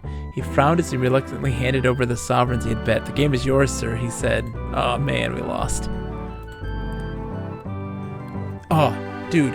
Wilco, let's take a second. Breakfast casseroles. Let me tell you, there is nothing more awesome than just throwing eggs, sausage, potatoes O'Brien, and like maybe some, little bits of bacon, a little bit maybe even. Throwing that in the oven in a casserole dish, dude, and that like feeds you for like 3 days.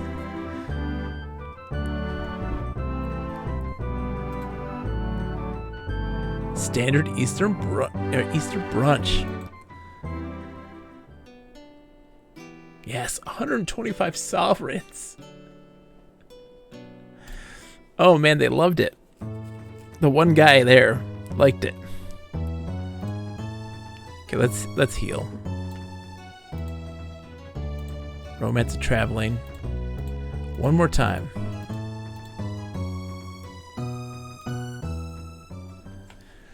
We got lucky. We got lucky to be there at that moment, to have that happen, because we ran out of rations. It was bad. Now we can explore a little more, because there seems to be a whole lot going on in this area. It seems to be a much wider space to explore. See? Pays off. Daba's fanciful trinkets. Let's see. Moving casually through the magician's shop, Owen suppressed a knowing grin as he glanced sidelong at Gorath. Since entering, the Moradel seemed unnaturally fascinated by the array of scrolls, items which would be utterly useless to any save a trained magician. While the owner's fascination spell was unscrupulous, it was clever. Ooh, duck eggs. Nice.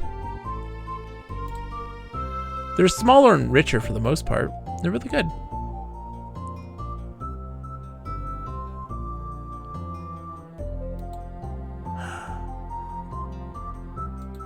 Glory hand. We talked about a glory hand previously. Somebody got duped into buying a glory hand. Yeah. It's a richer flavor. It's a little richer, and but it's smaller. Oh no, the duck eggs are bigger. Duh, hello. Although glory hands were greatly coveted by witches of various ilks, Owen wished only to put the horrid thing down. Poked at the mummified form, bits of yellowed bone showed through the cracks of the blackened flesh. Only certain sign the hand had once belonged to a human. Dorcas Treaty. Seeing a passage he thought might be a later interest in reading, he dog-eared the edge of a page, but was astonished that the page unbent itself. This one is, yeah, to have light, which I can sell. Let me just sell these then, because I don't need them. We have a bunch of torches, and we'll keep 2.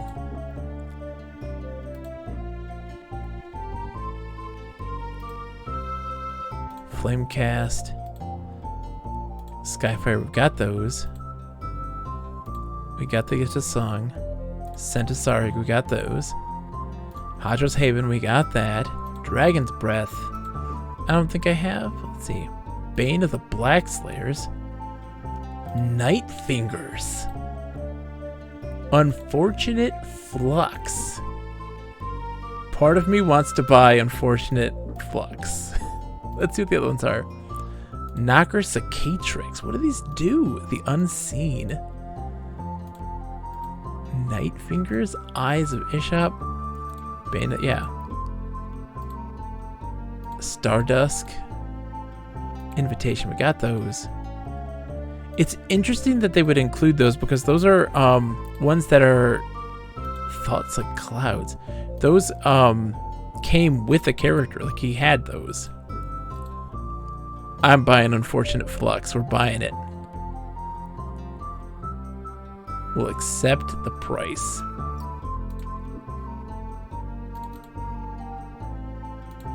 I don't know what it does, but we got it. Spends all of his barding profits. That's the truth right there. He's earned it, man. The kid has earned his pay and then some. Unfortunate Flux sounds like something you get when you eat bad rations. I know, right? An Unfortunate Flux. I wish this would tell us what it does. Unfortunate Flux. Let's see if it's one that I cast outside of things. It is not. So it's one we do in combat. Interesting. Yeah, I'm bookmarking it. We're buying that.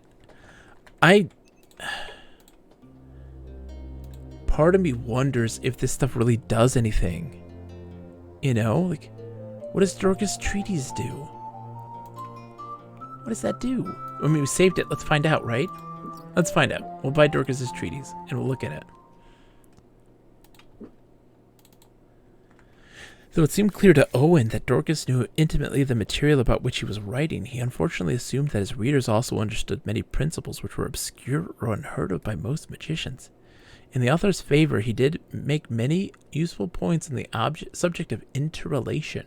The principle allowed a magician to strike a target object with a spell, and suggested that people first practicing the craft use a concoction called Luton's Concentrate. Yeah, we know that. That's it? It's just to tell us that? Okay, his spells increased at least. Well, how much did it increase by? That's not worth it. That's not worth it. That's not... No. Just a skill book, but it was one that he didn't need.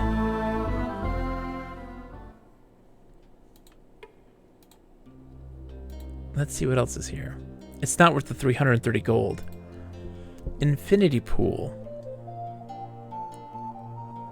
A pervasive feeling of malice radiated from the pendant. Within its depths, bloody points of light pulsed, swarming from one side of the glass to the other, as anything brushed against its featureless surface.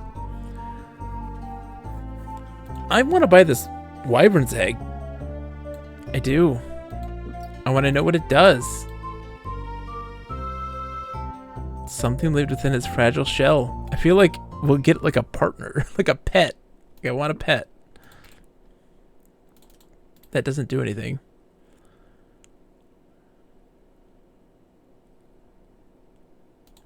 Wilco, the reason as to why is because it exceeds the maximum character limit. There's only 15. You can only have 15 characters. And mine's 16. Yeah, that's why. It has no why. Wyvern egg casserole? Sign me up. I'll have it.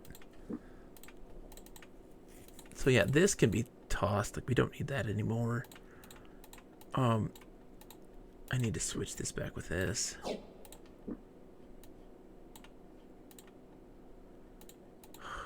Okay. Yeah, we're good. It's getting crowded, I know, right, Toker? If you want to find a why, you'll have to read the tweets. Oh, that's funny. It's true. Let's not sleep here. Oh, God.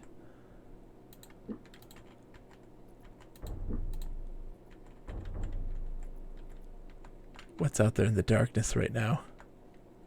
Oh, there's trolls.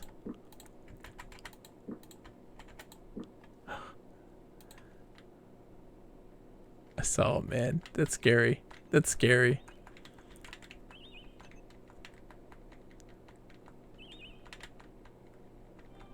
They're waiting for us. They're watching.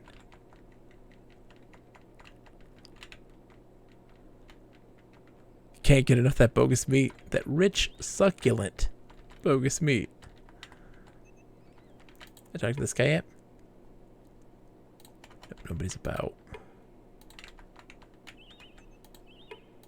Okay, nothing's in there either. I've already gotten to a point where you can tell like what is something of importance and what isn't. Like you can, there's a certain words and stuff like that that tell you like, oh yeah, nothing's important there. Traps.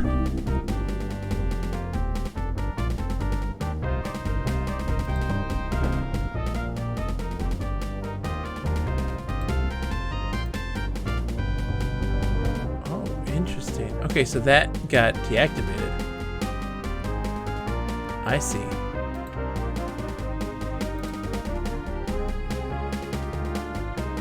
I could just walk this way, can't I? Oh no, that shoots you. I was seeing that. Oh god.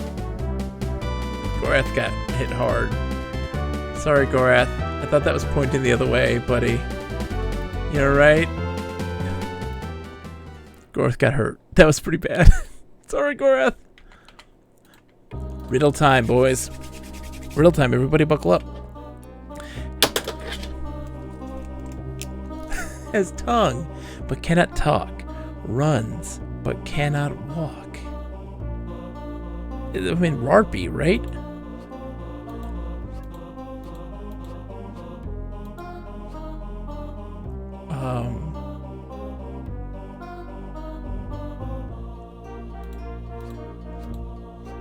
Rumor.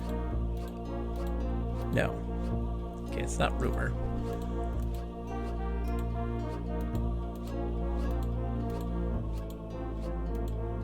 Let's see. Totally Rarpy. Easy.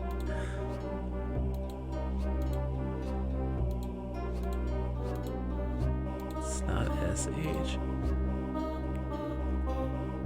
It just happens.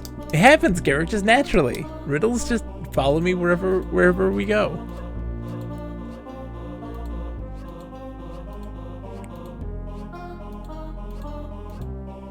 So this one has to be a you can't tank the riddle. Mouth? Nope, not mouth.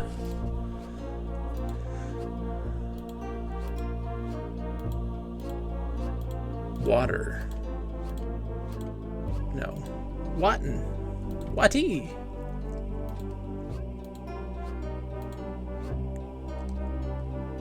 I love riddles. In general, I'm terrible at them. Has tongue, but cannot talk. Runs, but cannot walk. It's not shoes. TCRG.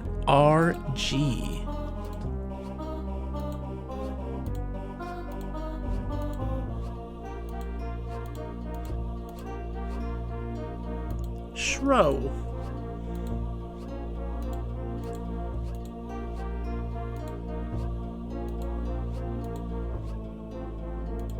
Sit me.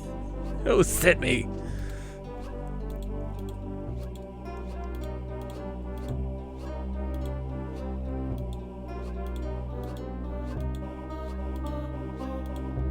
M can't be there, right? Wagon? Oh. Wagon. Nailed it, Wilco. Nailed it. Shells up the wazoo. Let's go sell those. That was good. That was good. Wagon. Got two more. It can move over water but cannot fly. It can move underwater but stay quite dry.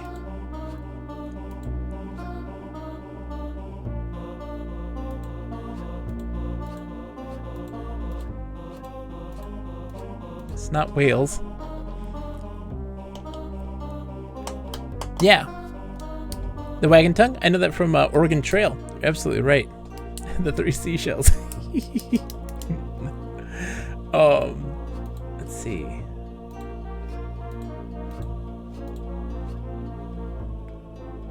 The first is TSWA. It can move over water but cannot fly. It can move underwater but stay quite dry.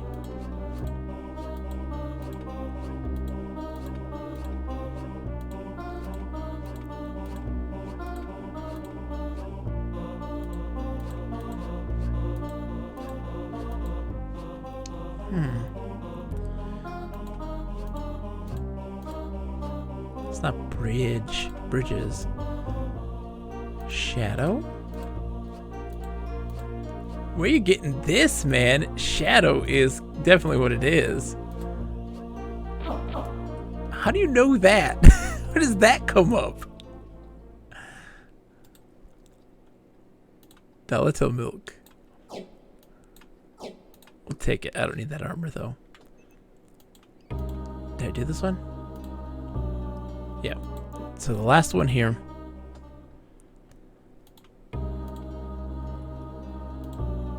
We don't need wine. We don't need meat. We have sharp teeth, but cannot eat.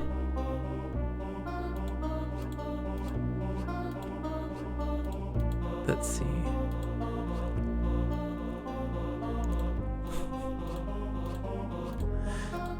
Nope, not fork. Not gears either.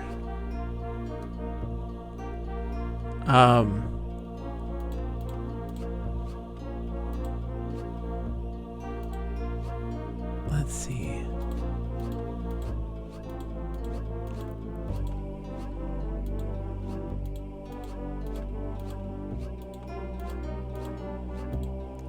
Tree?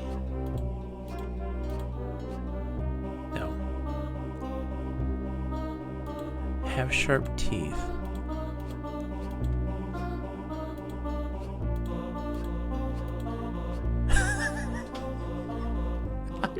I'm a 2-year-old.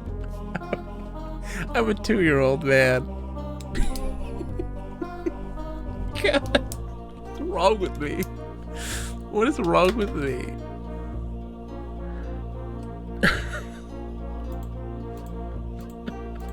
Nope, not Rose either.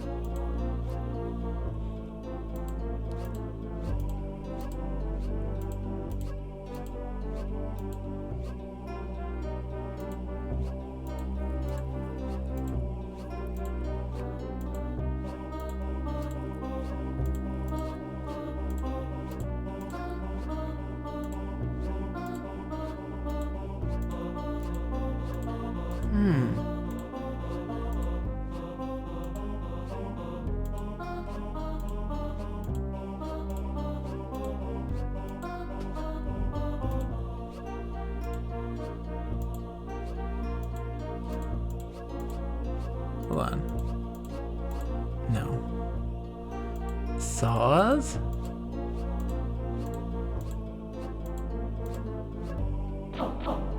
Saws.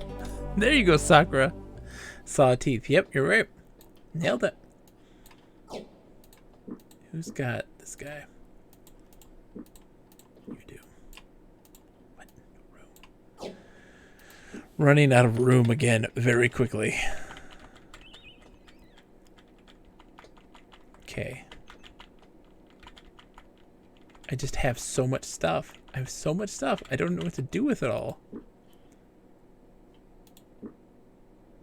Yeah, Gorth got hurt real bad. Real bad. I'm sorry, Gorath. Dude, I'm so sorry. I'm also completely lost now. I'm like, where am I? We need to go north. Yeah, we gotta go this way along the road. Didn't think of the plural. Yeah, it's tricky. That's how it gets you. These riddles are not messing around, man. They are not messing around. We're just searching for secrets, because I think... I mean, what am I going to do with it? I don't have the inventory space to even carry it right now. Like, you know, even if we find it. Oh, God. Oh, God. We need to run. We need to run. We need to run. Let's run. Let's run.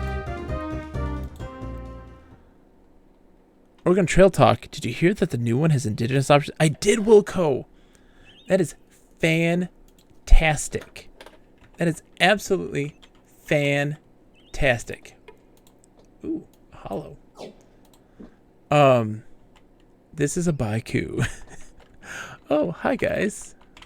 This is a Baiku. We're not gonna... No, we're not gonna deal with that. Not today.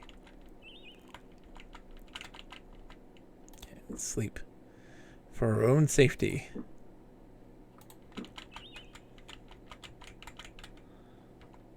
Oh, and with that puzzle, I'm going to bed now. Have a good night all. Sakura! Farewell. It is good to have you. Thank you so much for hanging out. Sleep well. More riddles. It goes past gates but asks no one's leave. It runs clear around castles without taking a step. Wall? Nailed it. Wall. That's a light bowstring. Ooh. Koltari poison. No use on a blade. Food or drinks to strike down an unsuspecting victim. When are we going to use that? Oh, no room.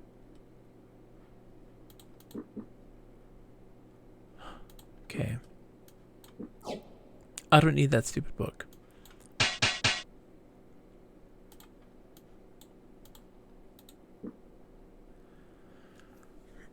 Excuse me. What are we gonna do? Okay, I can toss. I don't need those in there either. Don't need those. Let's give that to him. You can use that on this. And then, oops, that's the same one I just did. Let's see what we got. Oops, I'm completely lost now. Where did that chest go? Alright, it goes... I'm terrible at this.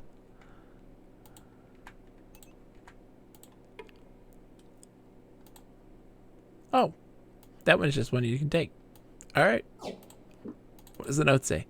To the High Priest of Kahuli, I request that Navan Dasandu be driven mad for his attacks on my person and my family, so my petition ends. Count Joffrey Corvallis. I'm sorry?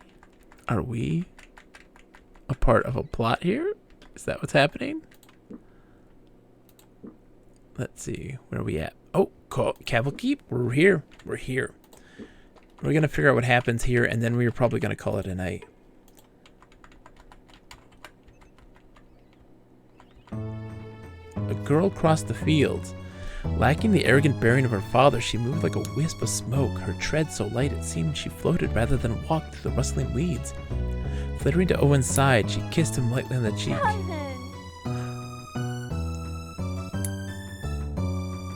Did I ever tell you that you show up at the strangest of times? It's nice to see you. What are you doing wandering around unescorted? Honestly, you astonish me. By your age, most girls have the common sense to realize there are dangerous types wandering around in the open. How's that for an introduction? You're only 4 years older than me, Owen, and I don't see that my age has anything to do with it. I just like to come out here to think when I have a problem that won't solve itself otherwise. It also gives me a safe harbor away from Father when he's on one of his raging fits. Is he on one at the moment? One of the worst I've ever seen. He's fired the entire kitchen staff, dismissed the guard, thrown out all 5 of my maids. It's been that way since about dinner time last evening. Tried to ask him what had him so upset, but he would only tell me that he had received some very bad news from a messenger regarding a financial arrangement which he had made. Any idea what the note said? Who knows? He's always on about conspiracy this, conspiracy that. It's like he's always afraid someone's about to find out some dire secret about the family when there's nothing to hide. It's getting terribly repetitive, really. So you have this frightful look on your face as if there's something you're afraid to speak to me about. What is it? The murder. You forgive us if we look a little ragged, but we're trying to find out about a murder that took place down in Romney. We've been searching for a little while. You think the murderer escaped to Cavalkeep? We're not sure. All we know at the moment is it may have had something to do with a brass spyglass or a silver spider we found near the bodies. I don't suppose the spyglass had a star inscribed on it, did it? I can't recall. Why? Would that be important? Well, for someone who's been a part of the family, you certainly don't seem to know much about the family lore. We used to have a spyglass that sat on a glass case in the entryway of the keep. There was a legend that if a person knew the right things to think, then they could use the spyglass to spy on the minds of others. It was in the family for generations, but it disappeared about the time that Neville was killed in the wine cellar all those years ago. Father accused the workmen of having stolen it. And what things was the person to think to make to make the spyglass work? I don't know. Neville used to tease me and told me he knew what to think, and that he could use it, but he never did. It was only a legend after all. So when is a suitor going to snatch you up? Are there any that are even in good standing? There are 2, neither of whom Father likes, but then again he never likes anyone I do. One is Myron, my father's solicitor, who lives just outside of Cavalkeep with his daughter Amy. He does have a minor claim to nobility because his brother's an earl someplace, but Father thinks his connections are too tenuous for us to consider. What about the second suitor? He's a businessman from Kenting Rush named Navan Dasandu. Sandow. I like him, though he can be a bit intense at times. I like to talk, and he's always asking me some point about mythology or another. He doesn't mind a girl who reads. As nice as it's been talking to you again, we have to be on our way. Promise me you'll find someone to look after you soon. I'd appreciate it if you stopped fretting about me as if I were a child, but I'll take the promise only so long as you make the same promise. Very well, you may have my word as the son of the Count of Tiburn. Goodbye, Eugene. Eugene. Her name is Eugene.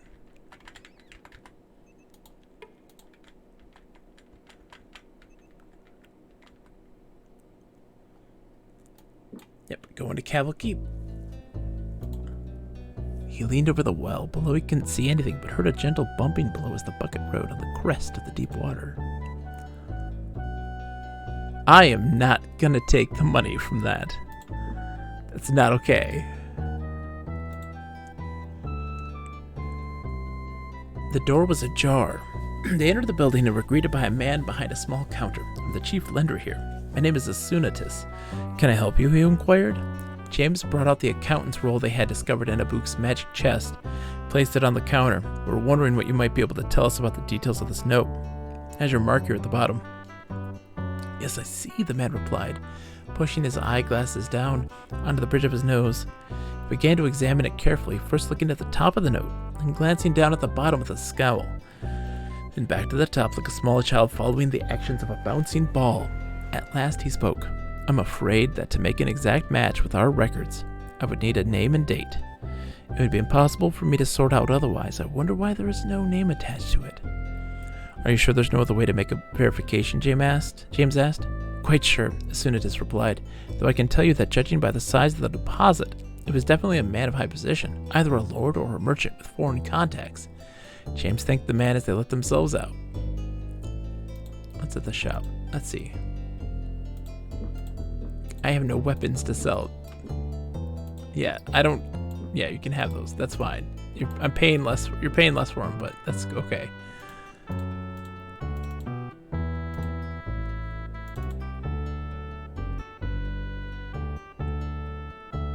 Yeah, okay.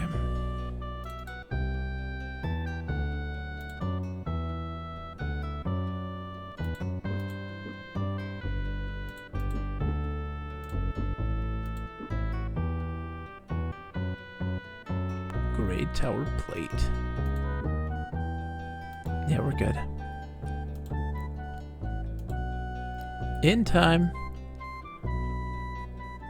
Can I bard? Yes. Oh, we barely made it. 39 sovereigns. Okay. Before we continue, we should probably take a break. Call it a night. I'll be back again on Friday night. We're probably going to be playing more of this. I want to keep working on this and hammering through it. It's been so much fun. But I do have to sadly get some rest. It's getting late. Our barding. What is this barding at anyways? 67%. Dude, Lorigami, thank you so much for hanging out. And thank you everybody for coming in. Thank you, Decap Jedi, for the raid. And everybody for just the follows and just, you know, the kind words and company has absolutely made my day. 110%. So we'll be back Friday night doing more. Lip, it's always a pleasure. Triple Fox, thank you so much. Let's go say hi to some folks. Okay.